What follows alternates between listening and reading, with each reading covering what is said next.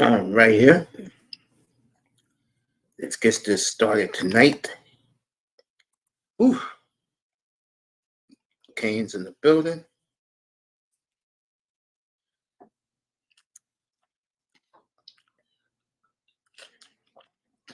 Raven's in the building.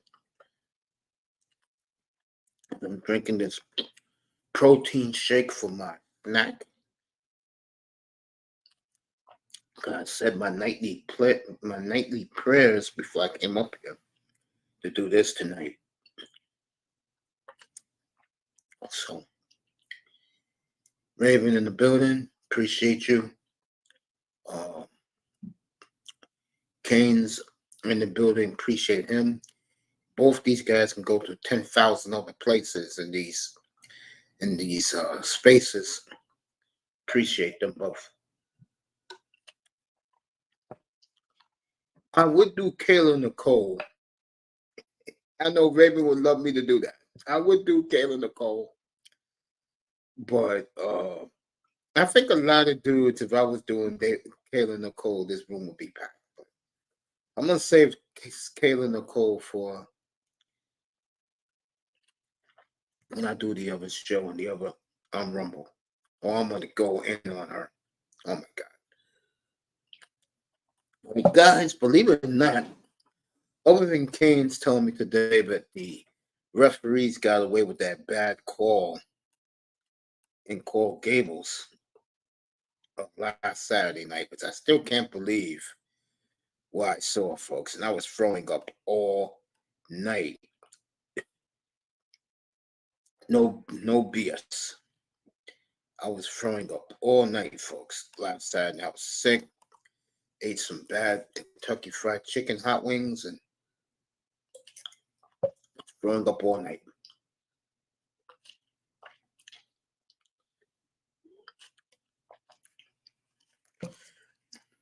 Tomorrow night, Ravens, Jesus. Patrick Mahomes is playing tomorrow night. And it's platinum over that 10.5. He's taking the Chiefs.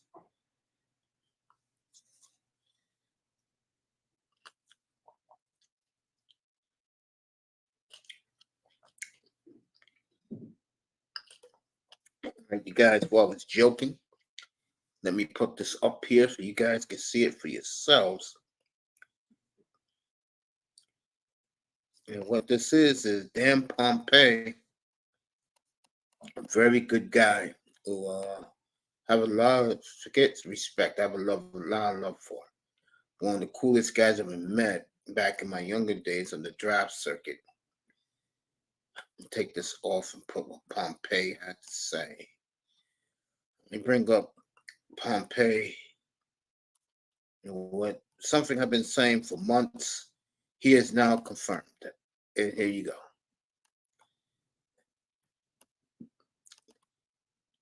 There you go, guys.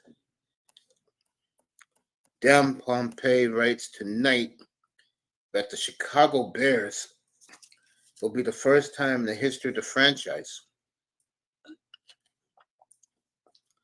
that they can pick a number one quarterback, generational talent at quarterback. Drake May on the right, the great Caleb Williams on the left. And that's who the Bears are looking at right now as we speak. And I tell you guys, never believe guys who make up stuff or delusional fools. You go by people who are in the know. And I've been saying since April that Justin Fields has to win games or he's going to be traded.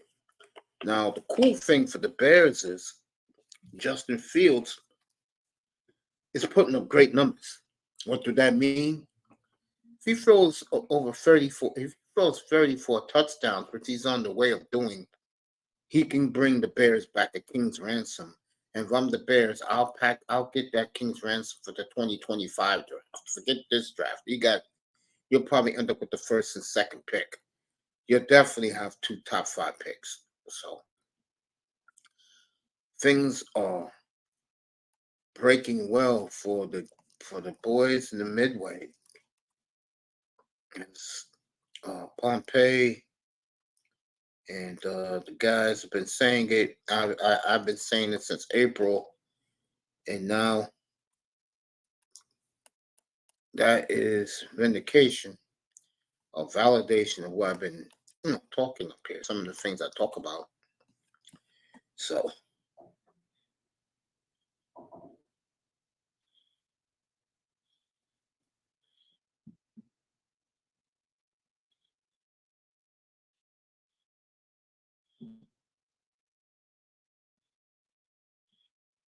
well, that's on Mario, and he did the same thing at Oregon. So that doesn't help him at all. You know, I believe that offensive line coach. Speaking of offensive line coach, um, we'll start this right now. A lot of people wondering, are the Bengals back? And I'm not buying it. I want to see them do it against a very good young Seattle team. Sunday, we'll be doing that game up here, part of our doubleheader on Sunday. That's the thumbnail for the early game of the doubleheader. The late thumbnail will be Alan Hutchinson and Baker Mayfield. That's right, folks. I'm doing it 4:30 Eastern time. Detroit at Tampa. I'll be fascinated to take a peek at that one. Next week, I'll decide what's the early game next week, because I'm very pissed off at the man that sucks ass right now in Green Bay. But I can tell you this: the late game, you know who it is. Uh, the two best quarterbacks in football, no question, and Tua and Jalen Hurts. We'll do that next Sunday night. So we'll talk about that next week. We'll talk about that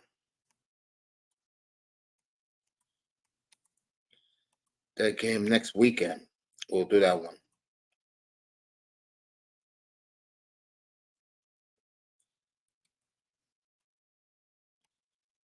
Blackhawks and the Bruins tonight. I didn't even look at that game yet. Tells you where my mind has been. But we're gonna find out, how good is Cincinnati? Are they coming back or no? We know how good is Seattle. Uh, can Seattle get off their their dominating performance from the Giants and see if they can take that momentum for the Seahawks? Cleveland in Seattle next week, by the way.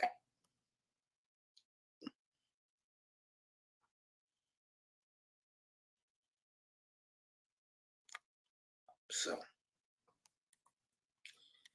yeah. So we'll see those teams on Sunday. The Bengals, Jamar Chase had a monster game, but remember that was Arizona. We'll see what he's doing next week.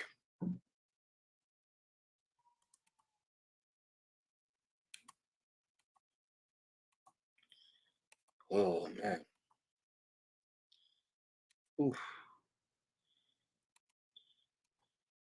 Let me see what else is going on.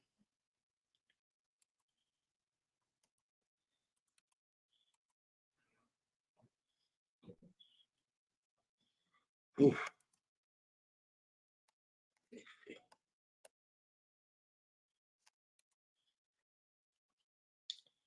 Man, I'm cold, fellas. I am cold. Let me tell you that right now.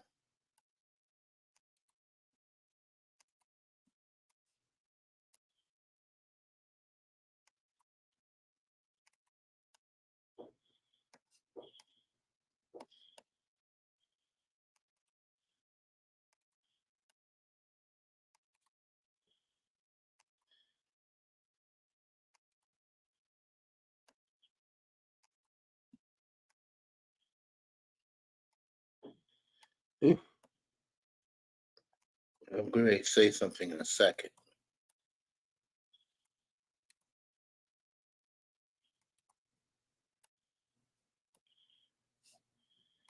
Let me see something. Yeah, let me continue. I was saying, I'm fascinated to see these guys perform this week. Because I really don't get to see um,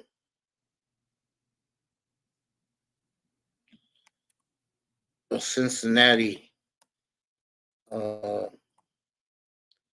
Seattle matchup as much.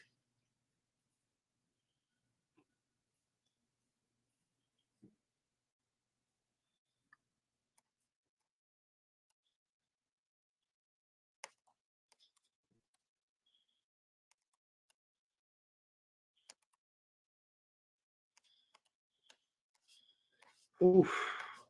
If you hear me sounding like I do, I am freezing right now. That's why I sound like I do. It is cold in my place of residence.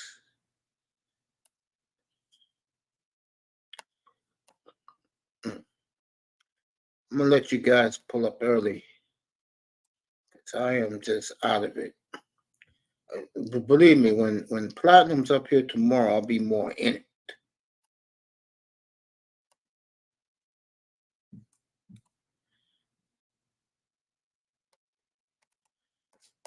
Oof.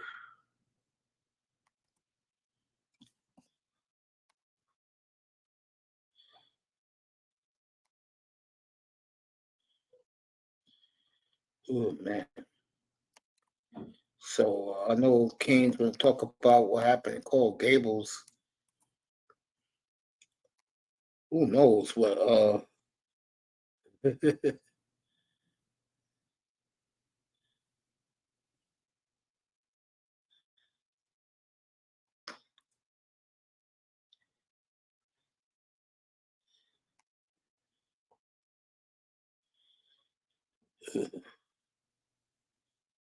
me see some.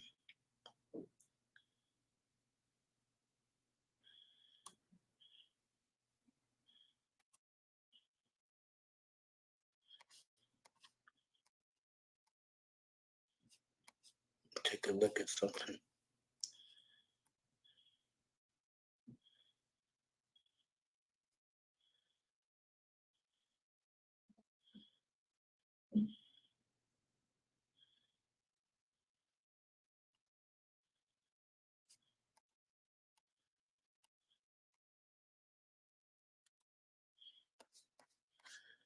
I'm gonna let you guys come up. I tell you how out of it I am tonight.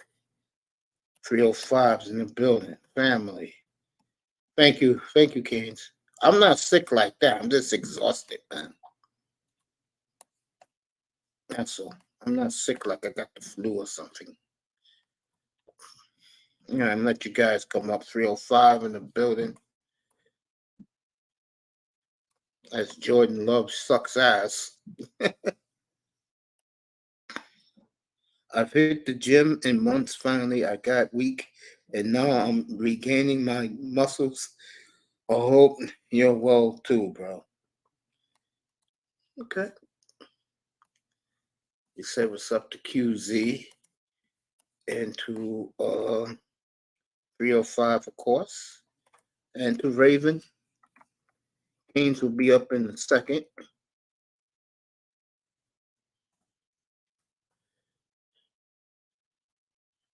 Hey, Keynes, put in that channel. Tell me that channel you want me to check out, family. There you go.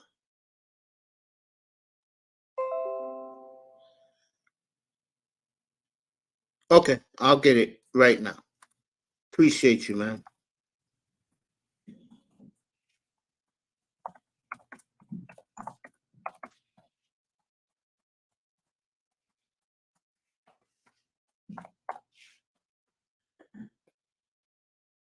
Man, QZ in the building.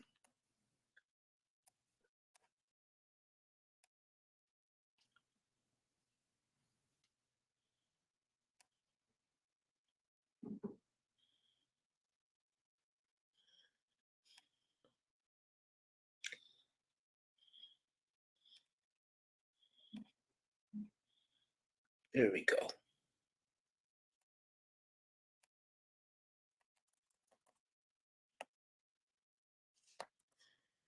My man Kane's in the building. Say what's up to 305, Raven Knight.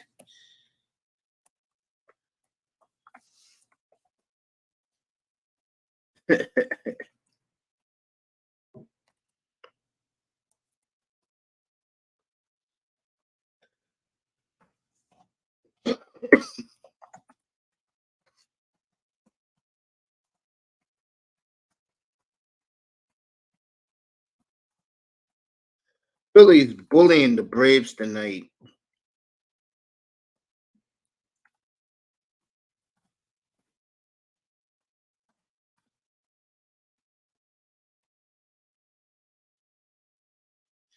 NBA Lakers are playing tonight. Boston's playing right now.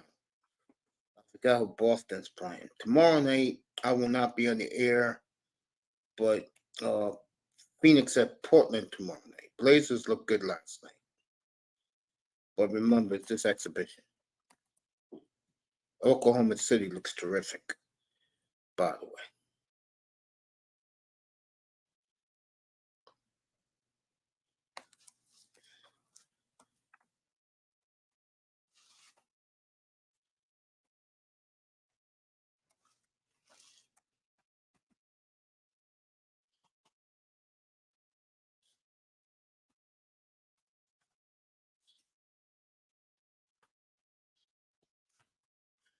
Whew.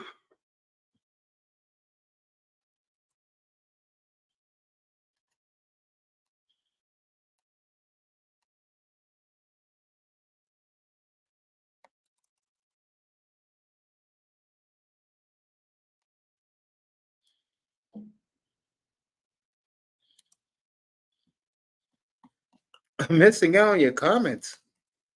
I don't think I have. Mace, did you notice the channel name is Doc Go 7? Okay, I'll take a look at it right now. See, QZ, when I'm writing like I'm writing, I'm saying what's up to all you guys in the chat, bro. What you want me to be? Like these big shot ass clowns, right? Because they got all subscribes, they think they're better than everybody else? I don't play that game, bro.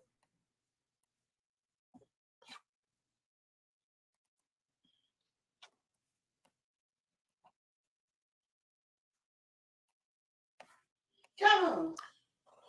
Oh. I didn't notice you took the sign down behind the door about man. No, I never did that. Please, I didn't do that. Did we have one up there? Yes, we did. Yes, we did.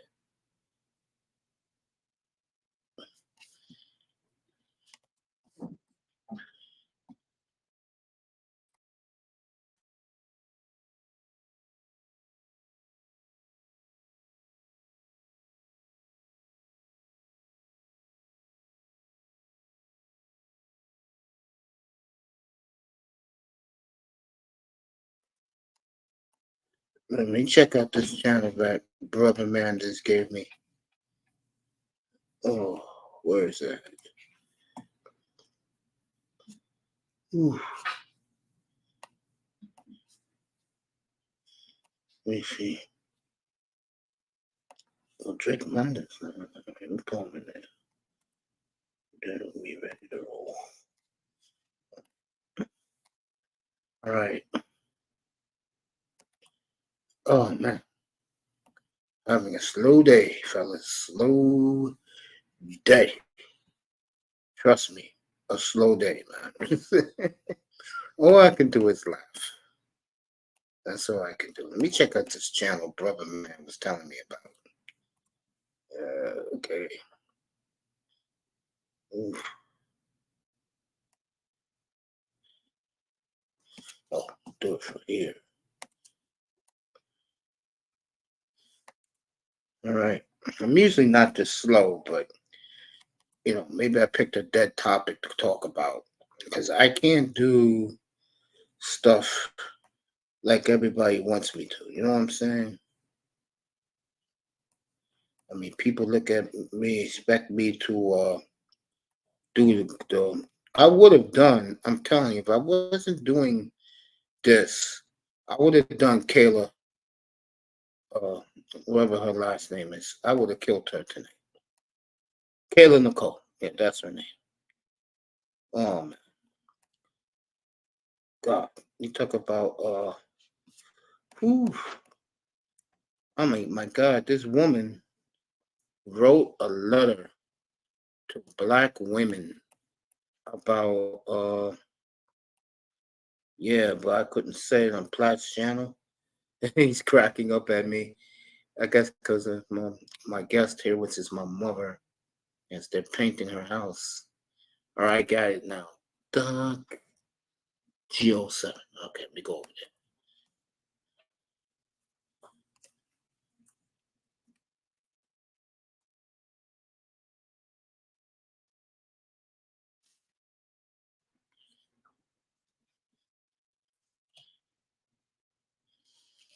there. Make sure I got it right.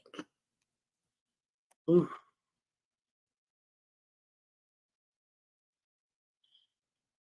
Okay, I got it right now.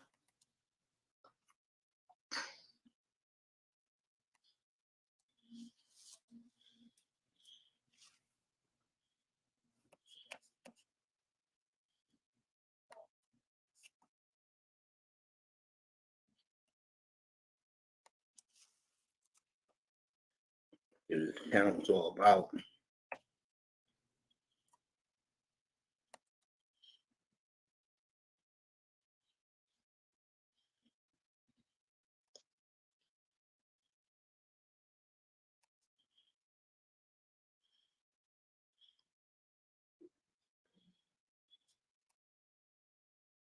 No, no, this is not my type of thing. But I'm curious to see one of these episodes.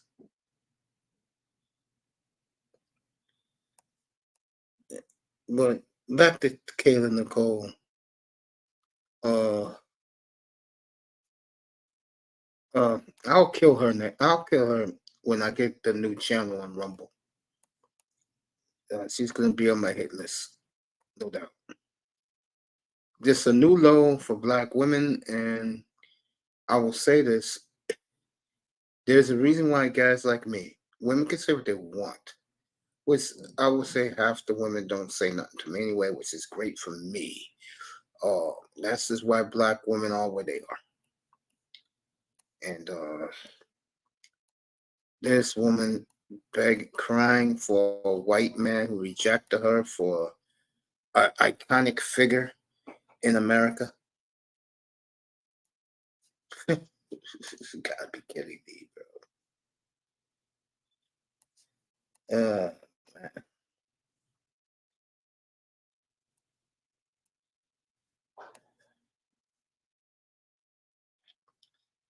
So many players out indefinitely.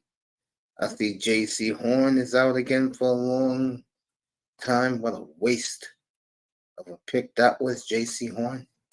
I wonder how many games he played last year. It tells you how little I was into it.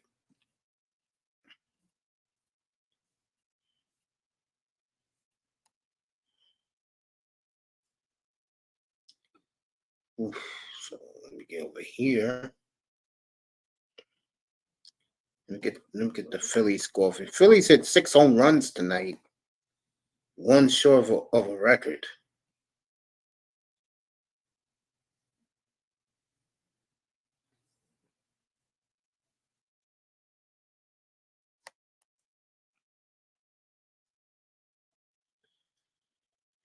Huh.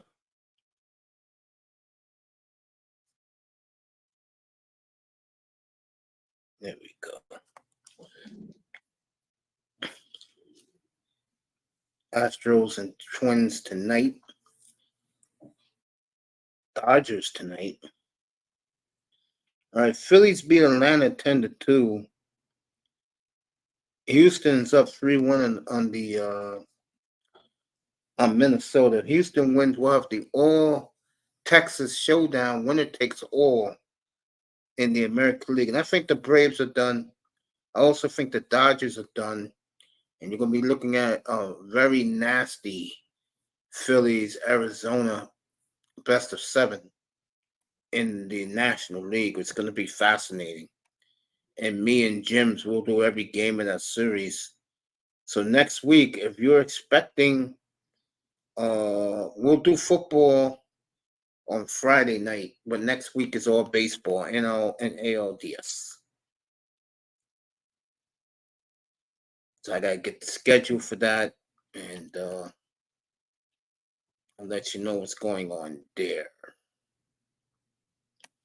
Oh man, so I'm gonna get this kick started. Let me see who else came up.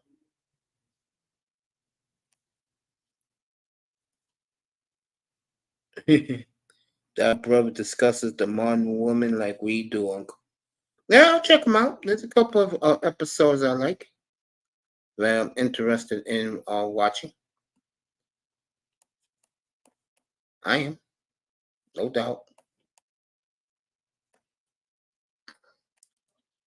Man, it is a boring Wednesday night. Let me turn around and look at these games real quick.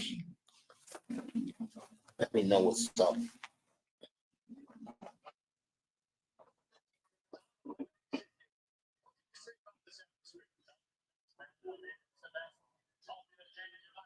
So,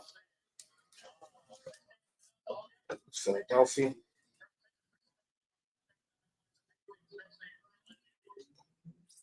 These Philly players, I can tell you one thing about them. They love playing in that tough Philadelphia market. Philadelphia is a great place to play if you play hard.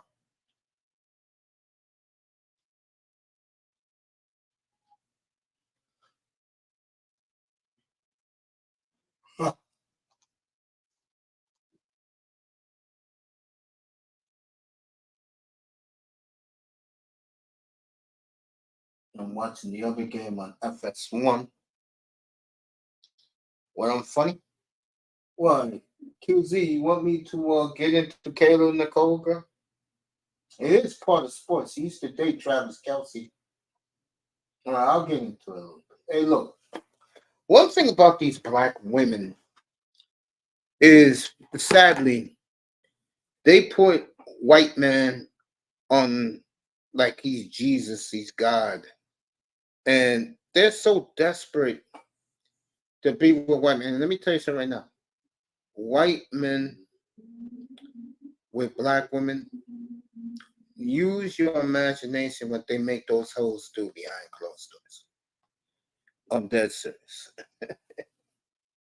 So this Kayla Nicole chick is writing a letter to black girls about how no one appreciates them, no one really likes them. Well, let me say something about that. They brought that on themselves. Okay, those hoes brought that on themselves because with everybody else of men, they are very nice, very, let's just say, easy to get along. I always said black women are the most easy access to any race of men except black men. And I do believe that what I see. I live here in New York, so I see everything here. Let me also say about this Kayla Nicole crying because a white man dumped her for I guess he's a pop icon, I guess. What her name is, what, Swift, that's her name is. I think Swift, by the way, is very bad for the NFL. I've been saying this. Bringing these legion of women around, and women are no good when it comes to football games and the sport of football. They're not good for the fabric. And I've been saying for it. And by the way, I was watching QZ was in the room today with Platinum. I find both women ugly. Okay? I mean, bro, for what it's worth, uh, there's rumors that Kelsey is using her to enhance his brand. And you could tell looking at Kelsey, he looks very uncomfortable with her because he's so used with black women. Okay, that's his prerogative. I believe that uh, I don't know how it's going to work out for them, but I can tell you that both women are ugly in my opinion. I mean, I wouldn't touch neither one. Uh, me. This is the same Kayla Nicole bitch who had braids on, cursing out Cam Newton because Cam Newton says women like her ass should be in the kitchen. I'll go a step further. Women like her black ass should be thanking the good Lord that she's walking this earth. You know that? Because to me, what and most black women are like Kayla Nicole. Okay, let's not sugarcoat it. They're like Kayla Nicole. All right, you know, they be black women will chase white men to the end of time. How's that? And like I say, and I say it up here all the time, this is why when you pay black women no attention, your lifespan will go longer as a black man. Let me read these comments. You don't need a TV guide schedule. Jesus H. Christ. I'm getting tired of everyone deciding to start their streams at the same damn time. Well, Raven, I don't connect with who's starting at my time like I am. I just go on the air, man, and just do what I do. I don't know who's on right now at the same time I am, but you can go over there if you want. All I'm gonna do is blast Kayla Nicole real quick, and then me and Canes is gonna talk about the Hurricanes getting robbed. But bro, I mean, I'm just picking up where Platinum Elite left off this evening. That's all. I'm just taking the torch and running with it. Back to Kayla Nicole. Uh, no one's feeling sorry for you. Okay. What was QZ? Wasn't Platinum? Didn't Platinum say that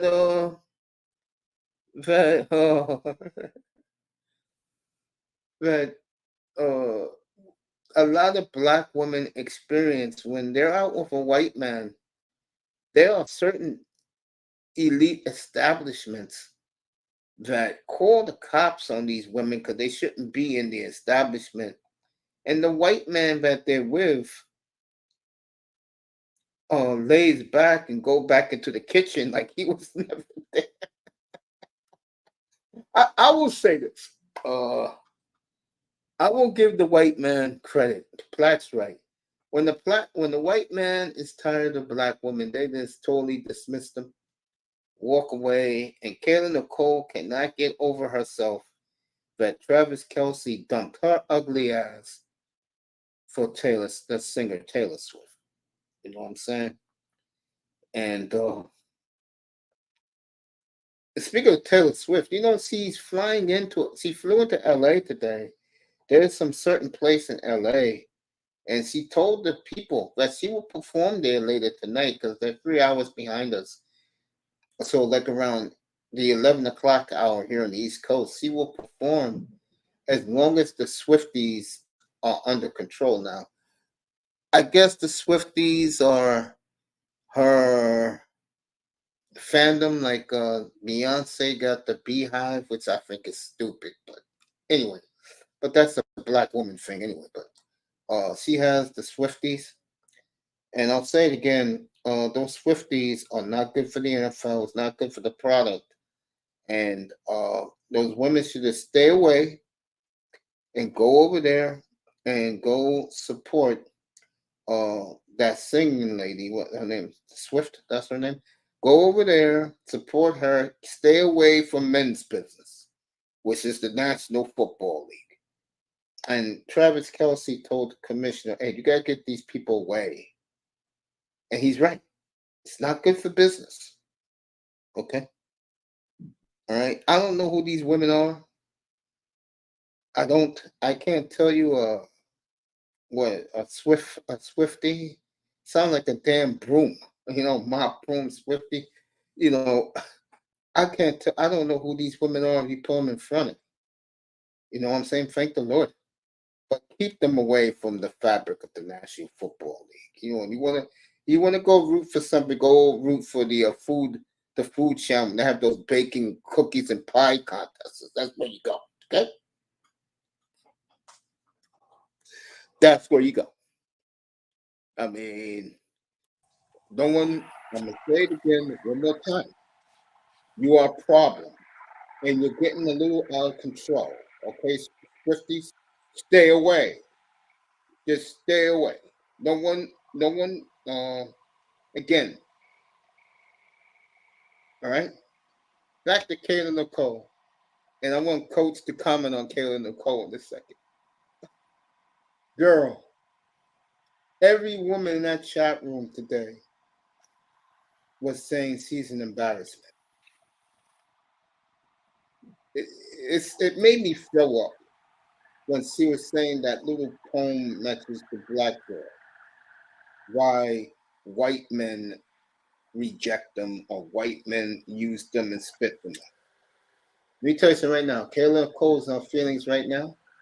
If the next white guy is the pizza delivery man from Domino's, she's on that crouch by 1 o'clock in the afternoon. Trust me. Most black women are the same way. What's up, Coach? What do you think about this Kayla Nicole whining and crying about a white man dumped her like you did? Well, I'm gonna have to go back to the ism, to the pimping, because you sisters done lost y'all way with this shit. I was in the era I was raised in. Only way a black woman would ever fool with a white man is to break him and get his money and take him for what he got. So,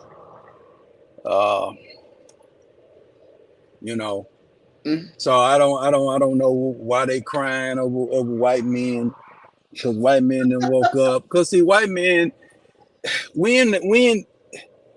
these black women acting like we in 1975. Yes, that's what they acting like. White folks listening to Tupac. White folks was listening to all our hip hop guys too, so they was getting the game too. So when they were listening to Negroes talking down these sisters, okay, so-called talking down or telling the truth, or however you want to put it, Negro. I'm not in the business of giving a damn how you feel about it. So you looking at Travis Kelce's of the world, and you all on Inside Edition crying over him. That's what you were doing for black men for centuries. So the white man finally woke up and caught up on the game too. White man was buying Tariq Nasheed's books as well. Okay, you want to get ignorant? Tariq Nasheed was putting out the damn books. He said majority of the people that was buying his books were white folks. Majority of the people that was buying the book, We Are the By Pimp, by Iceberg Slim. White boys was buying that book too. So don't tell me about any other book. Andre Taylor, man, you know what I'm saying? Mr. Taylor over there. Got that $150 book. Who you think buying it? It ain't niggas buying it. ARC. The majority of his clients that were listening to him on how to talk right and how to be the man was white men that was buying his courses. So what are we talking about here? Black men was selling the game to the white man. Whoever wanted to buy it got the game. So don't you black women out here mad because white men on code, white men on game. You understand me? Niggas was selling the game to the white man too, because capitalism rules in this society last time I checked.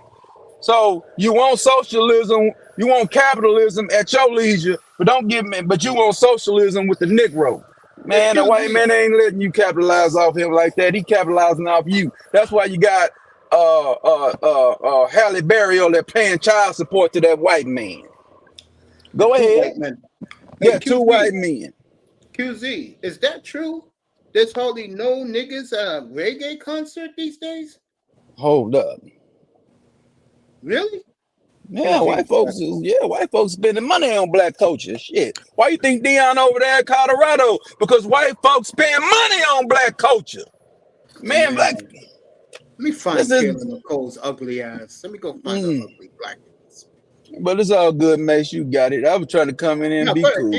keep talking, bro. What you doing? Yeah, I was over there talking about the face of college football that Shadua Sanders over there on the channel. But yeah, man, he is. Yeah, they selling that nigga like Rolls Royce. I've never heard Prince go off like this, Uncle. Nah, but I'm not going off. I'm going off for the game. I ain't trying to talk down. If black women don't come over here asking my opinion on certain shit, man, because I'm gonna give it to you. I'm not gonna sugarcoat it, man. I'm not gonna sugarcoat it. I'm gonna give you the game like my grandmama gave me the game when we talking about these women. So yeah, that's the part I got from the game. Oh man, my granddaddy would be like, boy, don't worry about that, let that go. Then grandmama tell me, hey boy, you watch yourself out here, boy. These women ain't no good. Watch yourself out here. So But go ahead. Uncle and Prince, since you guys are old school pro wrestling fans, were you able to see that trailer on the Von Erich movie by chance, Uncle? No. Damn, I didn't see the trailer on the Von Erich. That passed me by. Yeah. What it was? Yeah, they just posted it on YouTube. You need to react it. You need to react to it, Uncle. It's freaking. It's really good. Man, no, I cannot do the Von Erichs right now. No, right I'm just. now. I was just asking if you were able to watch it earlier today. I haven't done it yet, Tony. I am gonna watch Shawn Michaels tomorrow morning. I will definitely do that because I saw his documentaries up. All right, this is this Kayla Nicole chick, one of the biggest swirlers in the history of all time. I know this is her right here with the microphone. That's when she was telling that sad song for black women. This is some of her pictures. And I'll tell you right now, this woman to me, Kayla Nicole, is a 2. Okay? Women like her is the reason why I lay low and don't even bother with women, especially women like this. I give her a 2. What about you, Coach? A 2. I give her better. I give her better than a 2. I give her a 6. She's 6. But I think if you just talking about her look, she would be a 6.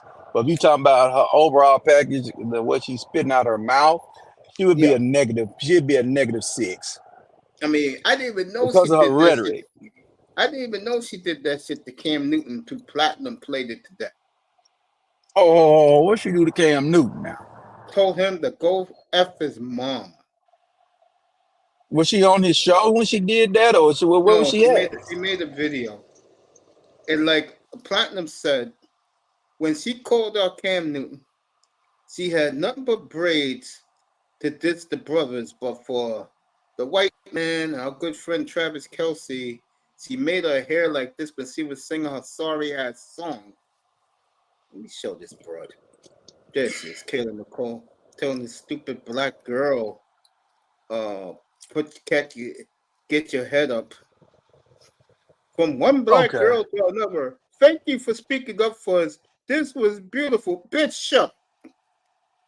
Okay, hold on now. Cam Newton is probably one of the most female-friendly personalities in YouTube. So, you know what I'm saying? Paul, he's friendly. He's friendly with the females, man. I mean, he's friendly with everybody, but he's friendly with the females. His greatest content when he do them interviews with them women. So why is she shitting on Cam Newton? Because he's a successful brother. Man got over 100 million in the bank. Okay. Remember, these women do not like successful black men. Remember that. They don't. I don't understand why they don't. You won't. Because so hold on. Oh, go. You got it. I'm finna say. So you won't pull white trash. That's what I said when I said about her tonight. I said that the next guy she'll go out with is a domino white shaggy looking pizza delivery man from Domino's. He'll be all over that. Yeah. Mm-hmm. Yep. Yeah, I don't know why they did. I mean, the white man, all the laws on these books, the child support and the way the divorce system is and welfare and all this here because white men back in the day was leaving white women in destitute. Okay, that's why these laws that's enforced on niggas now wasn't meant for niggas. It was meant for white men. Mm-hmm. Okay? Because when they came with these rules, black men and black women was married 85%. They was married almost no less than death do us part was real in the black community when we got married. So it'd be 20 to 30 to 40 to 50 to 60 year marriages. What's his name? Minister Louis Farrakhan is just got through celebrating 70 years of marriage. Yeah. Okay, been married for almost 70 years, so we know that ain't happening in today's era. So we can cut it out, you know. So I don't want to hear this crap. You understand me? And I ain't saying that black men was trying to be like white men. It ain't work that way. We know systems and all that came to play. Black man was still doing what he been doing, having a woman across town. And even though those men, you know what I'm saying, they was having women across town. They was married all those years. So it is what it is. So I don't know what she talking about. She don't even know the history of the system.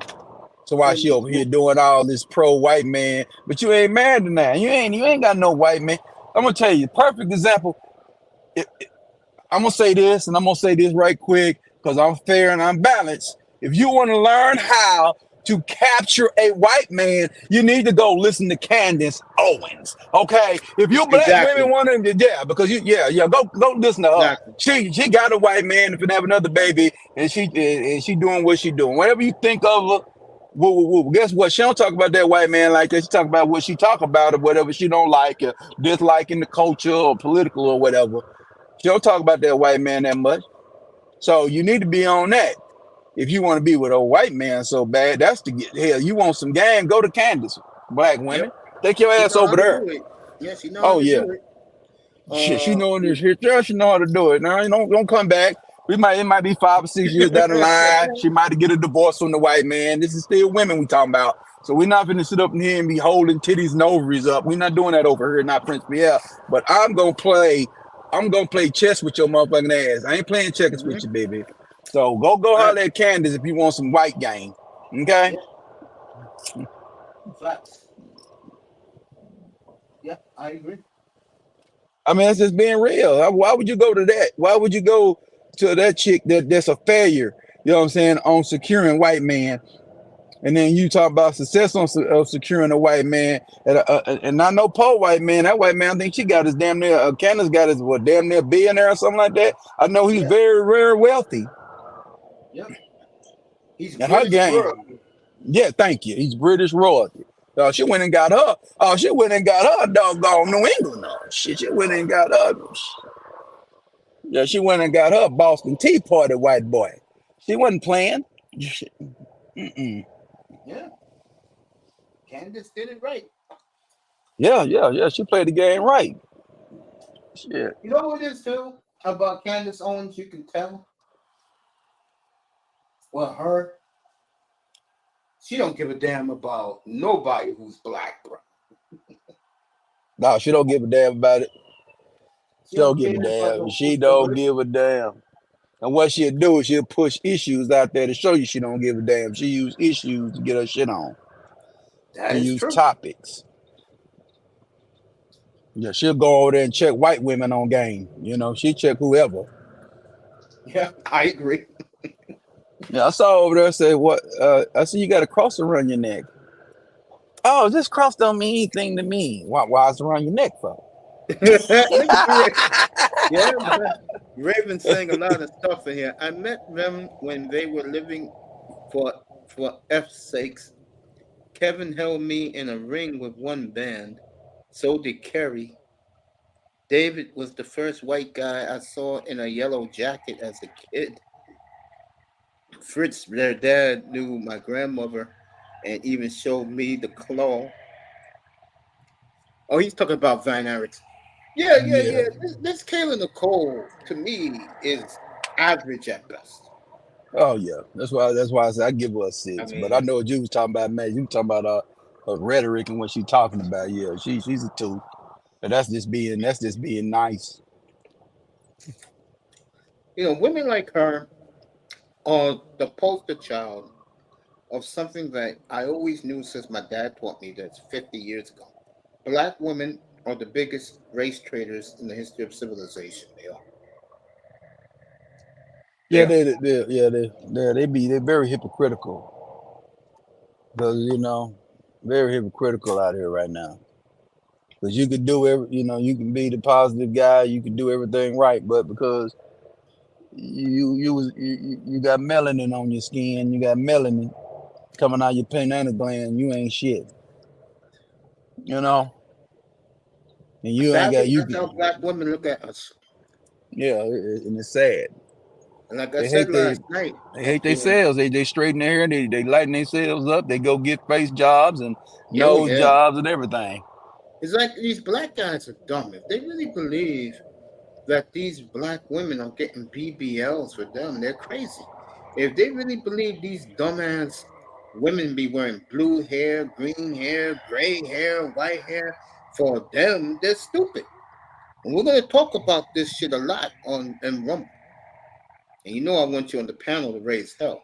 We're gonna talk about shit like this. We're not Oh, gonna they have they this. they they tell that they done had shows where black men came in there and said, I don't know why she wear her hair like that. I don't care about that. I wish it would be natural. She says, and they be like, no, I don't know. They want to be the European standard. And I know Yeah, some well, black women come in and say, well, we had to fight for the right to wear our natural hair. Yeah, you fought for the right and you still don't wear it. So which one is it, my Negro? that's right. Thank you, QZ. Thank you, family. QZ, loving what I'm saying tonight. Yeah, I mean, the women like her that make these sob speeches, and you wonder why guys like me avoid the sisterhood at all times. What's You up, feel me? fellas? What's up, What's up? Mace? What's Let up, What's me up, jump QZ? Dave? in. Let me jump in. What's up, QZ and everybody in the chat? What we are seeing today, and I mean, this has been a lecture to black men. I could say going back to 1992 in high school, where they try to lecture us and warn us if we make it to college, we make it to the pros, look out for the Sport 304. I'm gonna watch my language, Mace. I ain't gonna try to get you flagged. Uh, what we are seeing and why she on this tour, that is a sports groupie. You are now seeing this. This is so blatant in every sport, especially football and the NBA. Just last night, they showed. I mean, basically, she was sitting out. Basically, you could tell she's just there, the groupie. She's a groupie. And whenever whoever she was there on that court side, that was her. That was his escort that night. And if they don't have a relationship, she gonna do the run. She gonna do the same thing. She gonna run the social media. Somebody is going to interview her and put her on the spot. This is what we are seeing. Deion Sanders specifically brought Brittany Renner up into that school to try to warn them boys about girls like her. And them young dudes, they still thinking with the wrong head, and they putting them on pedestals and they putting them on platforms and they putting their business out once things go bad. I don't know how to stop it. I mean, it's obvious these young cats are not thinking about these little old 304s because they are packing STDs and HIV, and they not thinking. And until somebody catch it, a good rookie or a player that got a big contract catches it, it ain't gonna stop. But yeah, you're right. Females have done a bad thing lately in the football realm. They done a bad thing in other areas of sports. I think it's time for a separation, but it ain't gonna happen because you know what? They're gonna whine. They're gonna whine just like the WNBA whine. Yeah, they're gonna That's all. whine I all the might way to assume the nobody's bank. watching that crap tonight. Go ahead, Coach. Yeah, they're gonna whine all the way to the bank. But Mm-hmm. like I said earlier, man, a lot of these laws and everything that was set, I know these laws are outdated, and black folks are getting their head busted on them. But white men getting their head busted too. And some black women are dealing with white men getting black women getting their head busted as well. So they think the ice is colder over there with that white man. Oh, believe they do. And that white man ain't nothing but a man. Like I said, there's some things I would Coach. say, they doing that play and all that mess. Go ahead. Coach, I mean, on that other flip side of interracial relationships, when it's a black woman and a white man, it is true. They are into race play. That's what we call it. That's Yeah. what that I mean. They are into race play. Now they won't admit it out, but that Chad, remember that Chad that hit old girl? I'm like, oh yeah, they're into race play. I knew when I first saw them two, I'm like, they're into race play, and I'm like, yeah, and that's what happens. And usually when the white guy is finished with his fetish, he kicks her to the side. Now they're trying to use. I mean, now with social media and easy access to the internet, now they go on they little whine, feel sorry for me tour because their bed winching didn't work out for them. Mm-hmm. Yeah, because I remember, We're gonna back do a that. decade ago, that. about 2010, 2011, everybody was talking about the ghetto gag. You remember that? Yep. Well, we go further back. Who was the owner? What was he the owner of the LA Clippers or wasn't the Lakers? Donald Sterling. Donald Donald Sterling. Oh yeah, hey, she look good, and I'm like, oh, you really, really, really sold your soul. Yeah. Most I mean, black that's women- proof right there. Yeah, trying to get our Anna Nicole on.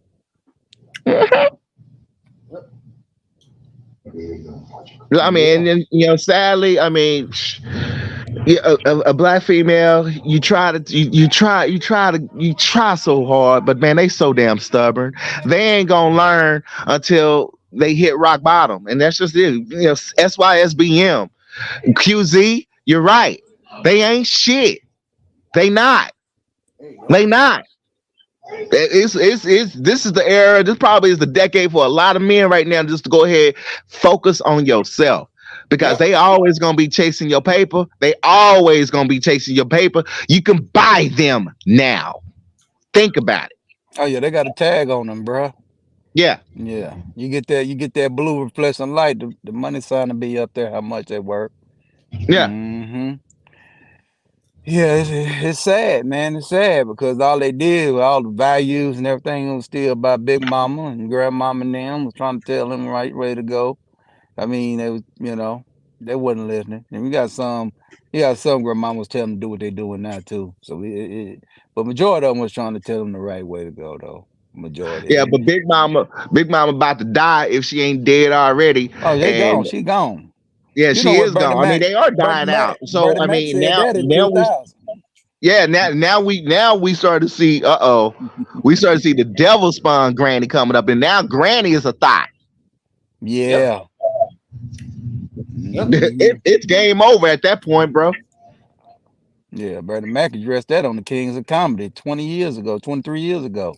Yeah. Say, Big Mama don't listen no more. How old she is? 36, 37 now? Shoot, the game gone. Yeah, that's over. Yeah, shoot. It's like they had a race.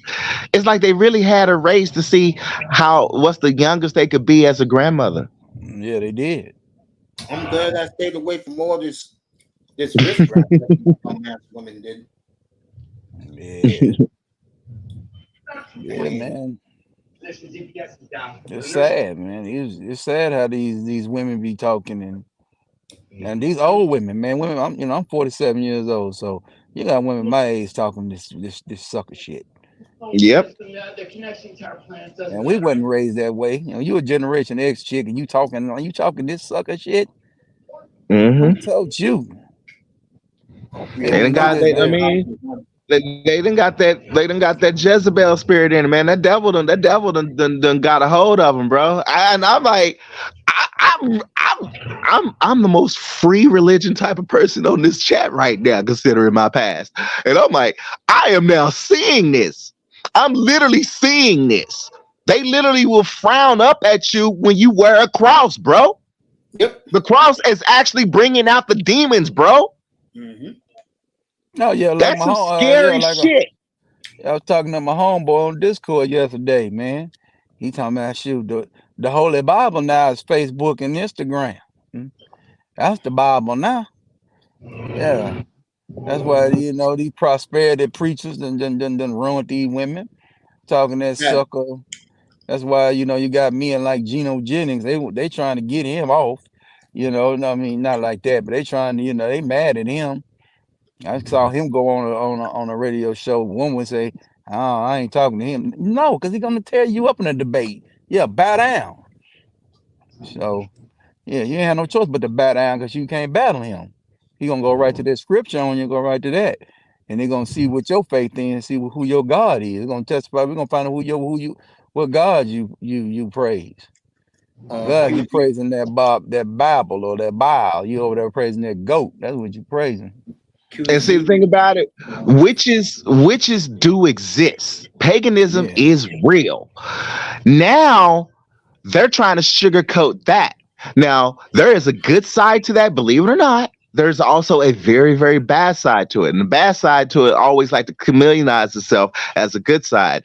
Now you are actually seeing women, black women here. They are actually now running around here preaching actual witchcraft and trying to sugarcoat it to get the other weak-minded females to follow it. This is why you're starting to see females running around here with tarot cards. This is why you're starting to see a whole bunch of them have nose rings. You're starting to see a whole bunch of this coming out. I'm sorry, it's right, the F-mom. Messing around with crystals and mess. Yeah. What the hell is these women with fucking horseshoes in their noses? What the hell is up with this? The first thing a demon does when it gets a hold of your soul, the first thing he wants you to do is change your image, because your image was created after God. Yep. So the first thing that demon's gonna want you to do is change your image, and the first thing he wants you to do is to mess up your canvas, mess up your core, change your appearance. Go ahead, mutilate yourself, mark yourself with the mark of the beast. Basically, you call them tattoos, but that's really what that is. You're marking yourself up. You're now putting it not only in places where you used to be able to cover up. You're putting it on your face. You're putting it on your necks. You're putting it underneath your eye. Hey, under your eye. I seen that. All of that. People want to call that trendy and no, that's not, bro. That's been written in a good book a long time ago, but they're redefining it. And what do you see what sisters are doing? They're always taking something bad and redefining it as if it's good. That's not. Well, I remember back in the day, like in the 80s, right? And we used to see them tattoos right on people. Like white people had them tattoos and everything, you know what I'm talking about? Mm-hmm. So that was that rock star. And then they came out with that song called Party Like a Rock Star, Party Like a Rock Star. Yep. Yeah, then that's when the tattoo craze went crazy. Mm-hmm. But I was always, you a thug, you tough. I was always, like I'm sorry, I didn't mean to cut you off, Coach. When it came to prostitution, prostitutes on the streets will basically wear your pimp's brand. And when it came to the neck tattoos that females had, that was pretty much the way you back in the day, you can pretty much know who was working for who. Now you're seeing females running around with neck tattoos. And I'm talking big ones. We ain't talking about no small ones. We're talking big ones here. Anyway, let me get back to, I'm going to get back to Kayla Nicole in a second. The QZ said, but now even grandmothers 304 as they've been twerking in festivals, scandalous groupies everywhere. What else did he say? Tattoos, he said, you were right above the nasty box under their. Yeah, these women gotta go. Let me get back to Kayla Nicole real quick. Now she fascinates me because this is the same hoe I found out today that fucking blasted Cam Newton just because Cam Newton said good black women don't cook no more. And she's talking all that shit because she's with a white guy. And then this hoe, the same Kayla Nicole hoe, is making a video yesterday about black girls that no one appreciates you, nobody loves us. Man, honey, why should men love you? Why? You tell us why you think men should love you. You're average at best. I'll tell you that in your face. Okay? I mean, I don't know why these dudes got this wild fascination for her, bro. I don't see it. Just don't. Yeah, You guys see, think she's something hot, or you think she's like I do, that she's average at best? yeah, see, Darth said his boss has a neck tattoo and she's 46 with 6 kids. And the kicker is she's got a new black husband. I'll leave that Who, alone. who in the hell is... I'm going to leave that alone too, Mace. There's Yeah. a lot. I said this last night up here. Simp. There are a lot of sorry ass Negroes out here, desperate to sleep next to some stinking ass woman's bed. I've been saying Well, I this. mean, a chick with multiple kids, she's gonna use her number one tool to get them, Oh, and that's yeah. what it is. And that's what, and yeah, I mean, yeah, they put it on you. They put it on you. And gave him that baby face, gave him that whip appeal. Yep. And as soon as they know they got him, boom. Now, as soon as he goes off to work, boom, she switches back to that her real self. I'm like, ha, I got him. Yeah. So yeah, that's how that end up. Yeah. That's how they work. Yeah. That's how they work. Yeah, because let's be real. No, there's no way that woman supposed to be married. You're I'm correct. gonna say why. Because that woman don't respect that man, because that woman already know that man is going against the grain, which is called the game. Yep, I agree. See, the women are hypocrites, and they're also the referee of this game. So if you break rules of this game, they gonna make you pay for it. Nice one, coach. Nice one. Yeah. Yeah, the game is fixed, man. You know what I'm saying? If you let her run it, but that's why you got to run the game, man. You got to stand up over. So ain't no compromising, man. Because either it's a program that's gonna be installed. Either you're gonna be on her program or she's gonna be on your program. You better pick one. It might well be your program, bro. Exactly. Because you make the rules and put your foot down on the bitch. Got to, man. A lot of these weak simps, they let the women control them because they're so thirsty for ass. Can't do it. But I mean, I'm sorry. Go ahead, Ray. My thing about Kayla, what do you bring to the table besides a big old booty? You don't bring shit to the table, but that butt. That's it. Yo, That's it. You gonna get mad at Cam Newton asking why women ain't cooking no more? Yep, that's why he blew up at him. Yeah. When a woman's job is to nurture, is to set the table and be the diet and set the dietitian. She's a dietitian by nature, so you don't even want to do that because you're trying to kill these Negroes. Yep. Platinum had a great show Friday night. He basically had to throw Laura off the platform. Laura acting like a fool. And I usually don't agree with this man, but for the first time, I agree with Big Truck with everything he said. And Truck be on it. Yeah, Truck now. And Big Truck told Platinum, no hard-working, good dude wants a woman with kids, woman with attitude. We don't. No, we don't. No, we don't. I mean, we know there's a lot of guys who are weak and who are desperate, and that's their sorry asses. I'm not one of them. It was like somebody played an interview. It was a brother that came on. I forgot that woman, that Kendra G show, Yeah. and he was talking about that reason why he don't want no woman with kids, because if he decide to say he can't even surprise her with shit, he can't call on the phone and say, hey baby, I got a trip over here to Africa or Maui or Bahamas. Are you ready to go? Come on, let's go. She can't go. Oh, I gotta do this. See what I'm saying? She Then can't. another Yeah, thing, they can't keep up. They can't right? keep up.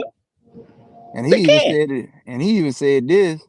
If she do got one kid, she said it's best for the father of that child to be a deadbeat, you know.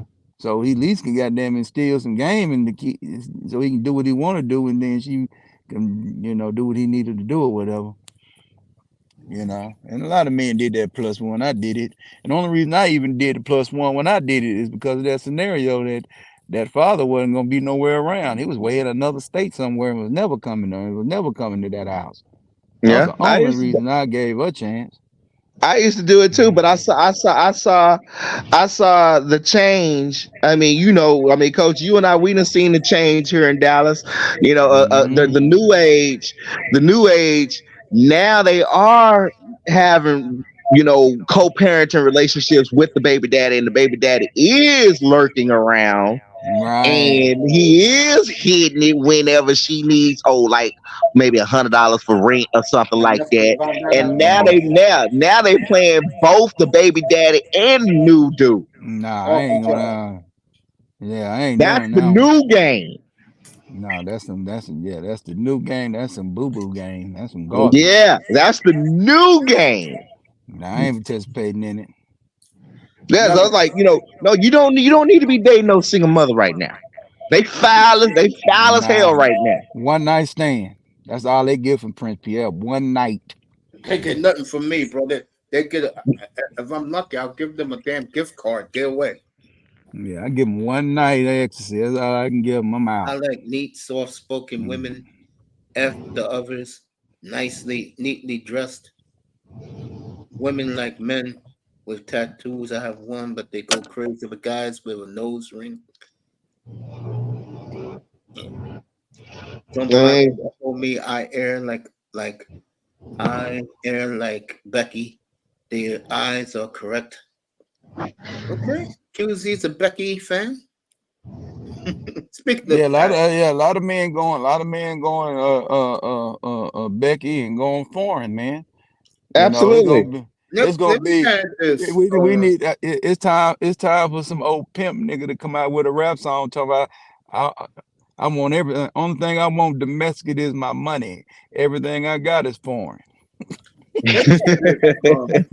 Dr. Umar My Johnson, car, my woman. Go you ahead. didn't hear Umar Johnson again. He's at it again, killing T.O. today. And Yeah, everybody killing T.O. T.O. Has become a lightning rod in the last of what little was left of the black community. I mean that seriously.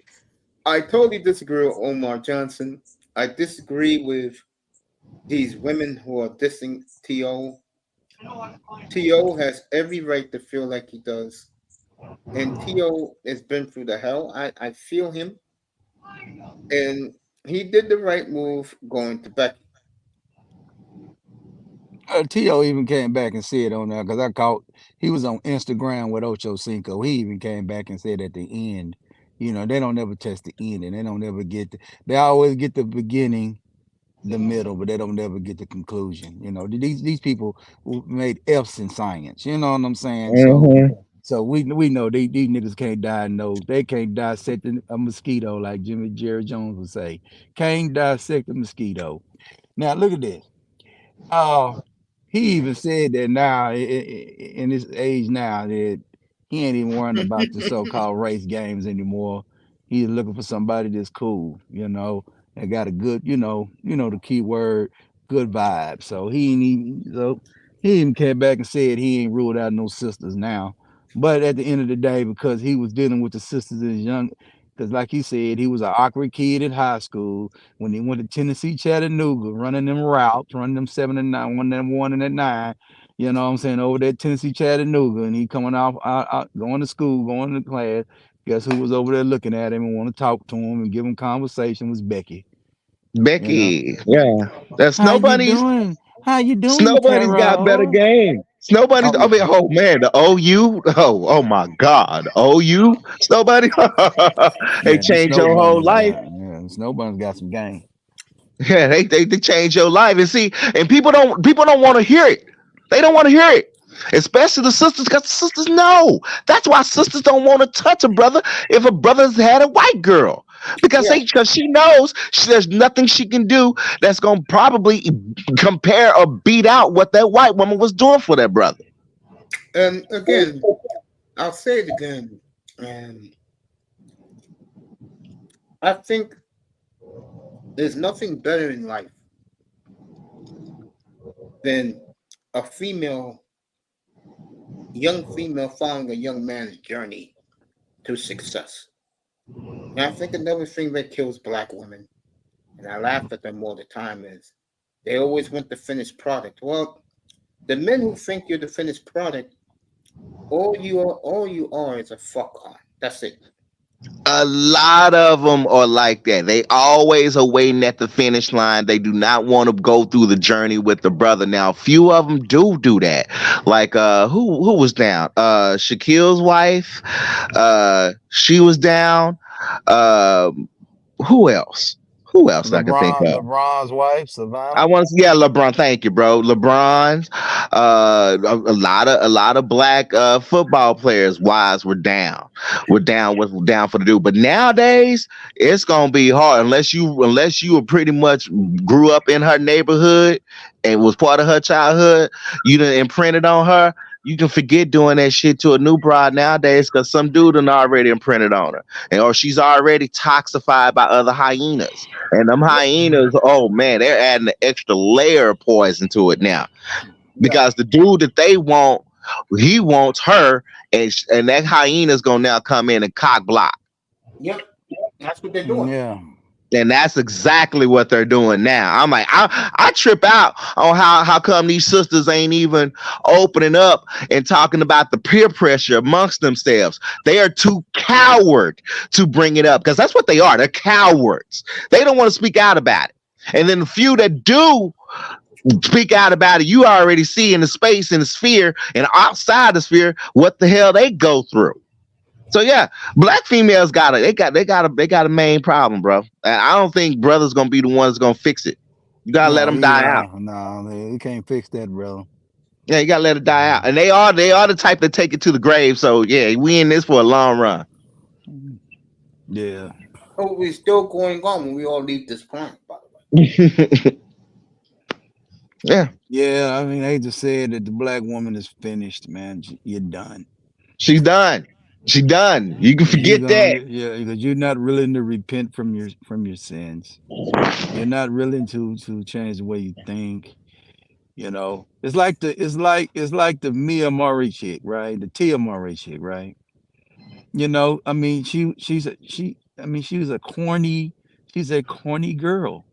And she had a corny husband, and she had corny kids. They was living in corny matrimony. Then she gonna go over there and kick it with these so-called hipster bitches, and hate to say it like that, but these hipsters and these slicksters is gonna talk her out of her corniness. And now she's out here being corny, and dudes are just using her corny ass up. And now she's like, I don't know what to do. Now she wanna go back. But you know, her pride won't let her go back. Man, I tell her I met her tomorrow. I said, Miss, go back to your husband, please. Yeah, Tia Hope he Murray, take go you back back. home and fucking bake cookies like you was fucking doing for the Go last beg, 25 go years. beg that man back, man. I mean, go bake your cookies. Go do your recipe show, which was very good. Honey, you know how to cook. I'm shocked. With all the money you have, you don't have your own restaurant. Go back to that. Yeah, that's And what I'm she not need to talking do. BS. She's very good at cooking. Now Go her back other to that. twin sister, right? She married. She's staying Yeah, she down. loves She that ain't, white boy, bro. She loves yeah, that Yeah. white. yeah, she ain't going nowhere. Yeah, but I mean, what we're seeing out of black females, this is unparalleled.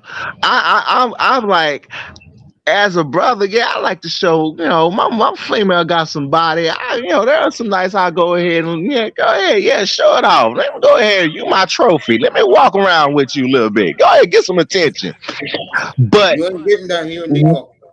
New York, but, she's the trophy for everybody else. but what I began seeing over the decades, dudes like the rise of Salt Bay. Now you take your girl to an expensive restaurant and have some little old pretty Don Juan, Fabio, whatever the fuck he is, I don't know, feed her meat. And I'm like, you basically disrespecting your dude right in front of him. Oh no, that's a violation. Mm-hmm. You supposed to tax that chick. Mm-hmm. Oh yeah, that ain't gonna happen. You got to be how like the Kyle Kuzma girl was when she was at the concert. She sit right on Kuzma's lap and talking about, I'm with my man. Go on, Usher. Yeah. Yeah, you gotta be like that, and you can, yeah. I mean, yeah, you kind of see she got a little disability too, with her skin. And I said, man, nigga, better start getting you a chick. You better get you a chick with a disability, nigga. Shit, that's the only one gonna be faithful. She got one leg, one of her legs is shorter than the other. Oh man, because boy, these chicks here are crazy, man. They looking for super tricking, or they looking for the white man, or they looking for the gangster. And I ain't neither one of them three, so I'm chilling. Exactly. You know, Mm-hmm. yeah, Watching Yeah, the they don't. Dodgers game right now. They've been putting but up with this one of is those hoes, I tell you that. yeah, this is some good women out here. Yeah, it's some good women, but the black women are the minority of the good women in that group. You gonna have to expand your horizon with the Hispanics and the other races if you want to win in this game. No, You and gotta the fill, Latinas are killing. I know you done man. looked. I know you done seen it around. You done seen the change right here in Dallas. Latinas are killing it. I mean, killing it. Man, all you gotta do take our Feminine. butt. I gotta do take her butt down there. If you got the restaurant depot card, take her down there. Shit, she gonna come back. She gonna get that mesa and make that shit. She be outside selling taco plates for you. Where you going? Absolutely. Street God, tacos. Yep. Yep. They were yeah. out there. Yep. They would break down and sell plates. Yep. Come back Yep. and be talking about, hey puppy, I make $1,000. Mm-hmm. And you be Hey, like, so baby, let I me ain't ask you tell you to something. make no money. Sit down. Go on and buy yourself something, baby. I don't want it. Go So ahead. let me ask you something. You was just up here in the Northeast recently, right? Yeah, I was up in the Northeast over there in Boston. What do you think of the lack of interaction between the black people up there? It's a little weird up there. I mean, well, where I was at, I got there during the night, so and there wasn't nowhere to go. So I picked up. Yeah, every time I go they're a little cold up there.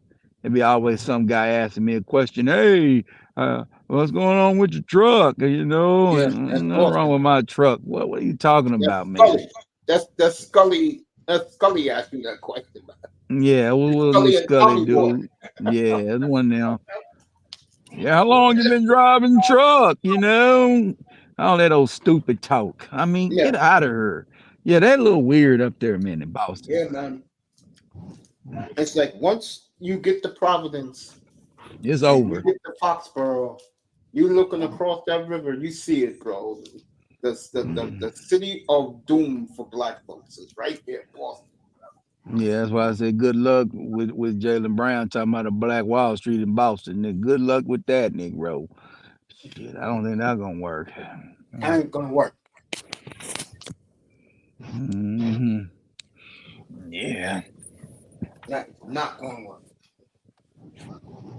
yeah, Yeah. man. But they'll be all right up there, man. I mean, I ain't worrying about them. You No, I know. never worry about them up there. hmm Yeah, I know how they are. I know how they do their game, so I ain't thinking about them up there. I know their feelings. Oh yeah, there's racism up there for real. That's some Jim Crow up there. I thought Jim Crow was only in the South. First time I went to Massachusetts back in 1999. I say, some dude, man. I was in the truck, man. Some black dude went up there talked to this Boston name, this Bostonian, and he told the Boston dude, said, "What you want?" "Oh man, I'm looking for this load, man." He said, "Man, we ain't loading today. Well, we ain't unloading today. Come on, man. They said on my thing, you know." He said, "And we ain't loading today. And if you have a problem, we can throw right now." He's ready to whoop the dude. I'm in my truck looking at this dude laughing.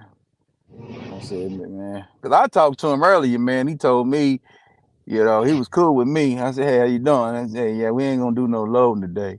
I said, "All right." So I made a phone call, right? And then the ditch, when I was making my phone call to the dispatch, that's when the dude got checked. Guess who got their truck unloaded that day? I did. Shit, I went and got the white man on the white man. And shit, I ain't no fool, I said, "Oh, I'll go, okay. I'll go get this white man. I'm gonna go call the white man on the white man right quick and see what the white man gonna do to the white man." Man, they made me get in the dock. "How you get unloaded, man?" I said, "Oh man, I told him I just called the white man on the white man. That's what you do out here. You gotta, when I was only 22 years old, he was an older dude. Yeah, man, I'm not gonna play no politics with this fool, Now he come back and he came back and said, "Yeah, man, somebody called. Yeah, my boss man said you gonna get unloaded, but that guy over there ain't getting nothing." I was laughing my ass off. And then he came over there. "What I need to do?" I said, "Hey man, you need to make a phone call, dog. Call your boss man and tell him to see what to do." And I don't know what happened. After I was unloading, I was gone, so I don't know what happened to the dude. But yeah, he was trying to beat that dude up. I said, "These Boston cats off the chain." Tommy Boy and Scully. Tommy boy. Tommy Boy. Oh. New England clam chowder. Yeah, Boston is a whole different world, folks. Yeah, it is. A whole different world is Boston. So the Yes, swirling sir. community. That swirling community is terrible. Up in Boston? Yeah, it's huge up there. Mostly Caribbean people live up there. No, And they love it up there, boy. I tell you. I don't know about the pros. I don't think the pros like it up there at all. All right. The Jimmy Haslam's puppet coach, which is Adrian Griffin, just told the media that Dame will play Sunday night. Dame and Giannis, they'll play against the Lakers Sunday night out in LA. Okay, old Dame Dollar. They best not get hurt. There. So he's playing. Everybody come out of that sucker. But new NBA, man. Low management. You won't get no you won't be getting no incentives on your contracts. You won't be getting no kickers if you don't play 65 games or better. Did you hear what Kawhi said about that? What'd he say? He said, "We'll see." That nigga's playing 50 games. He don't care about. Yeah, he ain't caring about no. Yeah, he already got his money, so he don't care about that max contracts and those postseason awards and MVPs. He don't care about that.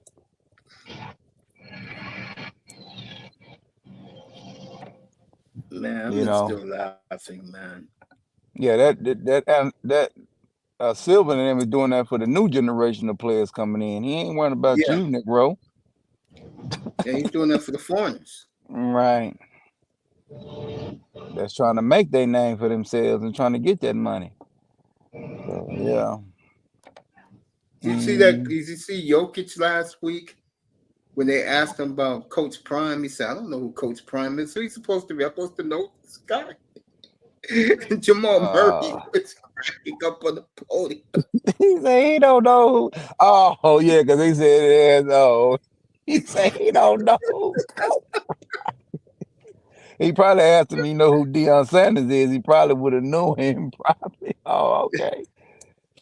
But Nicola don't give a damn about nothing over here, bro. He here to get that check and play his butt off, get the check, and go back over there and breed them horses he got going on. That's all he care about. And getting drunk. Yeah, man. Well, QZ, he's in the chat room. You're gonna get more of me killing the sisterhood on Niggerland. You could promise that ain't gonna be no like you get this dumb shit when these women come around and guys gonna be chummy. That's not happening there. Nah, it's too much ass kissing, man. You know. Oh God. I mean, I had a chick. I was over there. You know, I was over there chopping it up with a couple of chicks last week. That one chick was talking crazy. You know, I baited it into some bullshit. You know, Nah, leave it and she said, alone, man. As yeah, Mr. Miami will say to me, get out of there. yeah, I wasn't trying to get in, but I'm gonna go on and leave my mark on her. And I said, yeah, you know, and ladies don't like to, you know, like Cam Newton said, yeah, ladies don't want to cook no more. And then the Hell woman said, no. and then They she want said, to oh, go to these damn expensive steakhouses. no, You know, mm-mm. and expect everybody to pay for them. You know what I'm saying? Yeah, QZ, you're gonna get a lot of that. Get out Yeah, of you're there, right. brother Mace. Get out of there. Feel fine. Yeah, woman over there trying to eat much as me. Ain't nobody want. I remember back in the day, you took a woman, all she was gonna eat was the salad, or she would get like a little fish or something. Today, Man, the bitches want the lobster. They want the surf and turf. man, Yo, they let me want tell you the, something. they But want the, they black want the women. tomahawk, bruh. Yeah, man. Today's black women, especially under 40, those bitches eat like connoisseurs, but they eat like fucking like dinosaurs, bro. Mm. But I done picked that up too. Yeah. This and that's another one of the sins, gluttony. Yeah, Yeah, Okay. that's gluttony. black women. Yeah. That's exactly what it is. So like you call yourself a foodie in 2023. No, that's gluttony. All right, you got an addiction to eating food. And it's weird because they want to go here, there, here, and there, but they can't cook. They can't cook for themselves. All right. You know, yeah.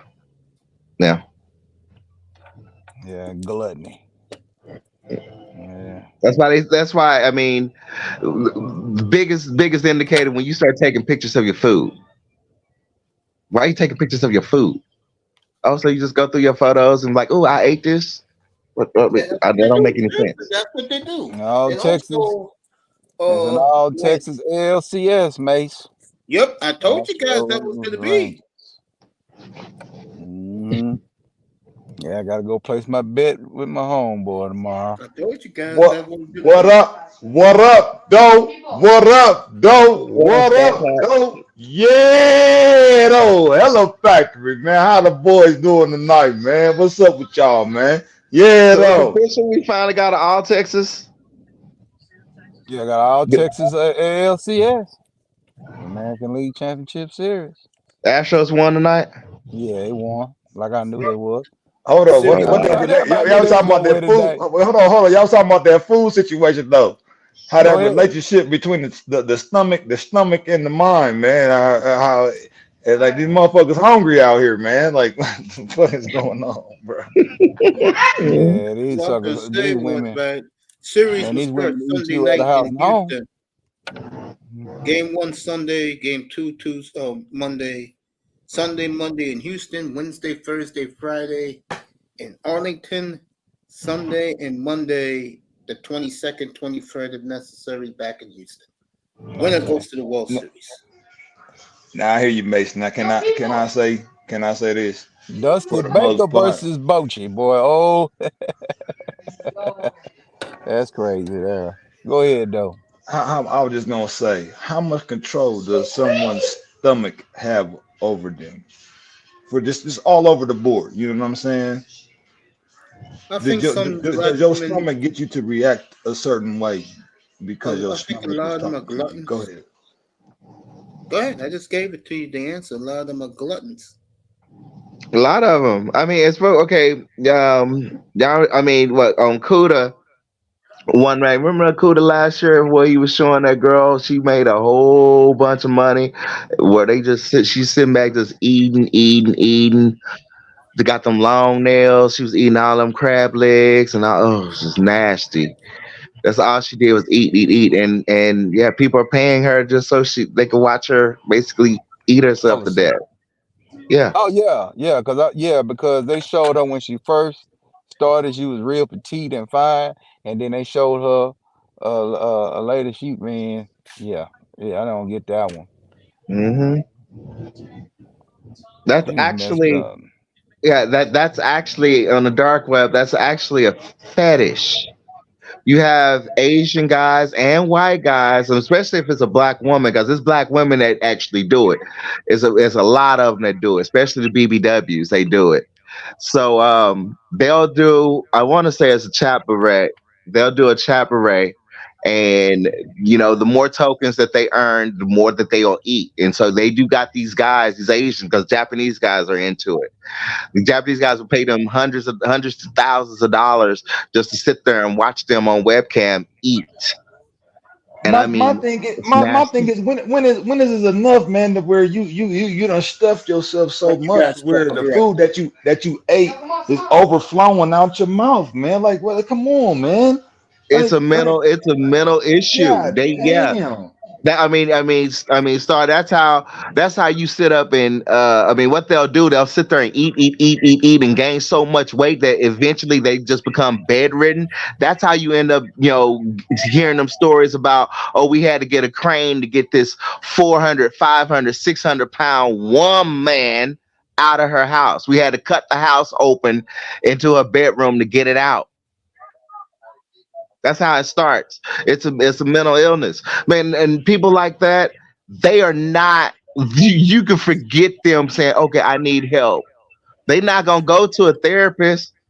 No, because the therapist is too busy going to their house trying to get them out of it, and they don't get out of it, so they end up dying. They do end up dying.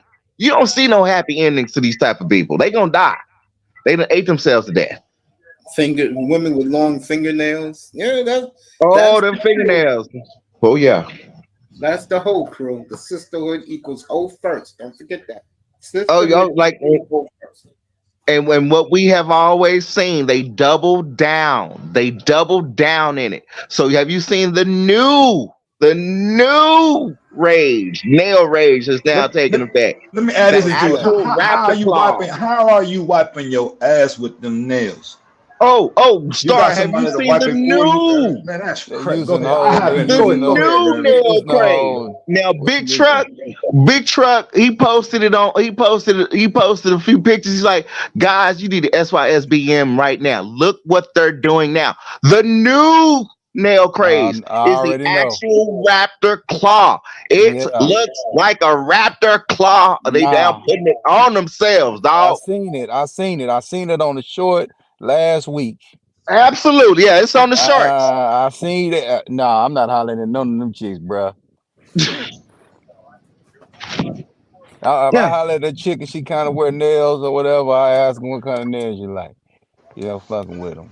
I'm gonna say this, man. I'm trying to be better as far as my drinking because I can be excessive on my drinking, but I don't eat like that, man. I eat little bites of little stuff here and there, bro. I don't have a craving for just wanting to feast. You know what I'm saying? Just sit down and just. But I don't even like the feeling that I have because I've ate food to a point to where I'm feel bloated. Like I don't even like that feeling. So you know what I'm saying? So it's just weird to me. It's just like how it is just such a crave for a lot of people where they have the affinity to just want to eat. Like that shit is crazy. Man, I get off at my little gig or whatever. The first thing my baby mama asked me, you want to eat some food? Like, no, I'm cool. I'm not even thinking about food. I'm just trying to relax. I just got off my gig. I ain't thinking about no damn food right now, but that's the first thing that she asked. Like, no, I'm not thinking about no food. You know what I'm saying? Like, I'll be straight, bro. Yeah, For the them most women be part. loving. Yeah, cause it's Man, eating crazy, shit, man. man. How these women be eating, bro. That shit crazy, man. Yeah, I mean, they find comfort. They do find comfort in eating. It helps them with grieving. It helps them, which they think it's helping them. It helps them with grieving. It helps them with depression. Now, everybody since this pandemic has been over has been depressed to some certain extent. That really kicks in. What do? They resort to eating. Yeah, they do. Yeah, so I'm like, oh. Mm. I mean, I done tripped out. I done tripped out on the women in the office because I'm like, why are you? They'll sit up and do crazy stuff like, of all places to order from and eat, Olive Mm-hmm. Garden. Why are you What? ordering dinner for lunch? Yeah, Man, why is people still eating Olive Garden? How that ain't went out of Man, business I though? go throughout the whole day or drinking water for my food. You know what I'm saying? Water or some Powerade, and I'll be completely fine. And I can go throughout the whole day. I don't even gotta take a bite of nothing. I could just drink liquids and I'm good. I eat You know what brain I'm candy, saying? otherwise known as Uh, peanuts. the peanuts, I like peanuts. I like the peanuts. The peanuts is cool. Yep. The little Hmm. protein in there. You know what I'm Good little saying? Keep you moving. protein. Yeah, I even do some chocolate. I do some yeah. chocolate for and some blueberries or something. You know what I'm saying? For a little Hmm. energy. You know what I'm saying? I do something like that, but not like just eat. Nah, man. Taking and this is another thing. I've eaten in certain situations to where I try to eat certain foods and it slow me down. I don't like that slow down shit. Nah, I'm active. I got to keep this thing going. I got to get my motherfucking paper. Like I can't be slowed down by some shit that I consume. You know what I'm saying? I don't like Yep. that feeling. I don't like that sluggish feel. I don't like that shit, bro. I don't like it I either. do not Yep. like that shit. Yep. Exactly. Man, yeah, shit is crazy. But see, you got mental control over it. A lot of these women, they don't have mental control. Y'all know that? They got emotional control. So they use their emotions. Their emotions control their functions. Oh, what roller coaster we gonna ride on tonight?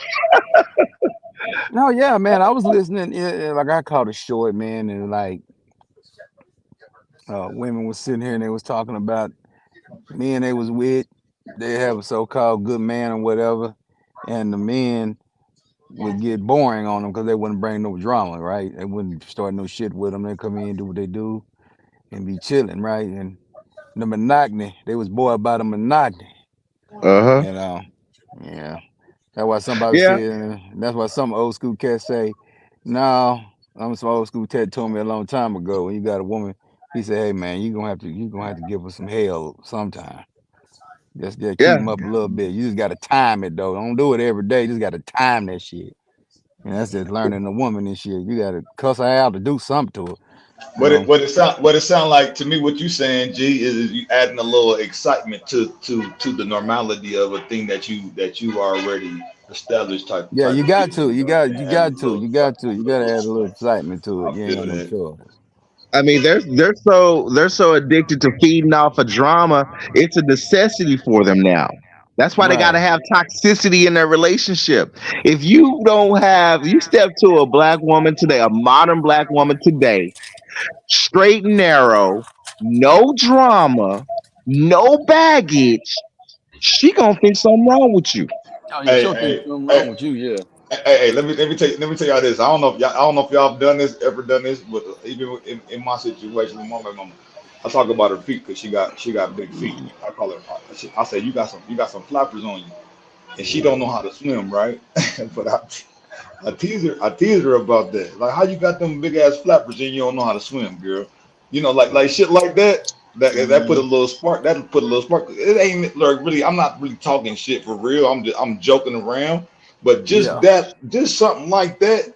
Like, girl, like I know you better than anybody. You know what I'm saying? Type shit. So Mm, I can. I'm probably the only one that could make fun of that. Because anybody else, you know what I'm saying? You'll probably jump up the chart, but I can do that because I know you better than any of these motherfuckers. So yeah, I can talk about your flappers and you not swimming, and I'm willing to teach you how to swim. But whenever you ready, just let you look. When the student is ready, the teacher will appear on some real shit.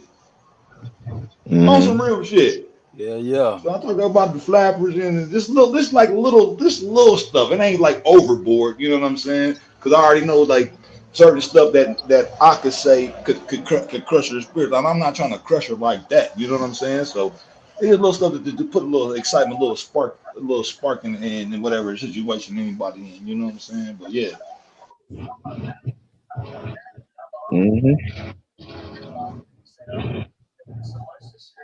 Yeah. Yeah, you gotta spice it up a little bit, man. You gotta do something. Make it fun, man. You know what I'm saying? Got to. Fun, yeah. Make it a little fun. Yeah. You piss them off. You gotta piss them off sometime. You gotta tap all their emotions though. You don't have no choice. You gotta make them feel alive and shit. Because they dead on the inside. They dead on the inside. You gotta make them feel alive. Well, y'all, come on now. Now y'all know as men, we the juice carrier. We the juice carriers. You know what I'm saying? We got the juice. We energize whatever type of woman. It's always gonna be that way, bro. Just because this the dynamic of male female. We got the positive, she got the negative. So it takes us to feel. It takes us to feel that. I'm not saying the negative like bad. I'm saying negative like as far as like chemical equation type shit. You know what I'm saying? It takes us to feel that emptiness to put a charge in there. You know what I'm saying? To basically balance the equation type shit. You feel me? Yep. That's the way it is. Yeah, nobody's getting mad about it. You just gotta make it do what it do. Yeah. Cause like you could be doing the right thing and shit, man, and you'll come home one day and chilling and shit, watching TV, and she walk in the room to my, you ain't right. I know you fucking another bitch. All that old sucker shit. Yep. You know, all right, cause and then I say, and then I don't say nothing. Okay, and I say, damn, I fucked up. I ain't get this woman no drama this week. Let me look at the time. I ain't get this woman no drama in about 3 weeks. Damn.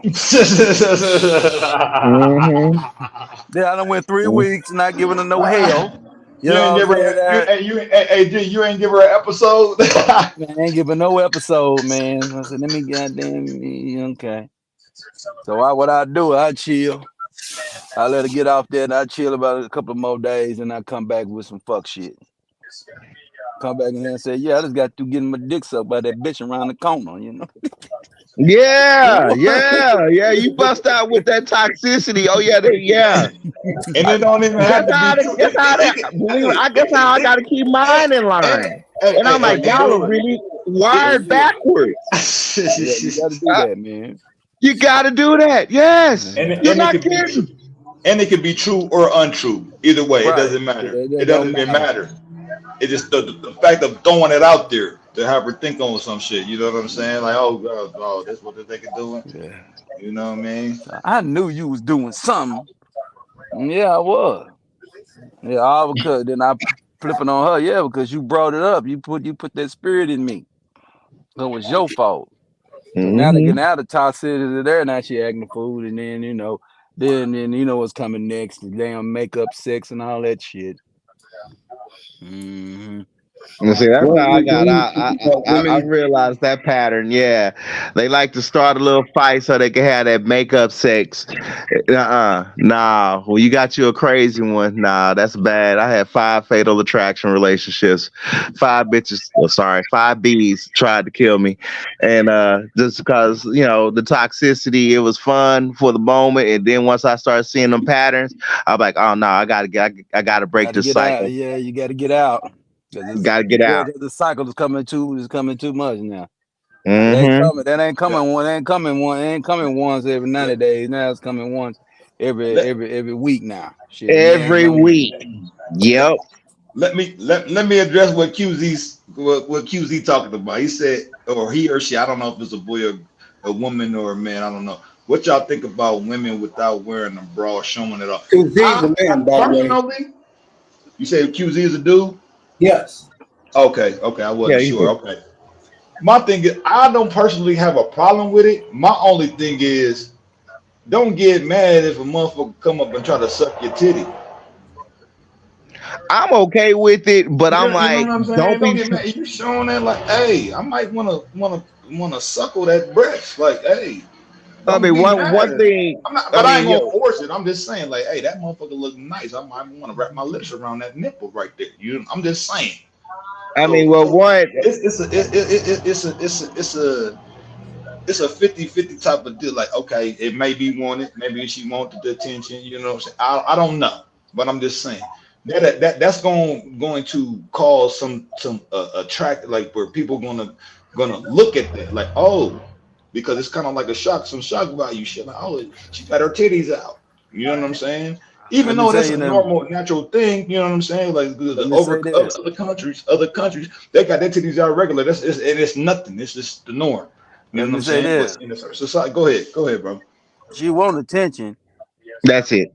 She want it. Yeah. Is you the one that she want it from you? Is you the one she want it from? She want it from somebody.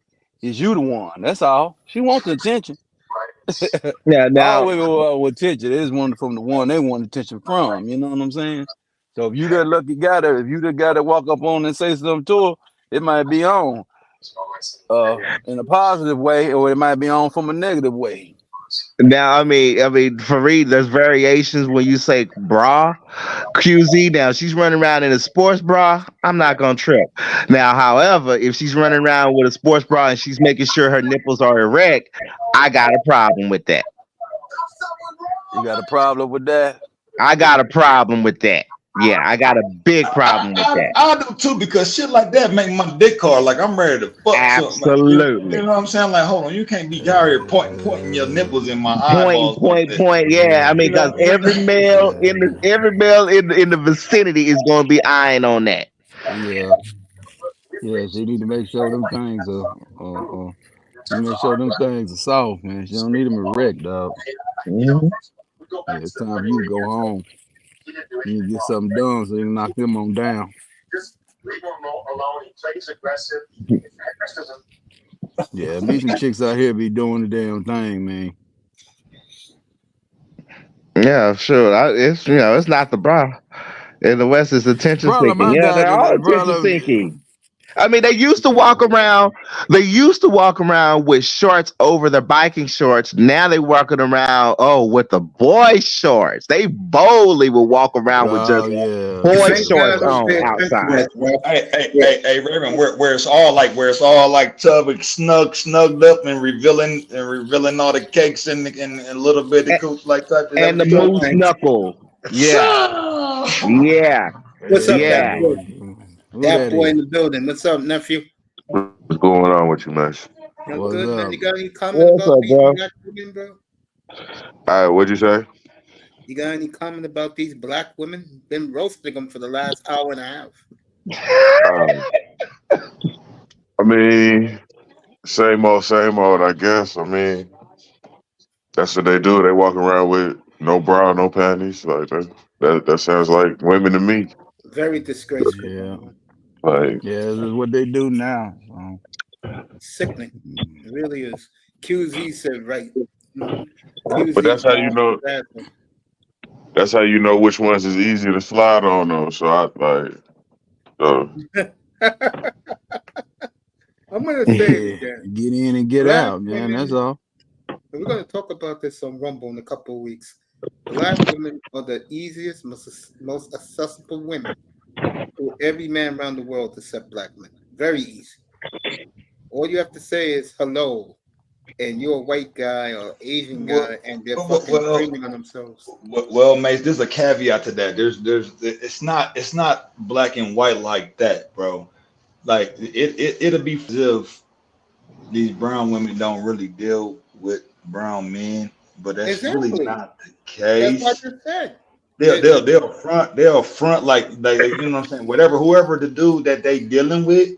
whatever mishaps that they have with that dude, that's what the gripe is coming out. That's the frustration from the woman that's coming out because the dude ain't doing what she want him to do. And that's the frustration from the woman part. So it comes out as, oh, it's a blanketed statement of all these brown men ain't this and none of this Ain't and shit, ain't the yeah. most. You know what I'm saying? But it's really the frustration that they got with the dude that they fucking with. You know what I'm saying? That's what it really is. It ain't about the broad, because you can't. None of us can be with everybody in the world. So how can we make a blanketed statement to say that all somebody is this and all somebody is that? No, it's only the motherfuckers that you've been dealing with. Mm-hmm. That's what it really is. I mean, a lot of them. I mean, all they're doing is projecting. That's So it. you telling me, no, back up. You telling me that they're not the most accessible women on. Say that one more time, Max. What you say? Successful. Accessible means like if I'm a white dude, right? And I walk up to two, let's say 8s, bro, I'm taking them home with me in a matter of, let's say, a few hours, a few convos. You think not? Well, I do see that there is a perspective of treatment when it comes to different cultures of people. That's what I'm saying. The response. No, you got a point. No, I've seen it. I've seen it too. So it can't be denied or disputed. You know what I'm saying? I have seen it when certain woman gets with a certain man. But this thing for me across the board. People respond to different people regardless of their cultural background. Like it could be within the same culture, and they respond to this man a different way versus this other man. And it's not. I won't say that it's so much a race type of thing.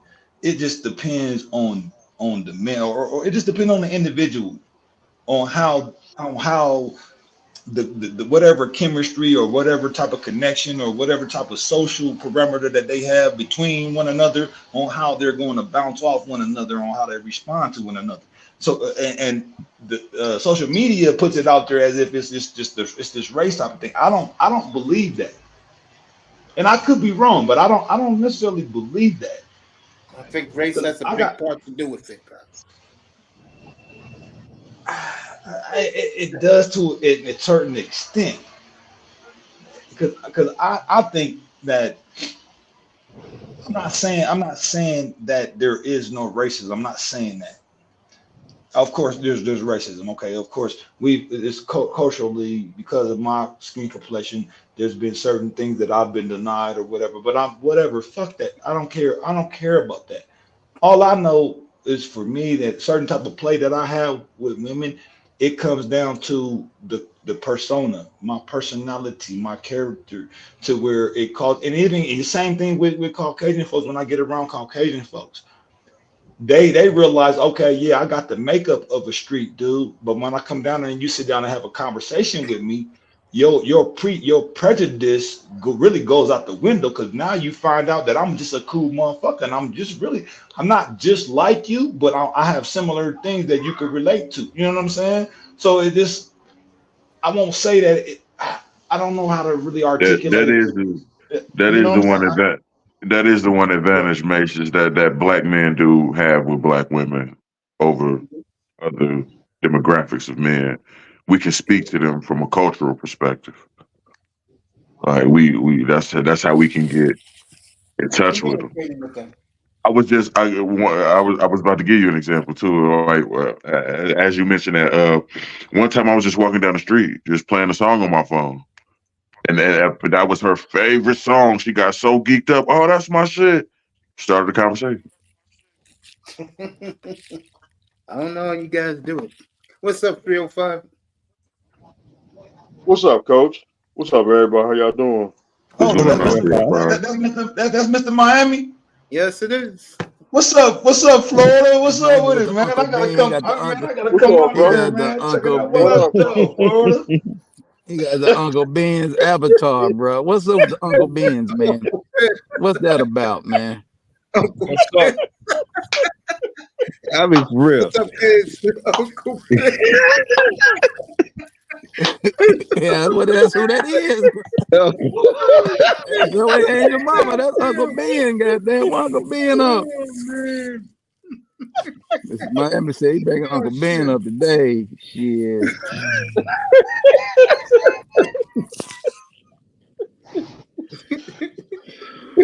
Shit.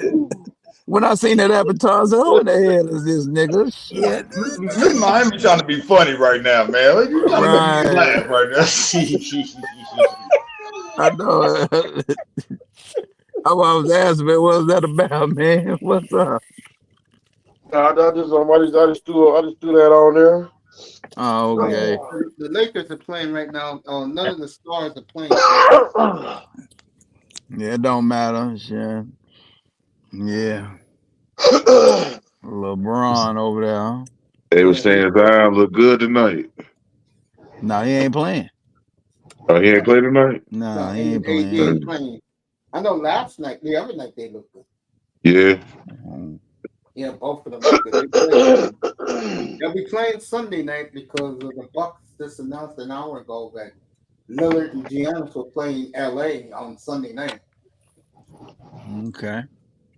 Now, Mason, switching over to MLB right quick. Okay, so back now, my coworker was, because I'm like, hey, the other night was the first time I watched a baseball game in pretty much, I think, 10, 12, maybe 12 years. 12 years since they blew it, yeah. Yeah, since they blew it. And she was like, oh, so you never did see in 2020, did they actually put cardboard people up? Yeah, they during did. The COVID. Yep, that's they did. They put that in. Did they put that in the arena? Yep. They actually did that. Yep. In 2020, NBA did it too. Yeah, they did. See, when the NBA went into their bubble era, that's why I'm like, oh, I'm never watching the NBA ever again. I thought that was just too weird and creepy. But I didn't know Major League Baseball did it. Yeah, they did. Yep. And speaking of baseball, since that series is over, that will start Sunday night in Houston. Game 1. Astros. Yeah, I'll be watching. That was Texas. Yeah. That should be a hell of a series. I said that series. Take Astros. 305. Hold on, Raven. Not even only that, bro. At some of the games, they got the droids out there, bro, looking like people. You talking about the cardboard cutouts, bro? They got the droids out there looking like regular people, and these things is complete robots, bro. And they acting like they fans. Like, it's, bro, what? Oh, yeah, you ain't seen that, bro? No, bro, man, I'm serious. Oh my goodness. Go ahead, bro. I seen a short, man. They had this dude, man. They had a same thing you had. They had a robot. This dude was playing basketball with the robot. The robot trying to defend him, trying to block his shot. And that as well. I seen that shit, man. I mean, the weirdest thing about that lockdown, and I'm like, at least in my life so far, I was able to experience one actual factual New York New Year's, and that was right at Y2K. But that Planet Fitness with all them blow up dolls, I'm like, how could New York do that? But we had to do it. Everybody locked down. I was like, that was the weirdest thing. All I know is this, man. Texas is 5-0 in the playoffs. The game yet. Yeah. We need to go 9-0. Get the hell out of there and get the World Series. Yeah, but I doubt that. Verlander gonna show out a little bit. Texas. So what's your picks? Is it gonna be Astros or Rangers? Is gonna go? I always go with the best manager. So I'm going with the Rangers. Are you serious over the Astros? I said it when they hired him. He is the greatest. You can argue Bruce Bochy is the greatest manager in the 21st century. I do not want to put my heart in this and get it broken again. I mean, it's a 12-year gap, bro. I mean, Over if they do it again and fail, I will be done permanently for I life will say on this. Major League Baseball. I'm serious. I will say this over though. over Dusty, man. If I'm a Texas Ranger fan, I will be worried about your pitching against Houston. But the bats, Mhm. you're gonna score your runs, bro. Bruce Bochy over Dusty, Mace. Oh yeah, Dusty only got Yeah. one. Bochy got Well, three. Yeah, Okay. Bochy was he had them San Bochy was Francisco Giants kicking, yeah, bro. the 2010s. They were the team of the Mm-hmm. 2010s. 3 World Dusty Series. Baker got 2. No, Dusty only got one. He only got one, dog. He won last year for the first time. Yeah. I thought he had got one with the play when he was a player. Yeah, but we're talking manager, not player. He's been in multiple World Series. He only won one. You said. Yeah, he always finds a way to blow it. Yeah. Yeah, we got to win that mud. Yeah, we got to beat the Astros, bro. We got to get Nolan Ryan back for the fuck shit. I tell you right now. How many games they got to win in order to progress? Is it They 3? got Is it 3? no 4. It's 4 now. It's best of 7 now. Okay. I'm gonna go with that. So- I said it. I'm gonna ride with it. Like I said, the Nuggets last year they weren't winning it. I'm gonna take the Rangers because they got the best manager. I'm gonna take the Astros all the way. I gotta side with the Astros since they already got 2. I'm gonna go. Texas, I'm gonna go Texas and Houston, the Homer drank and lean. I'm gonna Yeah, go Rangers and six. I'm rolling with them Rangers, man. Yeah, They I don't supposed to know be if I getting some wanna- I guys don't- back too. I don't know if Yeah, I want to touch that, man. That's a little, you know what I'm saying? It's gonna be a joust right there, man, between them. See, I've been Yeah. slipping on baseball the last couple of years, and my Reds keep losing down the stretch. So I'll be checking out early. I'm gonna, Yeah, the Astros. yeah, Bring on the Astros. Astros. And the beautiful thing is, again, they don't like each other. So you're going to get a lot of beam brawls. You're going to get a lot of pushing and shoving out there. Oh yeah, that's a division opponent too. Yeah, it's in division play. I do like So, the Phillies, though. Is the Phillies still in? Of course, they blew out the Braves today. The Braves on the brink of elimination again. Bryce Harper hit home runs today. Philly hit 6 home runs today. Bryce Harper set the all-time record for NLDS. Bryce Harper. He was the chosen one, and again, he has another opportunity to deliver. And he is one hell of a baseball player. He is today's Pete Rose in baseball. He does everything right. Yeah, I remember Bryce Harper. I remember all the hype on him when he came in. When he went to the Washington National. Who was that pitcher that was over there that was hyping up too? Which guy? With the I forgot his name. Yeah, that's his name. Starsberg. Yeah. You know what's funny? You know what's funny? Mike Trout went 25th in that draft. 2009 draft. Mike Trout. Strasburg at least got a ring. I give Strasburg that. Yeah, he got him a ring. They won with he won. Yeah. Bryce Harper won with the Nationals. So. Yeah. No, Harper didn't win. They won without him. Oh, okay. He was gone. Yeah, he went to Philly. Oh, okay. I didn't even know this nigga was up here. There he is. I don't know if he's showing women. He's showing something up here. There goes Itus. I don't know where he's at. Who's good, Tess? Looks like he's at the hockey game tonight. Florida Panthers tonight. Yeah, he was at the hockey game tonight. Blackhawks beat the Penguins. Like I was geeking about that.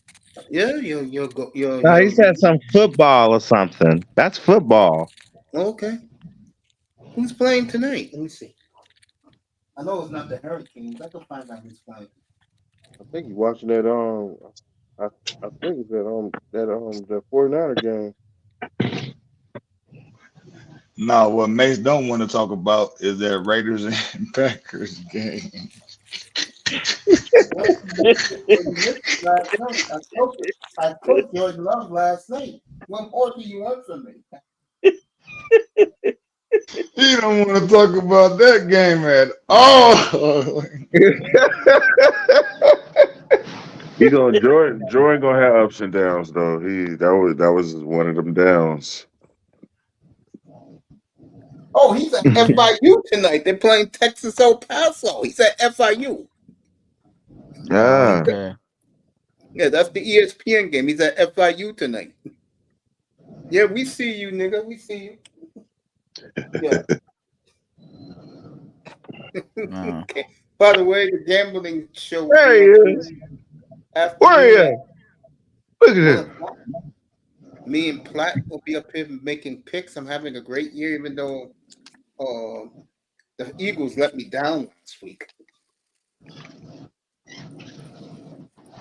So, They ain't cover the spread. Don't let me get to They talk. didn't do the over. Don't let me get to talking about the sorry ass Giants, bro. I ain't like, man, these what the fuck kind of they playing with Play-Doh out there on the damn football field? What the hell is going on? Motherfucker making sculptures and shit, nigga. We playing football. What the hell are you niggas doing, bro? The How much hell? Iman was up here to hear you say that? And then Iman, Daniel Jones is the Lord. Yo, QZ, you still in the building? Cause I'm gonna rip some women again. You in the building, man? That Astro series for guys like 305, Raven, and Coach. That's gonna be a hell of a series. And Laura, Yeah, Laura, of course. he's an Astros fan. Third Ward's an Yeah, Astros it's going fan. down. You know what I saw today? I was looking at some quarterback numbers, right? You know who's been perfect this year? Who? And I gotta give this kid a lot of credit. A lot of credit, bro. Who would have thunk it? C.J. Stroud. Coleridge James Stroud. He's right. He's right at the top of everything for quarterback. And look, I'm just gonna come out and say this, and I mean this. If any franchise needed some luck and a break, it's been the Texans, bro. I love the fact that stupid ass owner gave the coach full. Word starts with A, coach. You know what it is, right? Jack? Yeah. When you only answers to the owner. Oh yeah, that's what's up. No, And he gave I've been hearing. and he got the 6-year deal like Kyle and Lynch got when they went over there to San Francisco. Yeah. So he And of good. course he's a Texan. He played for them for like 10 years. I've been hearing that the Texans been picking up a little steam, but my thing is what's really have been surprising me is the goddamn Detroit Lions, man. What the fuck is going on in Detroit? Man, them boys is like, god damn. You draft well. You build inside out. You build your line. And I was saying it 2 weeks ago in here, and I had to rip somebody an asshole when I told him, bro, you cannot tell me Penei Sewell is not a great player. Bro, they've been blowing teams. They've been blowing teams out, man. I'm like, what the hell? No. Stop the hype. I am not about to sit here and accept the Detroit Lions as being a good team because they 4-1. Their conference division sucks, and they are just on top. They are going to choke by the end of the season. Raven, I got news for you, bro. They only got 3 tough games left in the year, bro. One of them is Sunday. I'm be doing that game up here, bro. And I Detroit legitimately guarantee has you a they're good gonna mess team. up. And they gave, I and they Detroit gave. legitimately has a good team. They're guarantee going you to they're the gonna playoffs mess this up. year. They got a good They're not team. gonna 'Cause mess up, Raven. They are a big. They're I'm gonna calling lose the the big. first round. the Chargers only got one loss on their schedule. I mean, the Chiefs only got one loss on their schedule. Guess who And gave it's it to them? Detroit. And I'll also say this. They've built their team like the 49ers to a blueprint, bro. Yeah, they're a good team. And remember, Yeah, they right. go to you. They go to you New Year's Eve, Raven. I'm gonna be doing that game up here in Arlington.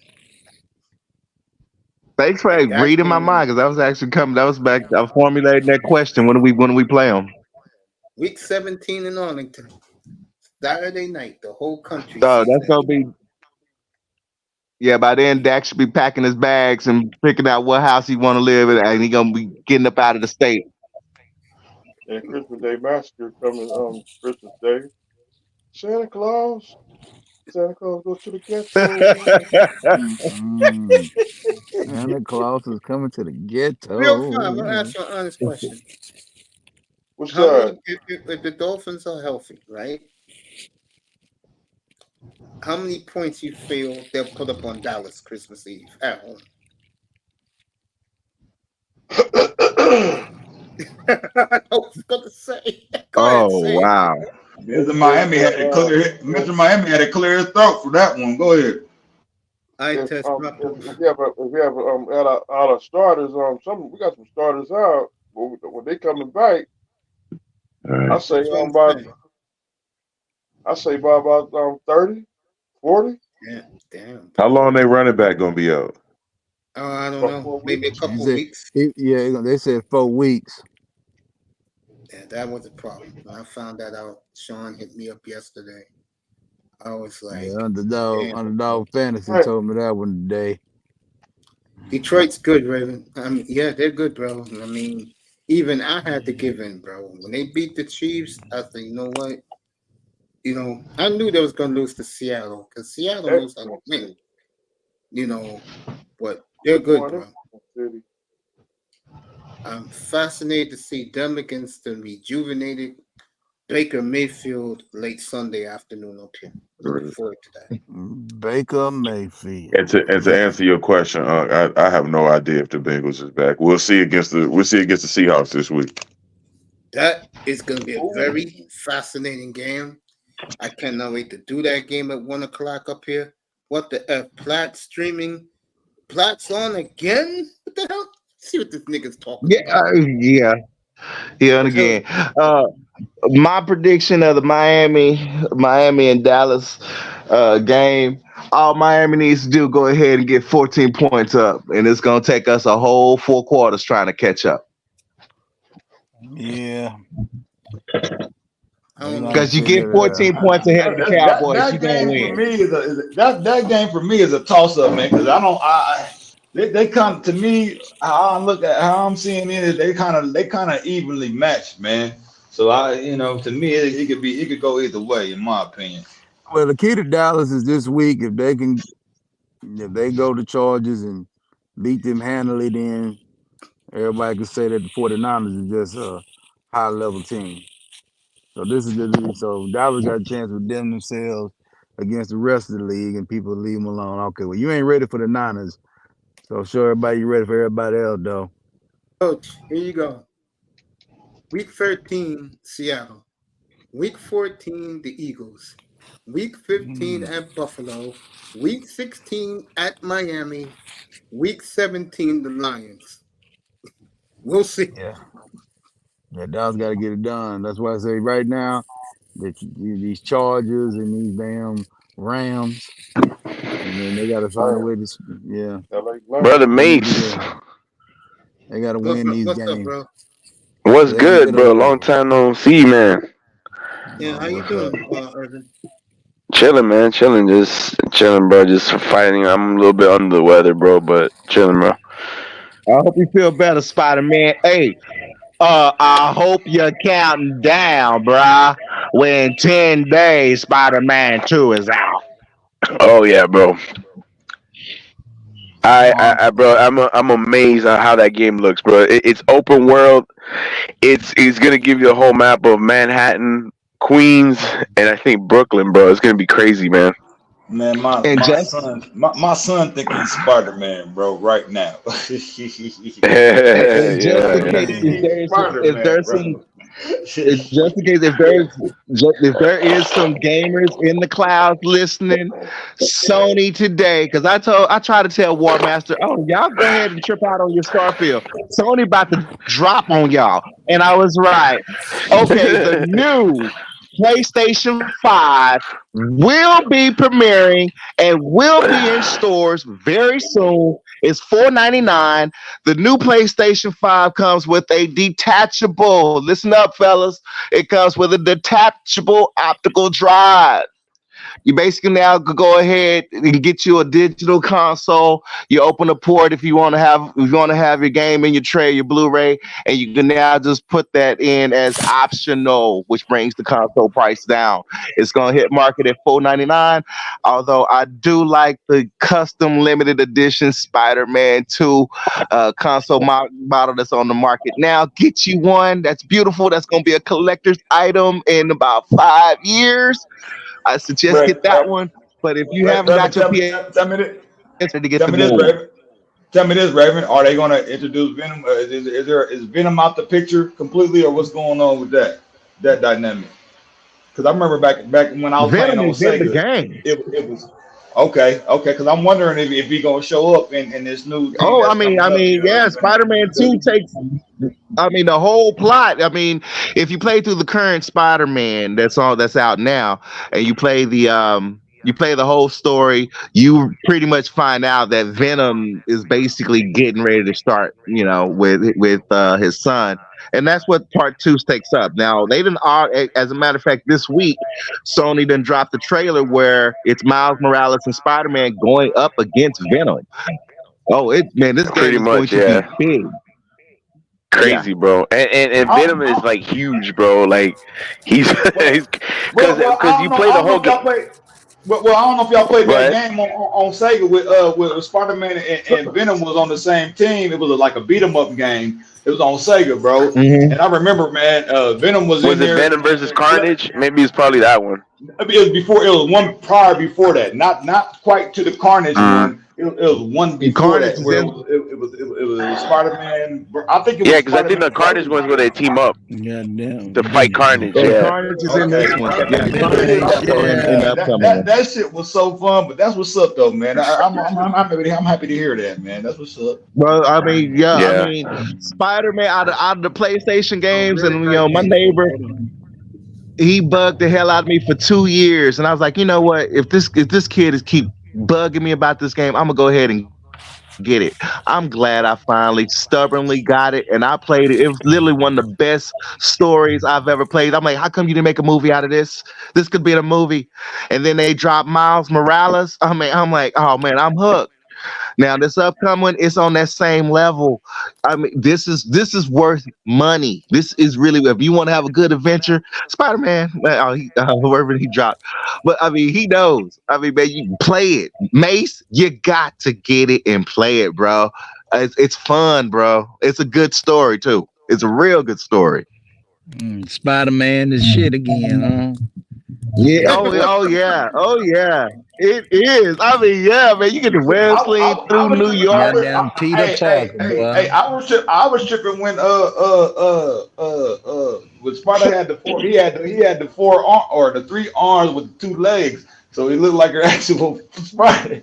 And then he was going against Dr. Ock, the crocodile, nigga. Man, I told you about y'all crocodile niggas. Don't be spitting on fire. Don't be spitting on fire at your nostrils on the nigga, man. I'm gonna dodge that shit, nigga. I might even consider myself Spider-Man tonight. Shit, goddamn it. It ain't about the crocodile. You ain't about to be Star P, spitting on fire. you need to go ahead and play the current Spider-Man. You need to go ahead and play that current one because you will be having fun, bro. The Raven boy over there pumping up the Spider-Man, boy. The Spider-Man that good, man. It's man, yeah. Yeah, I'm ready for Grand Theft Auto it's 6, good. man. I'm waiting on. Oh yeah, now. Oh probably yeah, ain't gonna now get a PlayStation. if you go ahead and join X, which is formerly known as Twitter, you can go ahead and follow Rockstar. Rockstar has already leaked that yes, the GTA 6 trailer is now finished. It's now a matter of time when we gonna see it. Now, since Rockstar has already made about $3 billion, I'm not exaggerating there. No, They made about $3 billion off of GTA 5.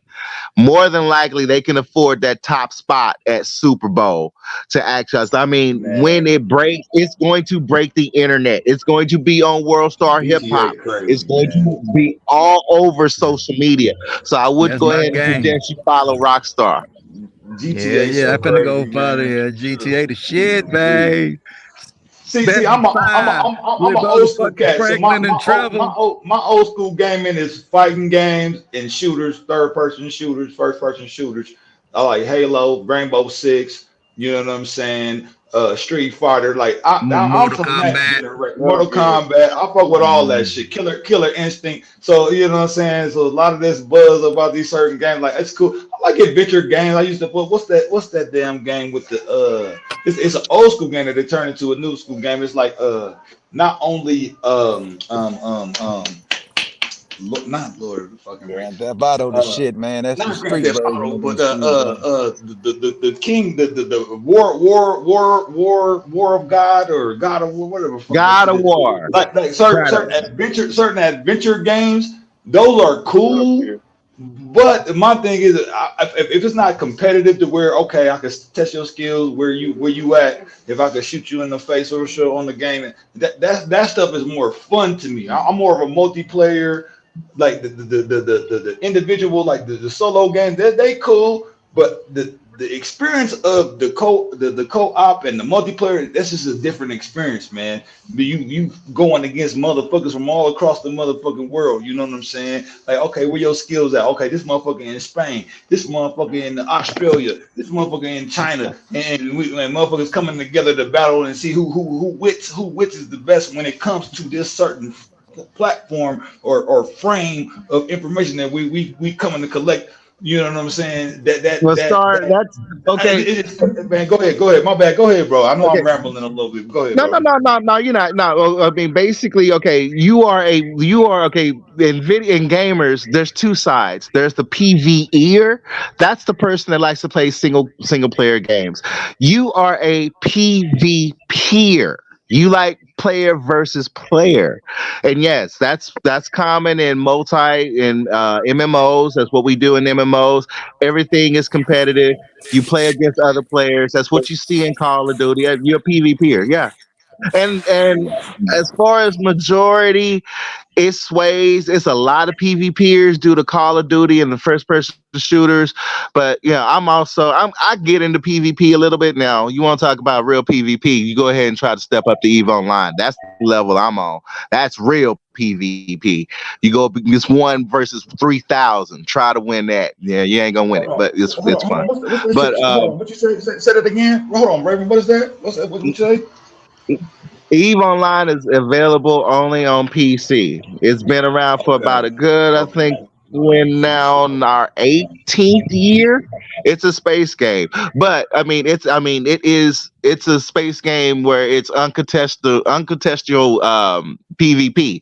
That means that when you undock from space, you're flying out. Anyone can attack you. You pretty much got to know how to fly your ship and know how to defend your.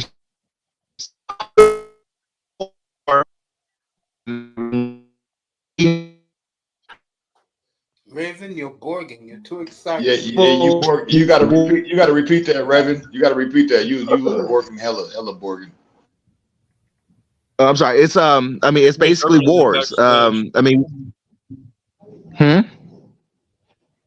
Say again. Telling Mace that Irving is backstage.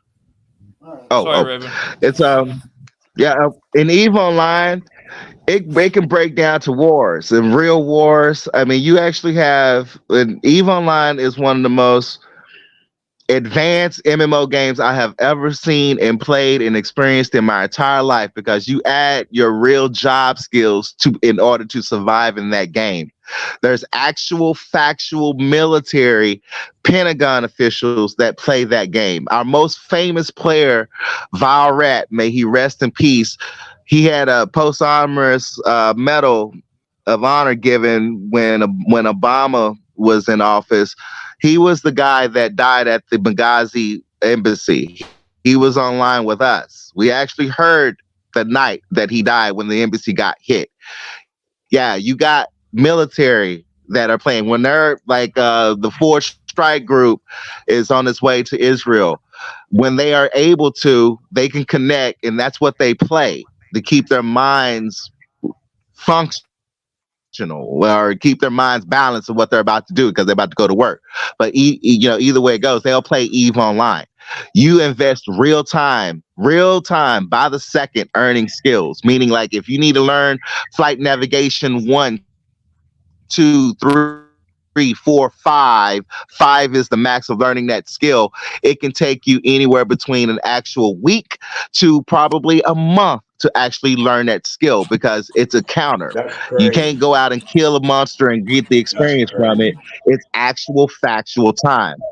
Yeah, and you got multiple skills. I played for 8 years. Now, when I say I played for 8 years, you think, oh, I play every once in a while.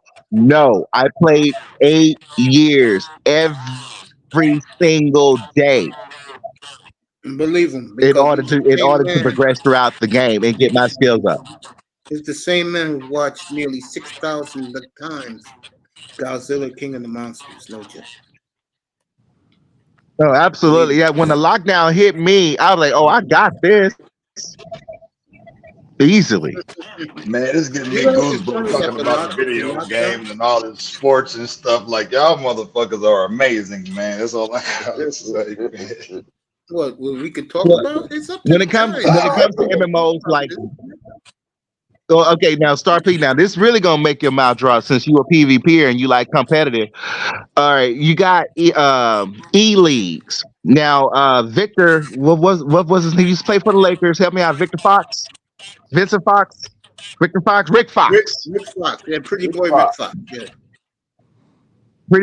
Pretty Boy Fox. Okay, he invested, I think, between 1 million in between 1 to 5 million buying an E-League.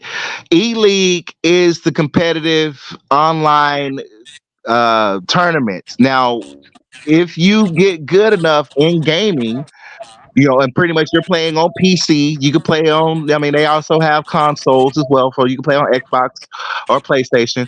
But if you join an E-League, you can play things like League of Legends, or you can play Call of Duty, or you can play Doom. But these are big tournaments where these teams gather and they go head to head. Now, them big prizes, those are big prizes. When I was working at Lucent Technologies, I had got an offer into joining the E-League team. If I would have said yes, because I thought my skills was good enough to be a contributing player on that team, I could have been part of $250,000. It's big money. I'm like, it's a trip how the sphere like to play. They talk about, oh, gamers are lazy. You know nothing. It's big money in video gaming. It's big money involved. Boy, Raven, you're representing the whole gaming world the way you talk. No, that's true. That's true though, because the tech shit, man, is moving into that, and because it also is gonna be part of advertising certain businesses to grow. All the tech thing, man, that's the wave, man. The tech, people was knocking video games and all this stuff for so long, but that's the wave, man. And if you don't know nothing about the tech and you don't fuck with the video game, I know people try to knock that side of things, but that's the wave. It's going in that direction. Every fucking thing is going to be the millennials and the Gen Z, man, bro. QZ is going millennials and Gen Z specifically. Yeah, Gen Z. They're deep into anime. Do you know if you are an avid fan of anime, what kind of skills you are actually inheriting, developing? You're developing art. You're developing animation. Number one, animation. I mean, they're developing pretty much. They're going to be the next generation cartoon creators. They're Yeah. now mixing that into gaming. Now those pretty much I could put my hand on an anime player and put them into a competitive online gaming environment, and that person more likely would be a good contributing player. That person more like I will say, you know what, you need to be on this team because you probably do good at League of Legends. You can probably go ahead and why you need to buy a PC? Go ahead and play a tournament. You can buy a $10,000 PC. PC is the master race. It will always be the master race. But hey, Yeah, because according to the spirit, I ain't got game. Gamers don't know you're right. nothing. No, you're right. Because consoles come from PC, come from the Absolutely itself. It's an extension of the computer itself. So if you really want some gaming shit, your best bet is to either build your own computer or get you a gaming computer that's already manufactured by some type of company that has the capabilities to do what you want to do. You know what I'm saying? So yeah, you better off doing that, really. But yeah, I mean, there was a guy who played. QZ. He said There was a playing guy. raises adrenaline. No, oh, you want to talk about the adrenaline and the dopamine effect? I mean, now Sony. I was VIP with SOE back in the day, Sony Online Entertainment. They had a developing studio. The studio is actually still there. They're now called New Day. I forgot. Yeah, I think they're still called New Day now. But back in the day, we were known as Sony Online Entertainment. One of Sony's biggest executive producers, as well as the developers, they went on to but they went on and worked on, and they saved a game called DC Online. That was made down in Austin, Texas. When BioWare moved to Texas, they moved their offices right across the street from SOE because they were starting Star Wars: The Old Republic. Now, I'm dropping some names, so gamers out there know the hell I'm telling the truth here. They invited me down because at that point I was thinking about getting into game design. And so I walked through the Sony studios here in Dallas, actually in Plano. We also have a big gaming studio, but the developers of Borderlands, Gearbox. Their office is about maybe 2 blocks away from me. I went over there. They wanted me to come in for an interview for a database and administrative position. And I was like, I don't know if I really want to work on 1,000 guns or coloring 1,000 guns. When you work for a gaming studio, you put in 160 hours in a week. Damn, it's hard you work. live up there. That's crazy, man. That's crazy. Damn. Yeah. Oh man, Texas. Here in Dallas, you would be amazed what kind of gaming studios we have. It's stuff here that people don't even realize. We have Midway here. Activision is I here. remember those days. Yep. That people don't know.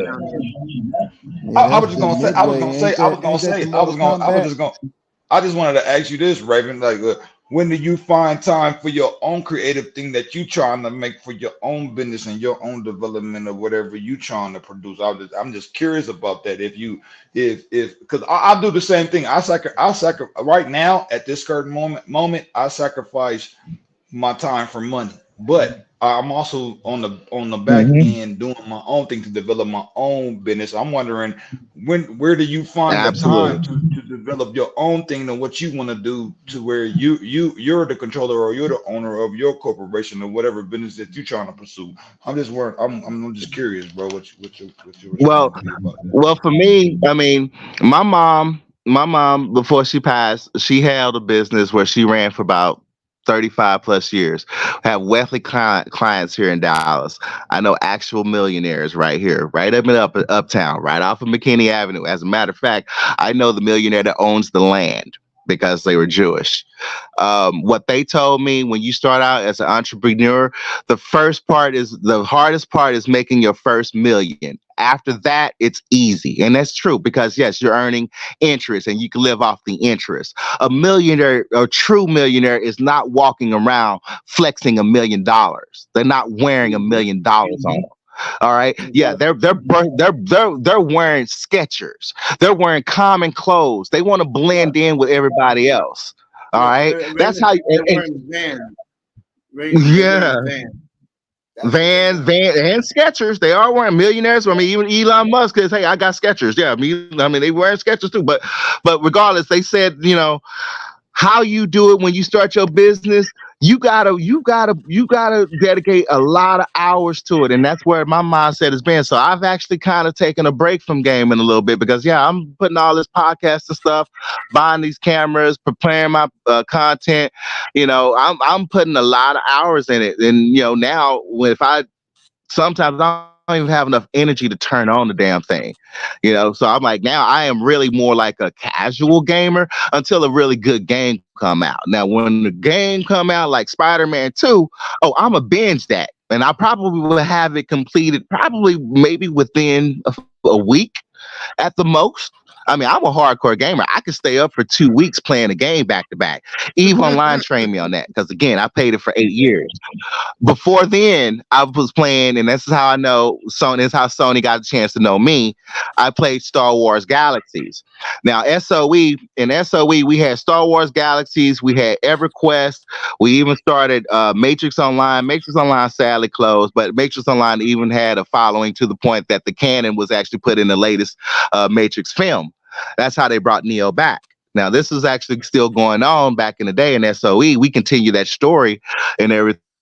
But as I got a chance in Star Wars Galaxies, playing the game, beta testing, being on the test server, interacting with the developers, going to the SOE fanfare, meeting with the developers, they was like, you're a cool black guy. It's like, yeah, I am. Oh my God. They're like, oh, you're my black friend. I gave Lauren Jameson a hug because I was like, out of all gaming people, you're the first designer that really pushed me to the edge and got me thinking outside the box. I was in IT already, and he was like, dude, why don't you come on, move here to Austin? We can get you a job here. You're perfect for this place. And I was like, I don't know about getting into the gaming industry, but regardless, now I'm more, I'm waiting for the big ones, the big triple A titles that I could put some time in, but I don't see myself now playing continuously like I used to. I'm finally growing out of it because I'm more focused on podcasting and this upcoming content that I plan to give you guys. So finding time to play, it really depends on you. I play to ease my mind, or if I'm stressed out and I just really need something to, because that's how all these years playing video games since the 90s. That's what I did. Hey, Ray. Hold on. In other words, let me translate for you. In other words, the ability to shoot a motherfucker in the face. Pow! Well, see, the only thing about it, okay, on the game, not in real life. On the game. Well, see, okay. Yeah, because okay. What happens is when you play a lot of first-person shooters, and Sony has this down to a science. They literally have it down to the science. I mean, when they're developing games, they actually have a tester come in and they actually hook up probes to the brain activity to see when there's a dopamine being released. They know when to add a specific part in the game or an accomplishment to release that dopamine in your brain, which makes you feel more fulfilled, which makes you continue playing the game. Bro, I'm not bullshitting here. They got it down to a science now. When it comes to a first-person shooter or PvPer, you have to, one, have a stable mind. The weak minds, unfortunately, if they keep playing those type of games, you'll notice a trend of aggressive behavior. And this is what we are starting to see in players. This is what we've seen in GTA 5. This is how you have individuals that are thinking, oh, GTA 5 is wonderful. Now I'm supposed to go outside and hijack a car and rob a bank for real. Now let me say this. It really depends on that person. And from what you just said right there, to me, what it sparked the idea in my mind. It is basically those that are not the winners, those that are losing, have a problem because they're not as effective as the winner, the person, whoever is. And I don't have a problem. Look, I don't have a problem with losing the game. Some people can't handle with a loss. You ain't They lying. can't handle. They can't handle. Absolutely. Why did I lose? Why can't I be the person that won the guy? You see what I'm saying? So me, I like the competition, and I don't even have I don't have an issue with that at all. You know what I'm saying? Like I say, whatever. Well, I'll come back around and try to win it next time. I'm not tripping about the loss. Whatever. I learn from my losses, and some people just they can't handle the loss. They can't handle it. It's a EVE Online. Go ahead, bro.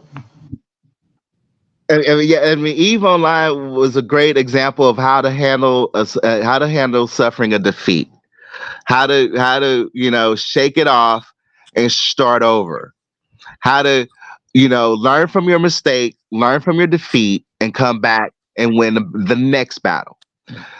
Perfect. It's a perfect learning example. White families. I mean, even I'm not gonna kid here. Okay, there's a few African British. There's a few African Canadian. Shout out to my African Canadian brother up there in Canada that I used to play with. There's also brothers here, but as far as black people on a global, because EVE Online is a global game. We ain't talking about something made up in the United States. It's not made in the United States. It's made up in Iceland. Now I think it's now more serviced in Korea. But either way it goes, it's a global game. So you're playing with Americans, British, you're playing with Saudi Arabia, you're playing with Australia, you're playing Japan, you're playing even China. Well, they actually separated the servers with China, but I mean, you're playing globally. You will find out that, I mean, there was a few races that I came across, but those white families that were here, shout out to those Floridian players. I love you, Dusty, because he was in Orlando. Is he really? Yeah, man. Us EVE players were all over, bro. The first time I went to Las Vegas, the shootout was there. Why did I go to Las Vegas? Because we were having an EVE convention there. You actually have gamer families now. Go ahead. No, Raven, I love you, man, boy. Lord. Let me say this about Raven. Let me say this about Raven, honestly. One thing I love about Raven, when he first come up here, we didn't click because to him, I guess I was a weirdo. I really didn't like anything. But ever since me and him have merged as big, what would you call the Godzillaverse again, family? We're the Monsterverse Kings. Yeah. So me and Raven's just so, I'm dead serious here. When he's talking all this stuff, he's real about it. And we had guys come up here, like an eye test one night. They're talking about the VR goggles. I don't know what it is about Raven, but he brings out the best in a lot of guys you wouldn't think he would. Seriously. Him and I tell Raven know his shit. He talking some real shit. Because I know about certain cats too, but they know with the computers. He talking his right shit. Yeah, who's Joey's name again? I haven't seen Joey in so long up here. Serpent. Raven, your boy Joey. Yeah. Joey Serpent comes up here, and him and Raven's talking about gaming and studio for 3 hours. Yeah, because that shit is deep. The tech world is so deep. It's so deep, bro. When it comes to get, man, bro, every fucking aspect of our lives, bro, is based around this type of shit. It really is, man. It is. So I mean, how can you ignore it? You know what I'm saying? You really can't. But I'm not technically inclined, so I gotta keep my mouth shut and let a guy like Raven do the talking, because you got a lot of dumbasses out here who think they know everything and they don't know a goddamn thing. So when Raven is going on like this, I just let him talk, bro. But goddamn, Coach, you these platforms. Hey, Mace. For instance, the platform that we're talking on right now is based on tech, bro. Of course. It's based on But, tech. When we go to these sports books online, it's all that shit is based on tech. yeah, Somebody but programmed Star that P, for you to be. Go ahead. My Star bad. Go ahead. P. No, Star P. What I'm trying to tell you, bro, is there's a lot of us like me don't know a damn thing. That's why I need Raven to talk about it. You did saw me let Raven go on and on because I don't know what to talk about it. I'll sound like a damn fool. Raven's a professor. Man, it's just, I mean, here in the spirit, we talk about certain subjects, and a lot of them don't necessarily get in the game. It's because a lot of y'all don't get. I mean, y'all missed the game. A lot of folks miss the gaming era. They don't know. They don't know. I mean, man, in EVE Online, EVE Online. When it came to EVE Online, there's two games on the global stage that the Pentagon was worried about because the extremists would come into those games to do recruit. And so after the 9/11 attacks and such, because again, I mean, there are Pentagon officials that play EVE Online still to this very day because there's so much you can learn. Man, I mean, CEOs play the game. There was this one kid that I played with in my team. Well, not my team, but my corporation out in nullsec and EVE Online. That's where you really get down to the hardcore PvP star. I mean, literally, bro, I am from a war that I had in EVE Online. I actually had post-traumatic stress disorder from it. Okay, I mean that's how deep you get into it. No joke. But there was this kid. He unfortunately had, what was it? It's either ADHD. I think it was ADHD, and he had it bad. He had it bad to where he had to take meds. And so every time he logged on, man, Discord, we've been using Discord. Discord been around for dang 15 years, and people just now using it over here on YouTube. I'm like, good guys really don't game. They just don't know about the tech. Okay. But this kid, he got into the game. He, suffered his first defeat, which is basically getting jumped, in space by himself. Rage, almost what we call, Star P, when you suffer a loss, people go to that rage to the point that they quit. And we talked him into keep going. Now, he was able to handle the stress, and in turn, because I mean, again, when you're playing an MMO, you're not playing an MMO casually. These type of MMOs, you have to log in every day if you want to progress, because no one else is going to help you progress except for yourself. So it taught self-reliance, independent, rely on your people, on the good people that have your back. I mean, he developed all those soft skills, and it turns out, this guy, he, again, we grow in age because I mean, we played this shit for years. This guy ended up becoming one of the best database administrators, and I was like, you know what? Due to the fact that I know you, I'm going to actually refer you to one of my friends who I work with, who is one of the leading data SQL developers in the nation, has a Microsoft certificate. And I mentioned his name, and this guy knew him. And he's like, oh, you know him? I'm like, no, I work with him. Dude, I've been wanting to sit in this class for like the past year. Oh, you serious? I'll tell him first thing in the morning. Next thing you know, I'm giving him a free college pass to some SQL training. This is type of stuff that you can actually pick up from video games while they sit up and try to say, oh, a gamer is lazy. Oh, we are not lazy. Gamers are never broke. The gamer side it's mental game, bro. And actually it tests the strength of your mind, bro. And a lot of people don't even realize that. Absolutely. Man, it tests the strength of your mind. How strong is your mind? When it comes to certain situations, I've had cats, man. I used to play Halo with a lot of my military. I see that, Bubba. Hold on. I had certain military cats. These guys is like real close to me. And our bond grew closer from the games that we've played together. Halo. Rainbow, absolutely. Stuff like, you know what I'm saying? And it's always been like, this is my squad right here. These my guys right here. This is who I fuck with. This is who I bond with. So we gonna go in this game and we gonna win this game. We gonna get this victory because the way we mesh together, our chemistry on how we manipulate the game, on how we move throughout the game. they can't fuck with it. You know what I'm saying? So it's so crazy. I don't know if people even have. I don't know how many people have had that type of experience with people to experience a certain victory or even a certain loss in a game.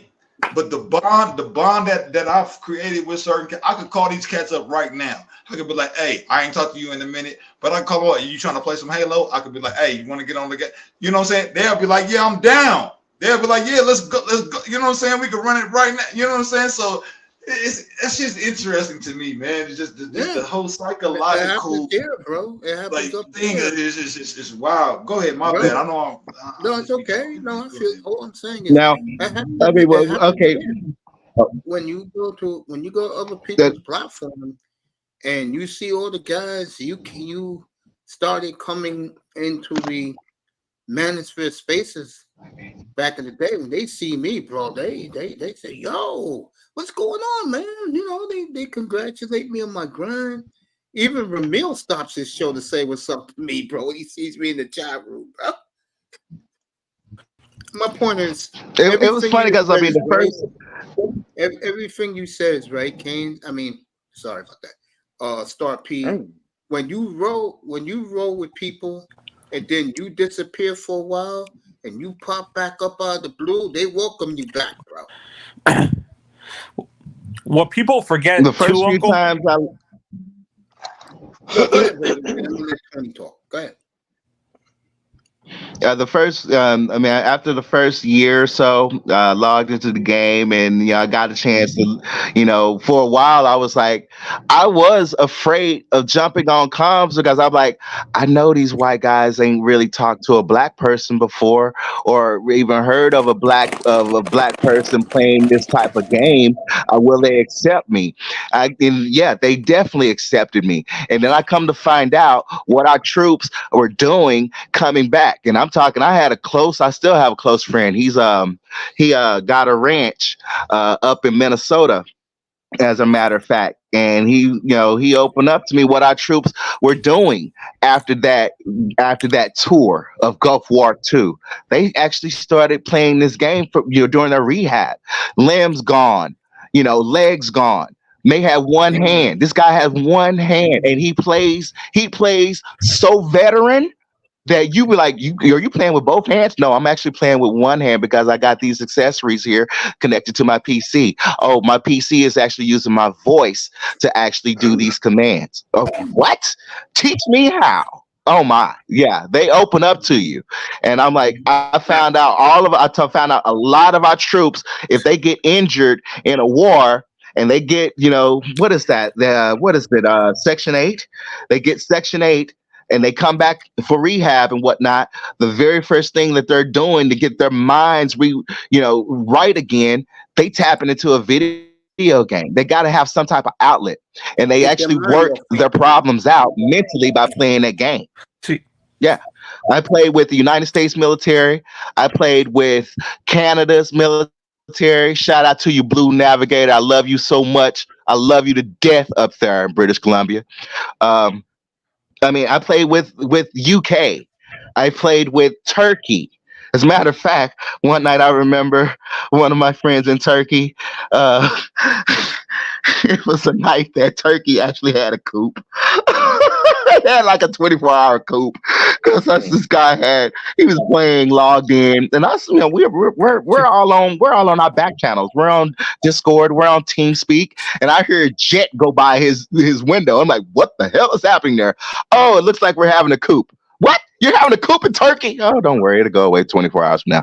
I'm like, are you serious? I'm finding out about what's going on. I mean, yeah, these guys, you will actually develop friendships with these people that you log in when you go MMO level. Now, that's a big difference from playing console because, again, you're playing on PC. But once you really decide to go deeper into the gaming lifestyle and end up becoming a pro gamer, because I could be a pro gamer if I wanted to, and get into esports, that's when it's an adventure, because you're going to be making some money off of that. You're going to have sponsors. I don't need to buy a game. I got my sponsor that's going to be giving me $1,000 worth of gaming.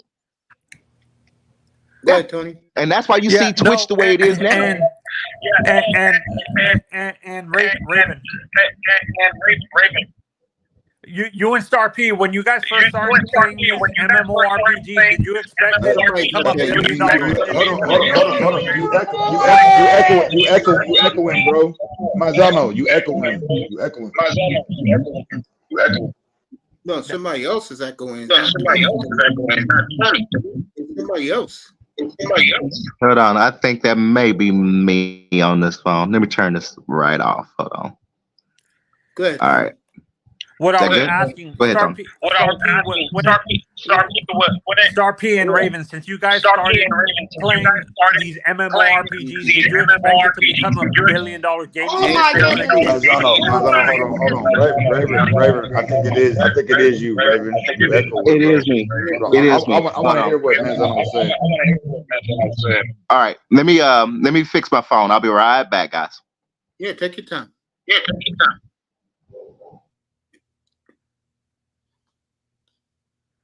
Go ahead, Tony. What I was asking, Star P, since you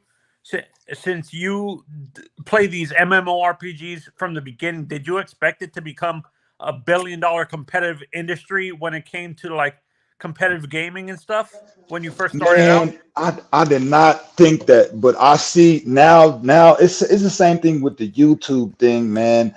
I took YouTube for granted. I didn't take YouTube serious. And it's no different with the gaming thing. I was just playing for enjoyment. I wasn't looking at it as a marketing strategy or to try to get sponsorship. I was just playing for the enjoyment of just playing, man. Yeah. So to answer your question, no, I wasn't looking at it like that, man. Yeah, no, and people forget these MMORPGs on the PC are a way to network, Uncle, too.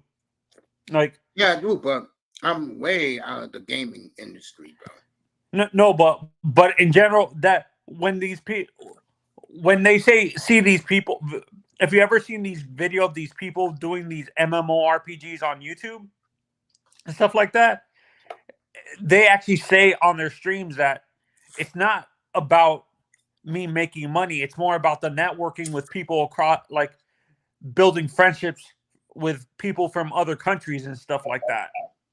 You know what's funny? You know what's funny? You just said that. How come that can't happen with a lot of these dialogue shows? Well, the gaming industry, people can get along well, network, but when you're doing stuff like I do, what Platinum does, it's hard to network. QZ, I think it's very true. I think on YouTube it's very tribal. It's a tribalism mentality on YouTube. That's why you don't see a lot of networking. Someone's I will also say this. You say tribalism. I say it's ageism. It's certain time frames of certain people that live in a certain time to where the sometimes I'm not, and this is not no knock for the ones that came before me. I'm just saying there's a gap difference as far as certain lifestyles that were lived versus what was introduced in a certain era. A lot of people don't recognize that, like my era, I was born in 83, right? So my era was the tech. I was literally born in that era of technology when it was games. And I know the people that are older, they knock the games. But look, no, I was brought up in that era. So my thing is, I was already going to be a part of that thing. And it's the same thing with the next generation that's coming after me.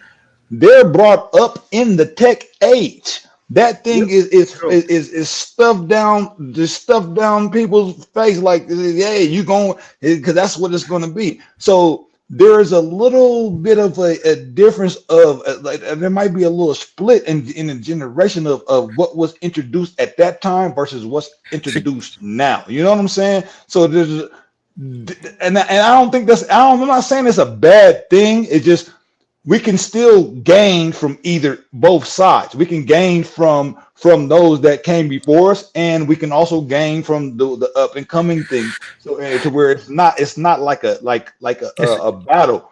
or just like a struggle. No, we need to collectively incorporate all of that to get knowledge on both sides. It's not just no one-sided dish or one side. No, it's the combination of all the knowledge of both the prior generation and the up and coming. You know what I'm saying? There is no, I hope I'm making sense of what I'm saying. There's not just no regulated science where one is better than the other. No, it's a combination of all the collective knowledge. You know what I'm saying? But go ahead. And there's a and there's a generational split too, Star P, when it comes to what you're just saying.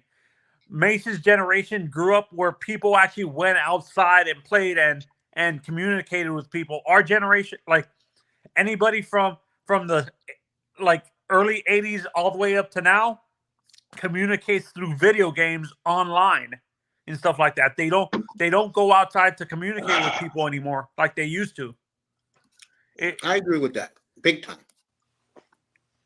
Oh, absolutely, because you got mobile gaming now. Now you can play. I mean, look at our smartphones. Our smartphones are basically mini PCs. Well, hold on. That's not completely true.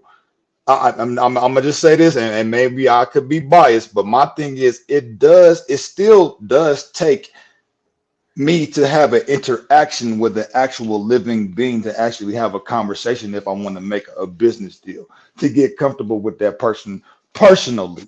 You know what I'm saying? To make a business. So I wouldn't say it's all completely digital, because the digital side of things, there's a lot of scam. It's a lot of scam type of stuff going. So it's kind of like you gotta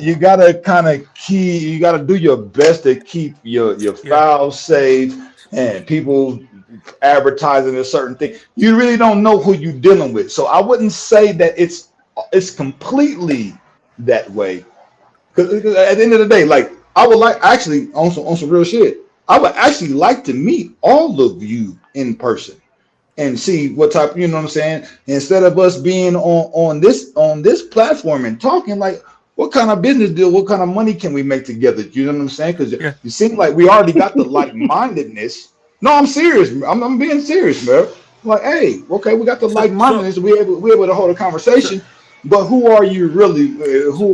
When I see you, it's going to be a different interaction, and I think that's actually necessary in business or any type of endeavor that anyone wants to take. Go ahead. No, but any generate, like, I'm talking about anybody from the 90s and younger.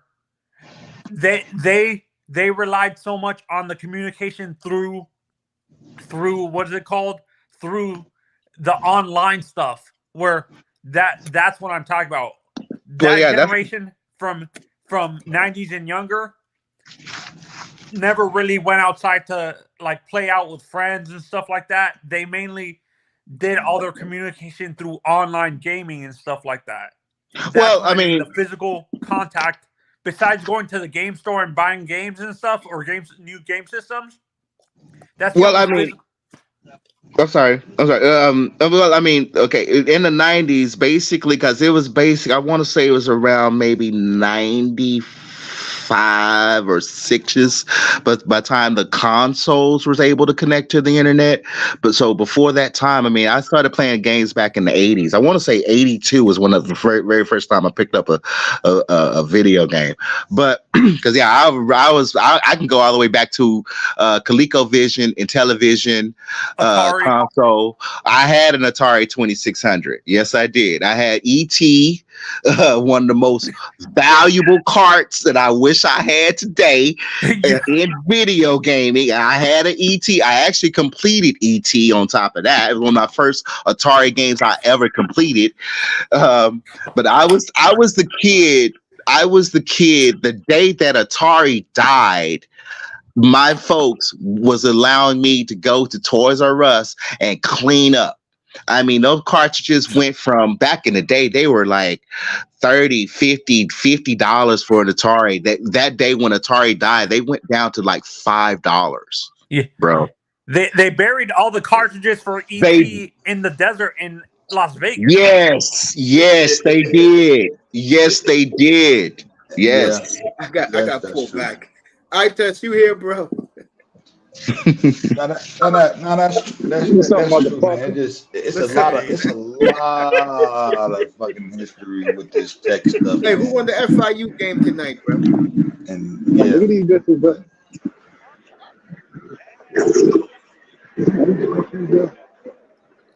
Man, these whole sexy man, I miss. Oh Yeah. shit, nigga, Yeah. bitches I seen out here, nigga. You feel me? Like, Wherever he is, the women are there. I'll tell you that. she with her mama, so I ain't gonna fuck with her. Nah, but there's some bitches out here, bro. There's some bitches out here. What Hold on, part? What part of Miami FIU is in? South Miami. Okay. So it's over here by the you know. Hold on, let me sign It's out. near the aquarium, I think, right? Aquarium. What aquarium? Oh, Miami Sea Aquarium. Is that where? Hey, you know what's FIU 's at? crazy? As long as I've been living here. Done? Now you look tired, bro. Yeah, I feel you. No, as long as I've been in Miami, you know I've never been to the Sea Aquarium. No, Ever. no, you haven't. Never. I've never been there. Probably is. Hold on, let me see. man, all I was saying about the gaming thing, it's a special thing, man, and it's not going anywhere, bro. This thing is going to be magnified and it's going to be increased 10 to 100 fold, man. Like seriously, man. No, I told them niggas So get on Kick and get on fucking what's the other one? Kick and what's the other one called? You know what I'm talking about. What's the other one, Raven? It's Kick and Twitch, Rumble. Twitch. Well, Yeah, Twitch. yeah, Twitch. Yeah. I mean, Now, it's Twitch, but Twitch, Kick is gonna TikTok, be the one. oh man, a Kick bunch is of gonna this be the shit. one because they paying you a salary and Kick. yeah, Like Kick is on a 95.5 return. 95.5, yeah, like, and it's good to get in now because once everybody get on Kick, you know they're gonna bring that bitch down to 50-50. Yep, they sure are. Is Kick charging you to like? Is Kick charging people to subscribe like Twitch? Nah, it's not. That's the thing. It's the ground level right now. It's at ground level. It's at ground level. So the people who get in now and set their shit up now and build their subscribers now, by the time by the time everybody and it gets saturated, you'll be one of the ones that ate off the 95.5 before they 50-50 that shit. Yeah, I mean, But Kick is specifically going after Twitch. Yeah. So they're basically trying to basically merge with Twitch or like buy them out. Nah, they're gonna be the Burger King to Twitch's McDonald's. Competing. You know what I'm saying? Okay. So they're gonna try to take customer because they took like one of the biggest Twitch streamers already away from them. Oh yeah, I saw that. Like they're paying the guy like $20 a stream or something crazy like that. No, but that's the thing. They're starting to pay like even like let's say you started your Kick thing. I think they're paying hourly, something like that, or they're going to start paying like an hourly thing. Like you play for 5 hours, you get a certain amount. But it has to be done daily. You have to stream it. That shit crazy. But yeah, video games where it's at, man. Like, all these fat ass little kids, bro, that don't go outside and play no more. What you think they doing, bro? That's what they catering that shit to. These fat ass motherfuckers, bro. Like my son, I'm breaking them out that shit, dog. Like, and then no, I just also around all day. Go ahead. And then no, I said let me say this too. I realized this too. The same homies that I play video games with, I could go out and play basketball with, or I could go to the gym with. I could still be on the video game side and still do some physical exercises to get, you know what I'm saying, to get right in the gym too, though. So it's not no exclusive shit to where, oh, if you just play video game, no, you just play video. Nah, Some of my guys that I play video games with, niggas, I was out there hooping with my niggas. Them niggas got game, just like me. You know what I'm saying? But we out on the court today.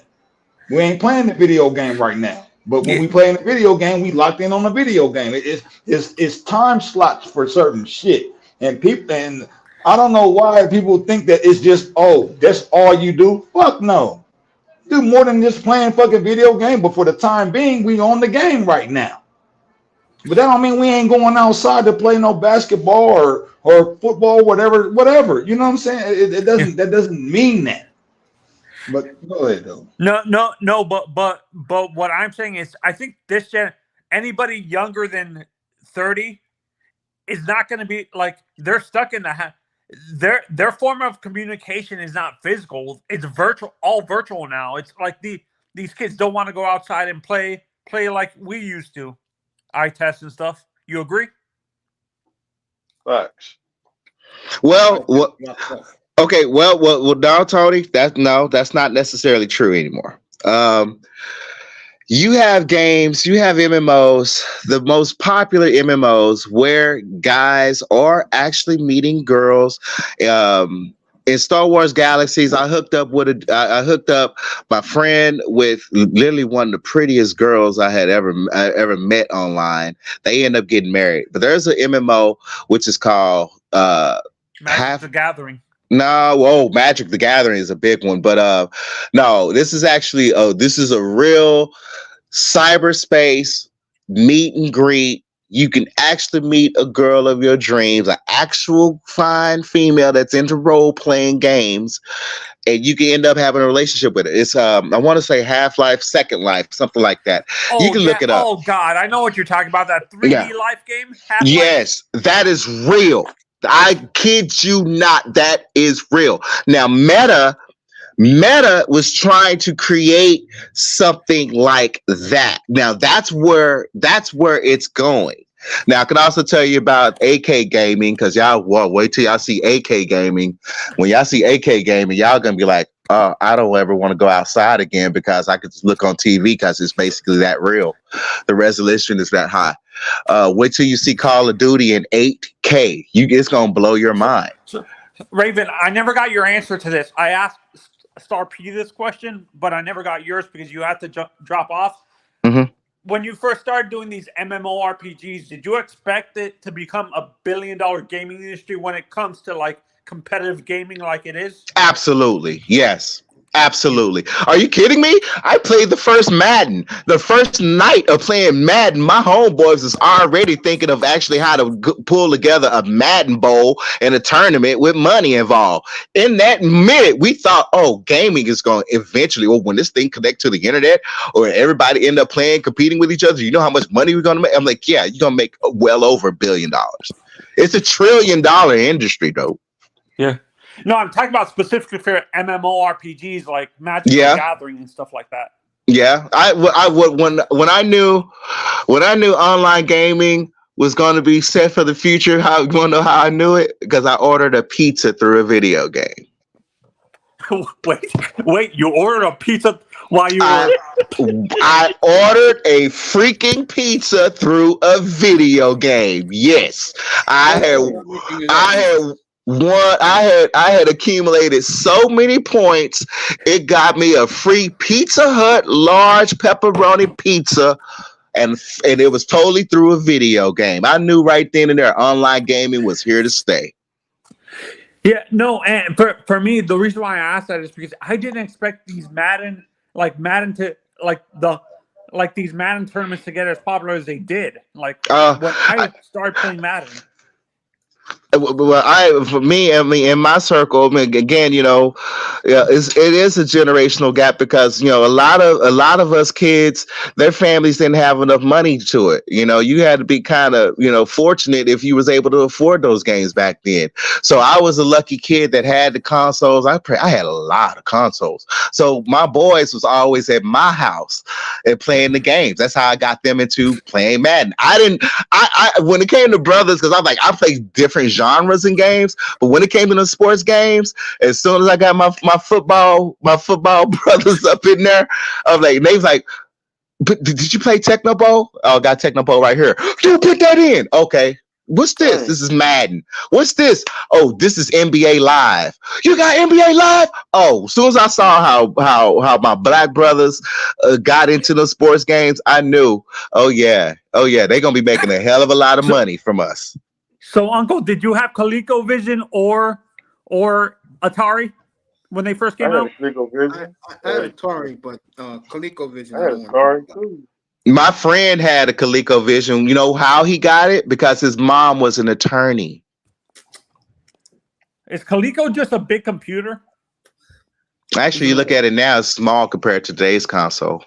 It's nothing compared to today. It's nothing. Yeah. ColecoVision was 40 years ago. They claimed the famous Donkey Who Kong. made Coleco? Who made Coleco? I done forgot, but It was Microsoft. Microsoft made Coleco? What? No, they didn't. No, they didn't. What? No, No, I they think did. so. I think so. No, I'm saying I No, think they they did. I mean, the first flight simulator out of which went over to Microsoft was actually on Apple because I played it on the Apple. The very first flight simulator. It was on a Macintosh. Because Neo Geo was fired. Neo Geo was fired too, man. Like Neo Geo. Neo Geo was the most. It was the most expensive gimmick and a waste of time. I remember those cards was like $500.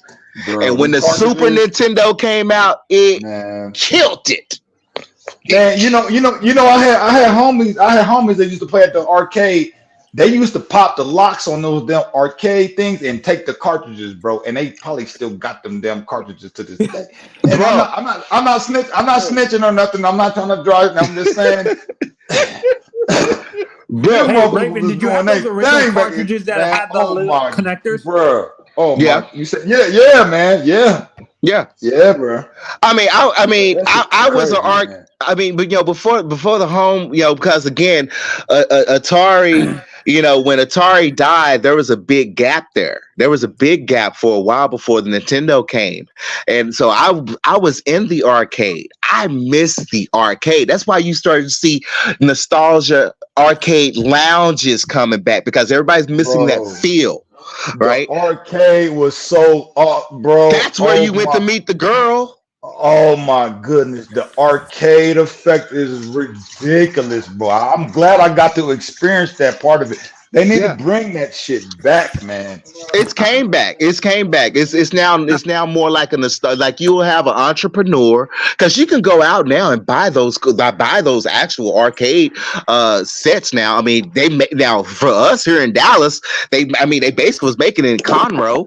All right, so for us, we can easily set up an arcade hall. That's why there's one here in Dallas now. It's now a lodge. I mean, a lounge. Just because we're Gen X. We're the only generation that remembers that. I showed these niggas cause I be at the Dolphin Stadium because I got a Dolphin game coming up this Sunday. They got a whole section in the stadium just like that, bro. I showed them the other day. They had Killer Instinct, NBA Jam, Mortal Kombat. They had all these shits in there. Pac-Man.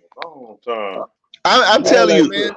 My game where I wasted all my quarters was Street Fighter 2. Mortal Kombat. You talking about Street Fighter 2 Turbo? Or just regular Street Fighter? The regular, and then when Turbo came out. When you were able to finally get that at home, I was like, that's mine. I was down in Houston. I saw the fight at Greenpoint Mall. Shout out to you, Greenpoint Mall. I'm talking about my childhood here. Greenpoint Mall. People at KB Toys and Store, boy, you should have seen how they were arguing over Super Mario Brothers and Legend of Zelda. And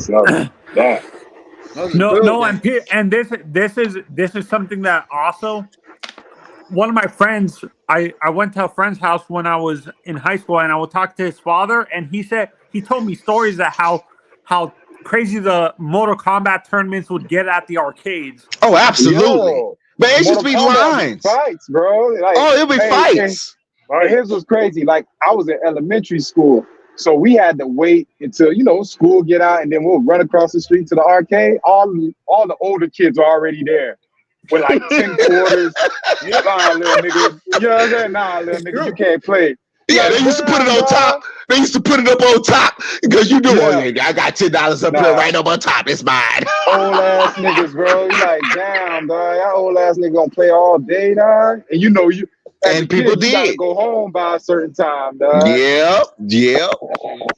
But Mortal Kombat put Street Fighter out of business around, at least in Miami. Oh, now hold on. Let me ask this. Now hold on. Let me ask this about the Mortal Kombat.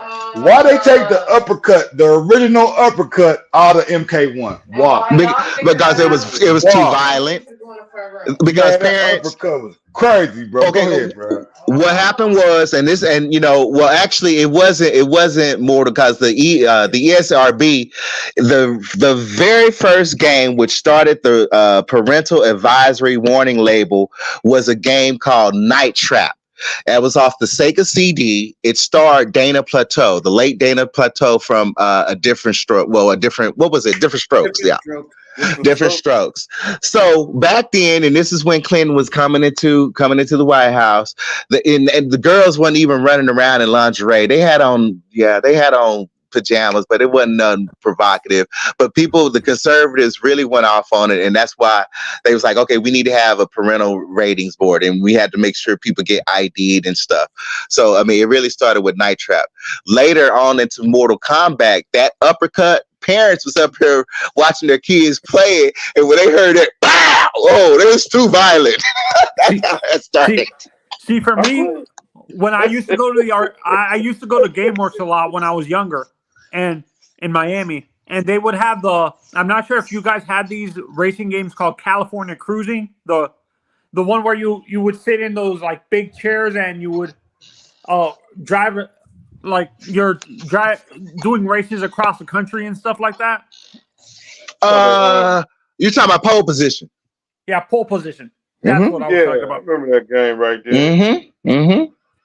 And that was another one that caused a lot of arguments. Like people would accuse people of cheating and stuff like that to try to get better polls. Now, hold on. Now, I know I'm about to light some matches on fire with this one. What happened to the NCAA college for the games that they used to make, bro? What happened? Those games was better than the Maddens and the whatever they made. The college football games was fire, bro. What happened? Oh my man, Star P. Okay, Star P, what happened with that? We got tired of seeing just numbers on the jersey when we started knowing the players, and we was like, you know what? They simply put these kids on NCAA title games. How come they're not getting paid? Now you finally got college football realizing that maybe we need to play these people. That's what happened. Star P, and actually, I've said this multiple times. We have to kiss the feet of the O'Bannon brothers for the NIL.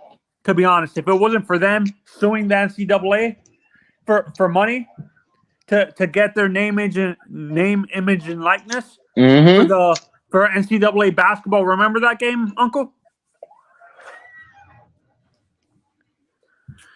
Yeah, no, they sued. They sued EA and NCAA because they were using their facial. Their likenesses. Yep. Yeah, their likenesses without their permission and stuff. Without their permission, yeah. But yeah, that's what happened to it. Yeah.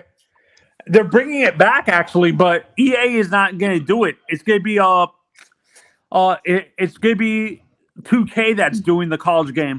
Yep. For me, NFL 2K was better. The NFL games on 2K were way better than EA for some reason. There was a little rage period back this year. And I was like, I was speaking with Game Informer, and I was just like, I got tired of seeing, gaming studios with just white faces. And I was like, where are my brothers? Where are the black people that work for these gaming studios? I'm like, are we that extinct? He turns out he's a head developer of the Madden games, black dude. You probably seen him at the CES, but he reached out to me. He was like, "Nah, bro, we out here." He's like, "You're right. You're right. I read your blog about that. Nah, we Bro, here." all you have to do is look at MLB The Show. All of them are black developers, bro. Yeah. EA. I guess I struck a chord with EA because EA did come out and say, "No, we do got black people working for us." With them, bro. Yeah. Because back in my gaming days, back in the late 90s or in the early 2000s, bro, you know, talking to those guys was fun. They'll answer your phone call, bro. Absolutely. There wasn't no email back then. You had to reach those guys. They were good with me, bro. Yeah. So was Microsoft with what you call Xbox, the original Xbox and Xbox. Oh, the big cube, First Xbox. Yeah, The they first. talk to you. Mhm. Yeah, they ask you what you think. What can we do better? Mhm. Yep. Yeah. Yep. Yeah, he reached out to me to reassure me that there are gaming studios out here that do hire African Americans. I forgot his name, and I was just like, "Holy crap!" I'm talking to a black game developer. He was like the first black game developer I ever talked to. I done talked to many white game developers, but black, I was like, "Whoa." See, Uncle, and I think you guys, I thank your generation for doing that. For forcing these gaming system developers to improve their. That's how we got the Xbox Series X and the PS5 from guys like you and Raven calling these guys to improve the quality of the game system and graphics. I think the system that really changed everything, like to make everybody step their game up, because they had all their shit together, was Dreamcast. Well, okay, going back to Sega. Okay, do you know what Sega really wasn't a Japanese console. That's actually the American military. Wait, Sega's an American company? Not company. That's actually the military. It's actually the American military. Raven, I mean 305. What the hell are you laughing about, man? He laughed about it.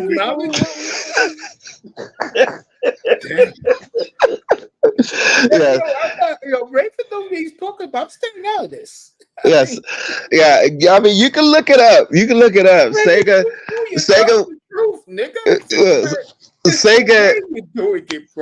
Sega was started by American military. The military went over to Japan and they started out with the little Japanese pinball machines or so. Mm-hmm. And in the 80s.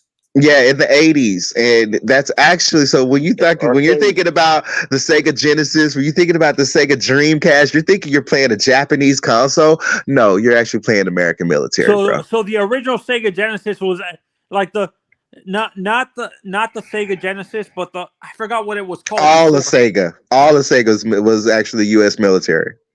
Okay. Oh, okay. I thought one of them was originally designed by a Japanese company. Oh yeah, yeah, because they did. I mean, they went over to Japan and they set up the little pinball machines, and yeah, they did hire Japanese engineers and such.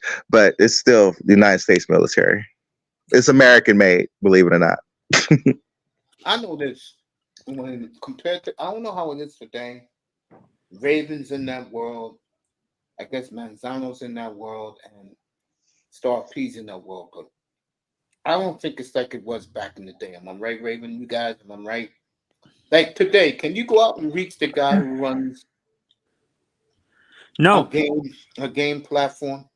No, you can't. No, you can't. They're because closed off. Yeah, they're closed off because there is gamer rage. The one big fiasco was the Mass Effect 3 ending, and yeah, I actually donated to send the developers a whole bunch of cupcakes because we didn't like the way Mass Effect 3 ended, to the point that it almost, a few people got fired out of there, and to the point that now they're just on the PS5, they're bringing the next Mass Effect back, and they're bringing Shepard back because they're like, how can you kill off Shepard? He was like the main, main character and all this and that. So they're bringing it back. But yeah, you have gamer rage to the point that and it really didn't start with the consoles. It started with Diablo and World of Warcraft. It was Blizzard. Oh yeah, they went after those guys. They got jealous because those guys were actually the geek. They were the literal geek, the nerd, and they literally was driving a Ferrari within the next week because they dropped a good AAA game on the PC. Facts. And they picked up all the pretty girls immediately. Yeah. So yeah, you got people like that. And there was that idiot on the Xbox that, I mean, he basically designed the Xbox, and he made that fatal career mistake of saying, if I didn't live in a place that couldn't connect to the internet, I just wouldn't live there. You forgot about your rural farmers. You forgot your American military that are overseas.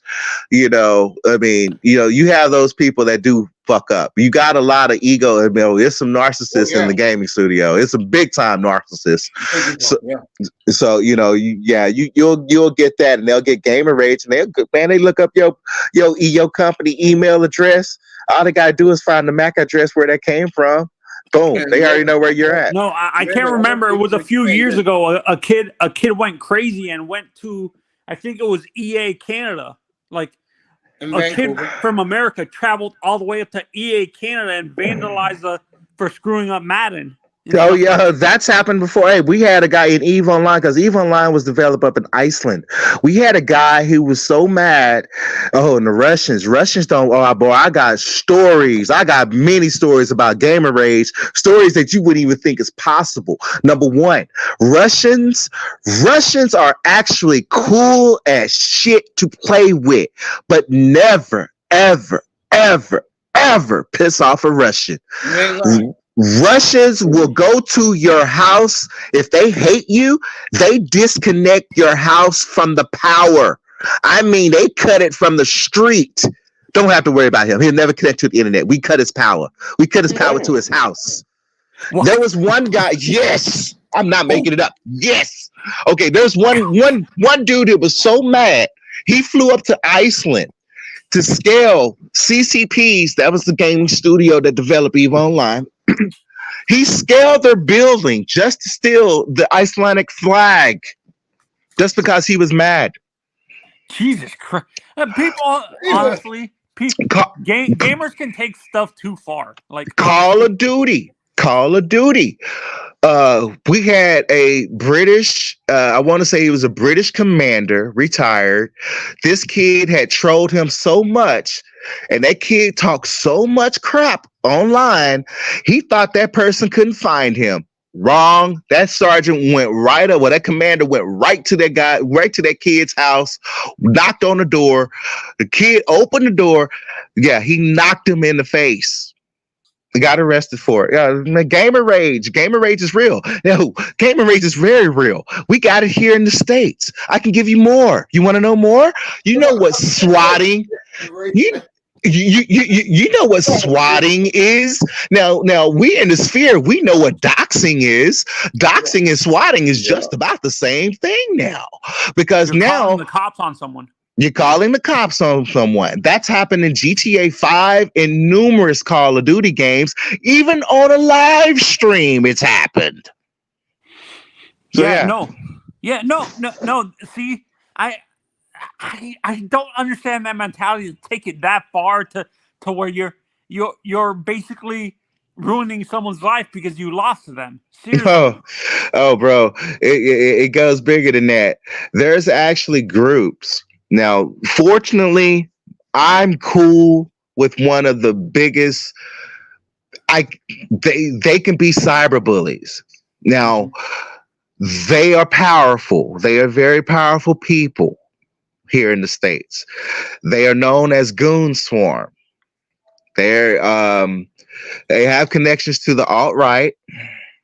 They have I mean, they do have some, some severe issues, but the Elder Goons are actually really good guys. The Elder Goons actually pretty much, if low-ranking goon does some extremist shit, the elder goons do come in and say, hey, we're going to correct this. Oh, I'm sorry that person came to your house and vandalized it. Here, we're going to go ahead and fix this. I'm talking about, I think they're at probably 360,000 members. I've met the leader because the leader was in EVE Online, and we had a war with them. That's where I got my PTSD. I got my PTSD off of EVE Online, a video game, because I had a war. It was 300 versus 3,000. We lost. And I was just like talking to the Matani, and I was just like, Jesus Christ, dude, I had no idea Goonswarm is this big. He's like, man, we are Legion. I mean, they're almost on the level of Anonymous. And they was like, you're cool with us, Rave. And I was like, well, thank you, Matani. I was like, it's nice knowing that there are some super cyber forces out there that they do got a good side. But yeah, you got to be careful who you play with, bro. You can mess around with the wrong mindset, and that wrong mindset could come from you because they just can't take a lot. They can't accept a loss. They can't accept a defeat. You end up playing PvP so much, you get that rush off of a win. You'll get the adrenaline rush of knowing that you defeated another person and you making that person so mad and rage quitting that you're getting off on the adrenaline. See, and I think there was a story about a kid This from is more Raven. Just get directed to Raven. Raven. Actually, there's a story a couple years ago about a kid that lost on Warzone in friggin' in Call of Duty. He went crazy, found someone's address. He hacked into the server and found someone's address and shot up their house. Yeah. Oh yeah. Yes. Now, I mean, no. Yeah. Oh, I mean, now, just due to that's what I was telling Star P about. You got to be careful. It depends. Again, one, you got to have a stable mind. But those weak minds, yeah, when they'll sit there and just play Call of Duty, because Call of Duty, once you get through with the campaign and then you get into the arenas, you start doing the multiplayer, it's rinse and repeat, shoot and run a gun, shoot, rinse and repeat. I don't like games like that because, yeah, you are building up an aggressive. You don't realize that you are actually developing your aggressive muscle, and eventually that carries into the real world, and that's when you see stuff like that happening. So yeah, when you see a person that, and I stay away from gamers like that. When I'm on my PlayStation, I see my other friends on. I actually gauge how many hours they're putting into Call of Duty Warzone, because if I see if it's over 16 hours on a continuous basis, okay, this person is developing addiction. This person is probably drinking a lot of coffee, and he's probably upping that adrenaline, and he's probably turning aggressive. Yeah, it happens. Now, due to the recent events that's happened in Israel, as a matter of fact, there's an upcoming first-person shooter that they've now held back indefinitely because they got to cut some things out of it because they're worried about this content and all this shooting, because yeah, the shooting market is oversaturated. But now they kind of realize, okay, we might need to go ahead and pull back. Congress, as a matter of fact, there's a senator, well, congressman, not senator, but a congressman that is actually putting a bill in several states to get it passed so they can, pretty much start curbing that type of market, because they're realizing these younger kids, not necessarily the teens and adults. Well, you can go to teens, but the younger kids, we're talking, 12 and younger, they are now displaying aggressive behavior just off of playing those games. So when you hear people talk about mass shootings and they refer to video games, they are kind of right, but it's only certain types of video games. You're not gonna get Halo, like Call of Duty. Yeah. Well, Call of Duty number one, because law enforcement and military actually use that for training and practice. Believe it or not. I didn't know that. Wow. Just to let you know, the Diamondbacks just swept the Dodgers. Holy crap! Wait, seriously? Wow. That's shocking. No, I'm shocked. Raven, by the way, have you been able to see by chance, Raven, have you been able to see the trailer for The Claw, the movie on the Von Erichs? I lived through it. I don't care about seeing it, but I'm glad that Zach Efron took it on, but I lived through that. I lived through that. I met the Von Erichs. I was saying that's what I was typing. I was like, my grandmother knew Fritz. Fritz taught me how to do the claw. Carrie actually one night at the Sportatorium, I told y'all this story before. I jumped up in the ring and Ric Flair was like, "Hey kid, this is just a show." And Carrie held me back with one hand. Yeah. You almost attacked Ric Flair? You almost attacked Ric? Oh, bro. What got me? Yeah, I mean, my grandmother knew Ric Flair as well as Fritz Von Erich. I really think that she was a teacher for the Von Erichs. I remember David Von Erich. David Von Erich was the first white guy I saw in the yellow jacket coming out as a wrestler. He used to come out with the Yellow Rose song. Yeah, I was right there at Sportatorium as a little kid. And yeah, when the Freebirds, when Michael Hayes came up there and they started the rivalry between the Von Erichs and the Freebirds, I jumped in the ring and Kerry was like, he held me back with one hand. His hand covered up my entire chest, bro. My entire body. He pushed me over in the corner. He's like, come on, kid, this is just a show. I got in so much trouble. But I'm glad that Zach Efron, I think Kevin consulted him a lot, and he consulted with Kevin to portray the characters right. The Von Erichs, sadly, I mean, their story is real sad, bro. When them brothers and Mike and started dying off, man, I mean, that hit Dallas hard, bro. We were depressed for that for a long time, bro. Yeah, so, but I mean, I lived through it, so I don't care about seeing it because I'll get emotional toward the end because I know how it's going to end. But I'm just like, yeah, I lived through it. I don't want to see it. The first Von Erich, one of the Von Erichs, I think the first one to die was David. David was the first one to die. Yeah, 1984. I'm telling you, boy. I'm telling you, we had wrestling. I mean, that's why Vince was actually scared to attack the Texas market just due to what WCCW was doing, bro. What we ran this bitch. We ran the show. I mean, there was people from Houston, San Antonio, all coming to the Sportatorium to see. Cotton Bowl. I mean, you look at the Cotton Bowl games. You look at the Texas OU game over there in the Cotton Bowl field. Ric Flair and them Von Erichs was filling that Cotton Bowl. In Memphis. Memphis. Yeah, you're right. You're right there. I'm sorry. I can't disrespect Memphis. I love you, bro. I can't disrespect Memphis. Yeah, Memphis and Georgia, and Georgia. And Florida championship wrestling. I mean, the Territory Wars was literally one of the best eras because you had so many other promotions. Vince, I was tripping out. I was like, I don't think Vince McMahon could come down from the north and pretty much take over, or the east and take over. Shoot, he sure did. Easy.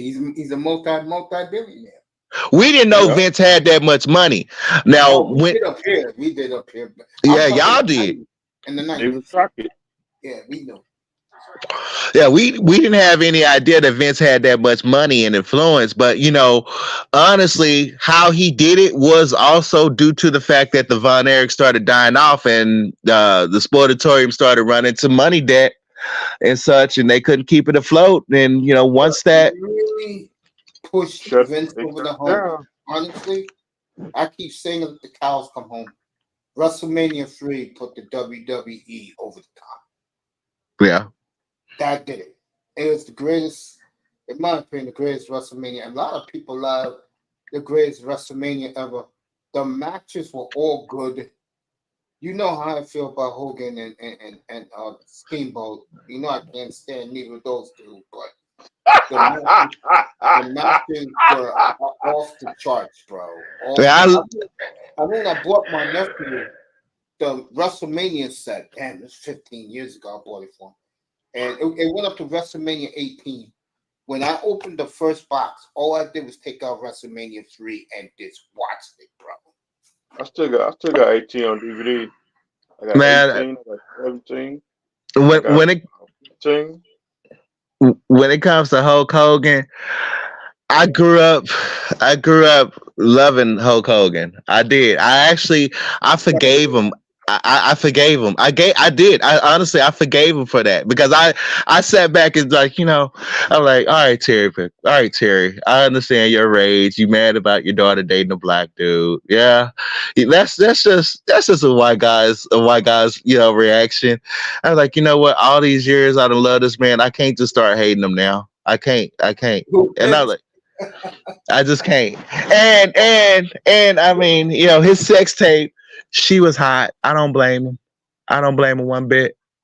Vince is funny, bro. I know I'm past the time. I'm past my time, but back in the the day, I'll never forget this. Was a Raw back in 2008 where he told the parents to spank their kids. But their kids are no good. I was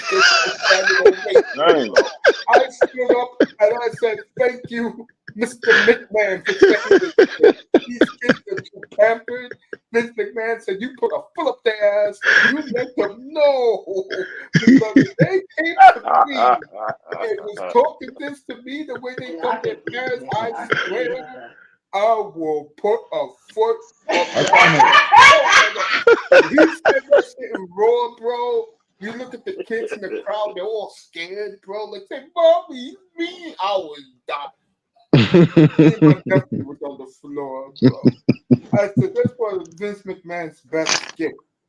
Live, telling the parents to beat them. He said, "Beat your kids' ass. Beat their ass." Look it up, 305. Raw, I'm going to say it was Raw around April 2008. My man said, "Beat their ass." He kept saying it over and over again. Yeah, it's funny today because I was I'm always in my office and I'm surfing. If I'm not listening to my music, I'm surfing, talking to people on their streams and whatnot and joining in. I decided to just do some classics and it's Cody Rhodes is back in the WWE. This is the shot when him and Paul Heyman had that one set and Paul Heyman finally he had break character and break down because it was heartfelt. And I was like, it was one part when Cody was like, I remember when my family was broken, we only had $100 in our Wachovia account. And Paul Heyman gave his dad a call and say, "Hey, I will pay you right if you come to ECW." And when Cody said, "Thank you, Paul, because you gave the confidence of my father, you gave his confidence back." I related to that because he also said, and I remember when Dusty Rhodes did that. I actually remember when Dusty Rhodes did that. I remember when Dusty Rhodes had to do he wanted a new car. Well, it was actually a used car, but he didn't have any money for it. So he agreed to do a commercial in order to keep the car. That hit my heart because I'm like, you know what? I remember when your dad did that. I remember that. That's the time, Raven and 305. Remember when he started giving money away? He would call people to give money away. Yeah. Yeah, that was 2008. It was around that time when he told parents to beat the kids' asses. That shit was hysterical. Beat their ass. Beat their ass. Beat their ass. Wow. I hope it's a long while from now, but I mean, boy, the day Vince goes to them greats, boy, we gonna miss him. We gonna be crying. Forget miss, bro. Mm. I'm being real here. I love Triple H. I do. I met him up in what you call it, White Plains here, because his house where he lives, him and Stephanie, is like 10 minutes away in Greenwich. Bro, I hope for you wrestling guys that Triple H can pick up the mantle. It's not going to be easy. No, I mean, again, you can't expect Paul to be a Vince McMahon on day one, but he does have immaculate experience being with the McMahons. So yeah. He's gonna be. I mean, believe he gonna pull it off, bro. He is gonna pull it off. Paul, he trips out. When I took my girl to WrestleMania, And we put my aunt in the Hall of Fame. He was like, "How come you didn't wrestle? How come you didn't try it out? How come you just didn't try it?" And I was just like, "Cause when we got to the part of training me about getting hit with a chair, I get angry and I'll get a ticket. I would definitely get a ticket in a match. A ticket, you know what a ticket is, right? That's when you actually throw a punch and land." And I was like, "Oh, I could run the ropes. Greco-Roman. Oh, I got that down. I'm a damn good Greco-Roman wrestler still to this very day." I was like, "But yeah, I couldn't handle the pain and everything." But yeah, he's a good dude. Levesque, don't worry, they in good hands. It's gonna take a few bumps for him to get it right, but yeah, that's business. But the thing about the McMahons, they got to continue the business. I think Ridley gonna end up losing that belt. Yeah. Oh, Jade is here. Are you kidding me? Oh, you know some title switches are about to take effect. Yep, there's another title. Somebody else about to lose their title. Somebody on this panel named Kane.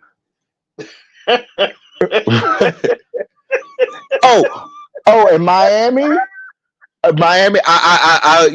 know that night you was tripping out with John Cena and NXT. It looked like that was a dang good show. I caught the replay of that. That was a damn good show. It was good. It was good. I was like, whoa. But, I like that. What's that one girl named Loda Vice? Boy, she is fine in the motherfucker. Get ready. Because I pretty much think NXT they're gonna go ahead and fold it, and then they're gonna move them all up to the main roster. Because good news about Randy Orton. So Randy Orton has been okay. He's been okay for a while. They're still being precautious as when he's coming back, but that is now the word. So it looks like Randy Orton will be coming back, and they're just playing it. They're being real cautious with it, but he's been okay for a while now. See, the Legend Killer's coming back. I thought it was it for him. I'm like, yeah, they're getting ready to go, and that was the two options that they had. It was going to either call it. He was going to either go ahead and call it, but he's like, he looks like he's all right for now. So he's going to come back. Yep, I still got the Southern Heavyweight title, and I still got the WWE title.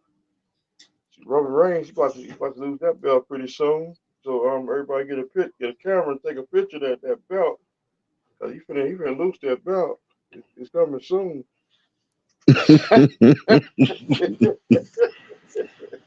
Congratulations to Cody Rhodes and Jay Uso. and Edge is in AEW. Yeah, Edge is over in AEW. I told you that was about to happen. I said, like, he more than likely he's about to go to AEW. You did say that in August.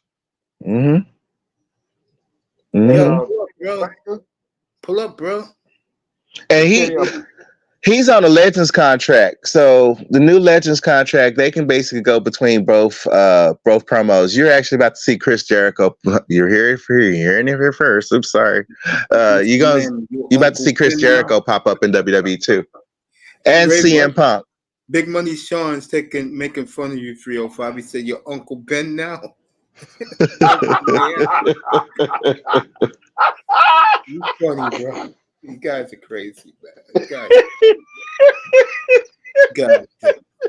Make me some rice, man. Give me some rice. There you go. Yeah, fucking Sean, take care of y'all. Oh shit! There we go. Raven talking about wrestling. Damn, Sean. Sean, we've been talking about video gaming for the past a couple hours. Now we just switched over. Like 40 hours. My chicken box. Like Sean is It's more coming. Is it on the drone? Sean's more like, can anyone catch my Dolphins, and can anyone take our belts away from the Nuggets? That's Sean right now. Now, Sean, I don't know. I don't know if you got a gaming system now, but I'm gonna tell you when we get to He has 8K, PS5.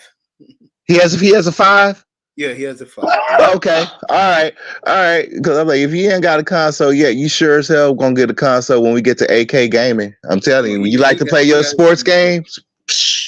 Yeah, Sean plays Madden in 2K, but his game is those shoot 'em up games like Call of Duty. That shit. He loves. Oh yeah, wait till you get. Wait till you can. I mean, you can actually on YouTube. I think there's a demo of the next gen engine, Unreal 6. But that 8K gaming, you can actually. I think you can look at the demo for 8K, and just imagine when Call of Duty gets into that level, as well as Madden get to the level. Because I know the EA Studios has been working on it. I mean, we just now at 4. Kind of 6, but wait till you get to 8K gaming. There's even 12K they're already developing right now. And 8K is about out now, right? No, 8K. No, we ain't at 8K yet. No, well, we not even at 6K yet. But that's what they're now developing. That's the next generation. And when we get there, pretty much all brothers gonna be wanting to play sports games in that kind of resolution and high. Hell yeah. Yeah. I mean, I saw the demo, and it was like it's basically they took one of the Call of Duty maps and they just went ahead and upped it, and like this is an example of what 8 and 12K can offer. It looks so real. It looks so real. Raven, tell him he has a PS4. Tell him about the new PS5. Okay, Sean. There's a new PS5 that's dropping. It's gonna be for $499. The big difference is it now comes with an optional optical drive. So if you like to get disc on this upcoming new console, you can basically open a port. It's like basically you open a little port and you can slide the optical Blu-ray disc to it. So it's gonna come out. It's gonna be dropping by Black Friday. It's $499. I would suggest to get one. I would suggest everyone to go ahead and get your new console now because the price is going to be right. Look out for Black Friday and Cyber Monday. If you're looking at a PS5. Now, if you play Spider-Man 2, I will always suggest get that limited edition Spider-Man 2 set because Spider-Man 2 drops October 20th, and pretty much all Sony players are going to be playing that. We're gonna be quiet. You're gonna be watching a whole bunch of streams pop up on YouTube of it. But there is a new PS5 that's dropping, and get you one. There you go. Never know these things. Yeah. Xbox Series got a wonderful game, which is that Starfield. It is a great game. I watched Kuda play it and Warmaster get into it. I mean, it's actually going to be one of my first Game Pass games as I finish putting this production rig together. I like it. It has all the things in EVE Online, but EVE Online is like 100 times bigger than what Starfield can even do. But it has atmospheric flight and such like that. So that's a good advancement. But as far as the PlayStation and Sony, get ready. Sony is about to unleash on Microsoft. You a Sony fan or you more of a... You're a Sony fan, right, Ray? Sony's, yeah. I met with the developers. I'm considered Sony family. Jack Trenton, bless his heart. Not what you're saying. You got Sean's interest. Yeah, 12K, bro. Jack Trenton, Sony Computer Entertainment, sent me a personal letter. And the developers of Star Wars Galaxies sent me a thank you letter because I pushed them through all them years, and they saved DC Online. They took all that experience and our interaction to DC Online to save that. So yeah, I'm definitely Sony. I've had my first PlayStation from PlayStation 1 up to 5 now. And I probably am. I'm building a PlayStation 6 myself off of PC. But yeah, 12K, Sean, you gonna trip out on. I'm telling you, bro, you gonna really trip out, bro. Get ready. We gonna be there. We're gonna be there within the next probably I would say maybe in the range maybe 4 to 5 years. But yeah. Hey, Coach. You guys talk, man. Hey, Coach, I got a ticket box for everybody on the panel. It come with rice. It comes with rice. Uncle Ben. Well, yeah. Realistic shit, Sean said to you, Raven. Yeah, Sean, you bro. Spaceship 3 type of shit. Bro, I'm telling you. When y'all see 12K gaming, it's gonna blow you away. It's gonna blow you away. You are going to buy it off of impulse. It looks that real. I have never even VR isn't that real. Wait till you get 12K. Oh, and I'm not even gonna go into the TV sets because them TV sets gonna cost. Let's see, the 8K right now is anywhere between. There's one Samsung dropped a 100 screen. That thing is like $100,000 right now. But and that's only at 8K, bro. We ain't even at 12K technology fully on the TV sets, but they are already developing it. So you're looking at right now, if you want to get you a 12K set, you're looking at spending anywhere between above $100,000 to spend if you want to have a 100 foot. The consoles is working because projectors is actually going away. The consoles are kind of looking at possibly adding that technology, to it. So where you could just, instead of having a TV set, because the resolution is going to be so clear, you can just go ahead and just project it right on your wall. That way you don't have to worry about having a TV. So there's a lot of stuff that they're putting into it. Like a film projector. Like a film projector, yeah. Yeah, that's because, them projectors, man, back in the day, them bulbs and bulb used to cost $1,000. Like, I ain't do that. That thing blow out? No, you got to get the warranty.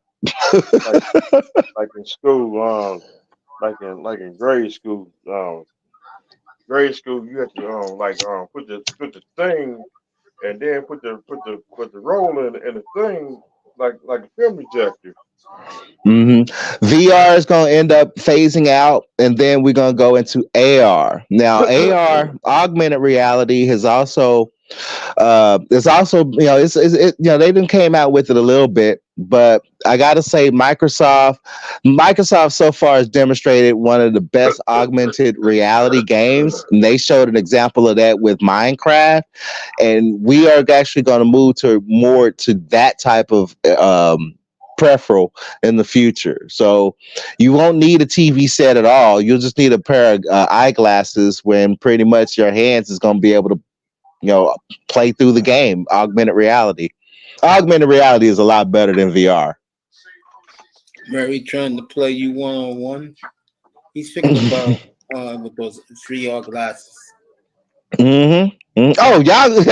Oh, you think? I'm predicting. I'm talking about the future here. Y'all gonna be able to put on goggles and actually play your NBA Jam or NBA Jive or NBA 2K right there, just sitting down on the couch with your controller. Well, you won't really have a controller. You're gonna have more like hand. You remember Nintendo Power Glove? All right, you're gonna have stuff like. All right, yeah, you can. Yeah, well, okay. The most recent technology, you can look at the PS5's VR hand controllers. Those are actually going to fit more. They're going to change. They're going to actually fit more like a Power Glove. That's the best. That's the only thing I can really relate it to. That was like what 2008, 2007. That was 90s. That's back in the 90s, yeah. So I like Nintendo. I was a big Nintendo 64 fan. Well, Well, this updated. I mean, I'm just gonna ad lib it. The Power Glove. This updated Power Glove. It fits more like a sleeve. It's gonna go pretty much. There's two models. There's one that they're working on just with the hand, and then there's one where it's gonna go from your hand all the way up to your elbow. Now, inside the glove, you're gonna have sensors. It's gonna be able to, since we're talking about covering your hand or your wrist, it's gonna be able to monitor your pulse. They can do this now. You got this technology now. You got this with Fitbits right now. All right, they're going to be able to monitor your pulse. So that way they're going to be able to monitor your pulse, your heart rate. So they'll know how the game is going to know, and they're going to use AI. The game is going to know how you're feeling as you're playing and progressing through a game, a football game. Think of, all right. So they're going to know if you're going to be playing quarterback position, and if because you're going to be doing hand gestures like you're actually throwing a ball. All right, and again, you're going to have your goggles on. What you're seeing is going to be an actual football field. You're going to be playing right there at the 49ers stadium for real, because we're talking about high resolution. You're going to feel like you are actually there, and the sensor is going to be able to detect when your wrist is actually getting stressed or whatnot, and it's going to actually pulse, not necessarily send electrical shocks to you like they do with vibration. The controllers can vibrate now, but they're going to actually send little pulses to you. So when you get hit, you're going to kind of feel it. You remember back in the day, they actually had a vest, the power vest, where you can actually feel the vibrations. You're going to have impacts like that. Yeah, they're working on some really cool stuff. All right. Yep. Get ready. Get ready. And it's gonna be Sony. Sony's gonna be at the forefront, and so is Microsoft. They're gonna be at the forefront. Both of those two. I'm thinking, as far as Nintendo, if anybody still is a generation in, Nintendo sadly may end up. I'm thinking Sony's gonna either buy Nintendo, or maybe Nintendo works on a complete. I mean, they've already said that the technology is moving so fast, they're not gonna be able to keep up with it. So I mean, their online service right now, that's gonna become a mainstay. But either they do a deal with Stream, or possibly one of the other big consoles is going to acquire them. But Nintendo may end up falling out. Hey, Ravens, you bro, keep it up. I mean, I'm watching the post game show from Arizona. So you, bro. Yeah, I mean, gaming is gonna be here to stay. Wait to GTA 6. Now, that's one thing. When GTA 6 is actually out, that's one thing we probably gonna have to be looking around, because we're gonna see some fools actually try to pull off some of the crazy antics that you could do in the game. Me personally, I love the hell out of GTA 5. GTA 5 was the perfect storm and perfect game to drop during a pandemic lockdown. No joke. And Rockstar realizes that. They realize it. So this upcoming one, get ready, bro. It's gonna break the internet. I wouldn't doubt we probably see a teaser trailer at Super Bowl. All right. Because they finished the trailer. They finished the trailer, I think, last week. But now they're just really teasing us and torturing us when they're going to go ahead and release it. Yeah, I feel you, man. Mm-hmm. Oh damn, makes me good. But I mean, when we get to 8K and 12K, well, I'll probably be more into doing filmmaking by then, but I'll be playing games pretty much if I have the energy for it. I'm finally starting to grow out of it a little bit. I want to get that Vice City. Yeah, That's a game I ain't never played Vice City. You ain't never played Vice City? Mm-mm. I played that. Believe it or not, I still, I didn't like GTA.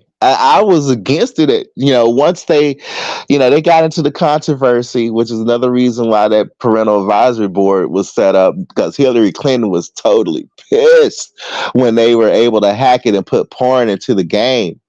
Oh, she was pissed about that. Dang. Yeah. But GTA, I mean, it was Vice City, Liberty City. My girl at the time, because she loved that shit. She actually had made me sit down. She's like, no, you need to play it. You need to play it. And as soon as I realized you got little sub games like bowling, oh man. I played that bowling mini game pretty much for like a week, having fun. I was like, I'm actually into GTA. Next thing you know, I'm like, okay, I like it all. That happened with Red Dead Redemption. I didn't think I liked Red Dead Redemption as much as I did. And here in Texas, the marketing that they did here in Texas for Red Dead Redemption, I'm talking Red Dead Redemption 1, it was unbelievable. It was all over the place. So yeah. See, my ex girl, she used to have that game. That what's that Vice City? Because the last time my girl played it, I was toast. Oh man, my ex at that time. I mean, during those, because I was with her for 10 years. That's 8 out of that 10 years. 8 years of playing Eve Online. I had 3 interventions because my mom and her was like, she's like, I'm getting so tired of you playing that game. I'm getting so tired of you going into that room and you just stay in there all night, all day. No. They actually had to intervene me because I was doing things like I was doing 2-week marathons, meaning staying up without sleep for 2 weeks. Yeah, I crashed. When I crashed, I slept for 4 days straight. I almost went to the hospital because they thought I was in a coma. If I didn't wake up that 4th day, my mom was like, we literally was about to take you to the hospital because we thought you were in a coma. And she's like, don't you ever do that again. That's when I was like, okay, I realized, okay, I got to hold back. I got to start maturing and doing things right. So yeah, start eating. I had a lot of things to do with Eve Online. Raven has carried this platform for the last 2.5 hours. No, I'm sorry. We're supposed to be talking about sports. Anyway, bro. We got an all Texas MLB coming. I'll be back up here in 12 hours to do the gambling show with Platt. See, I've been listening. I've been listening to those betting shows, and I'm like, I'm terrified of gambling. But at the same time, I find it intriguing because there's some games that I do need to learn, especially when it comes to betting, because I think I could be a little bit good at it. But yeah, I'm watching from the clouds and learning. Yeah, I'm listening to Platt's theories on betting and stuff like that. I've taken notes here and there, but I let him do I let him take the mantle because me and him, we don't compete. We just try to help people. You know what I'm saying? We don't compete against each other. You know what I'm saying? Yeah. I do my thing, he does his. Yeah. He's more of the scientific guy about it. I'm more of I have a feel for this game. No, but there's 2 different dudes, but we enjoy doing that show. And I hope people get to get in more and more. 11-3 in 11-4 in the NFL. I had my first rough week of the year. College, though, I hit again last week with Jacksonville State and Arizona State covering the 14.5 with Dion, which I knew they would. So I'm 11-3 in college. So, folks, you want to win some money, you got to pull up. And to those listening, another thing about us gamers, porn stars also play games a lot. On that note, folks, we will see you tomorrow. 105 Eastern, me and the great Platinum Elite. This is going to be right here. Let me see if I put it up. We will see you in 2030. Yeah, that's when the Cowboys end up going to the Super Bowl. I might be on a moto scooter by then. I can see Brother Raven. I can see Brother Raven driving a Cadillac with swingers. That's tomorrow, 105 Eastern time. Could be earlier, could be later. I'll let you guys know when you guys pull up and chill with us. And me and Platt get deep into the college football and Let's go Astros. Pro football. Astros and Rangers start Sunday night in Houston, best of 7. Well, in Dallas, we done already put the energy out. It done already got communicated to Cowboys headquarters. When prime time's ready, come home. There you go. On that Come note, home. I appreciate everybody coming by tonight. People in the clouds, appreciate you. We'll see you tomorrow afternoon, 105 Eastern with Platt's Picks. And you should come pop in and enjoy it because, we get deep into it. Okay. Appreciate you guys. Love you guys. See you tomorrow. Good night from the Oasis, everybody. Appreciate you so much. Peace.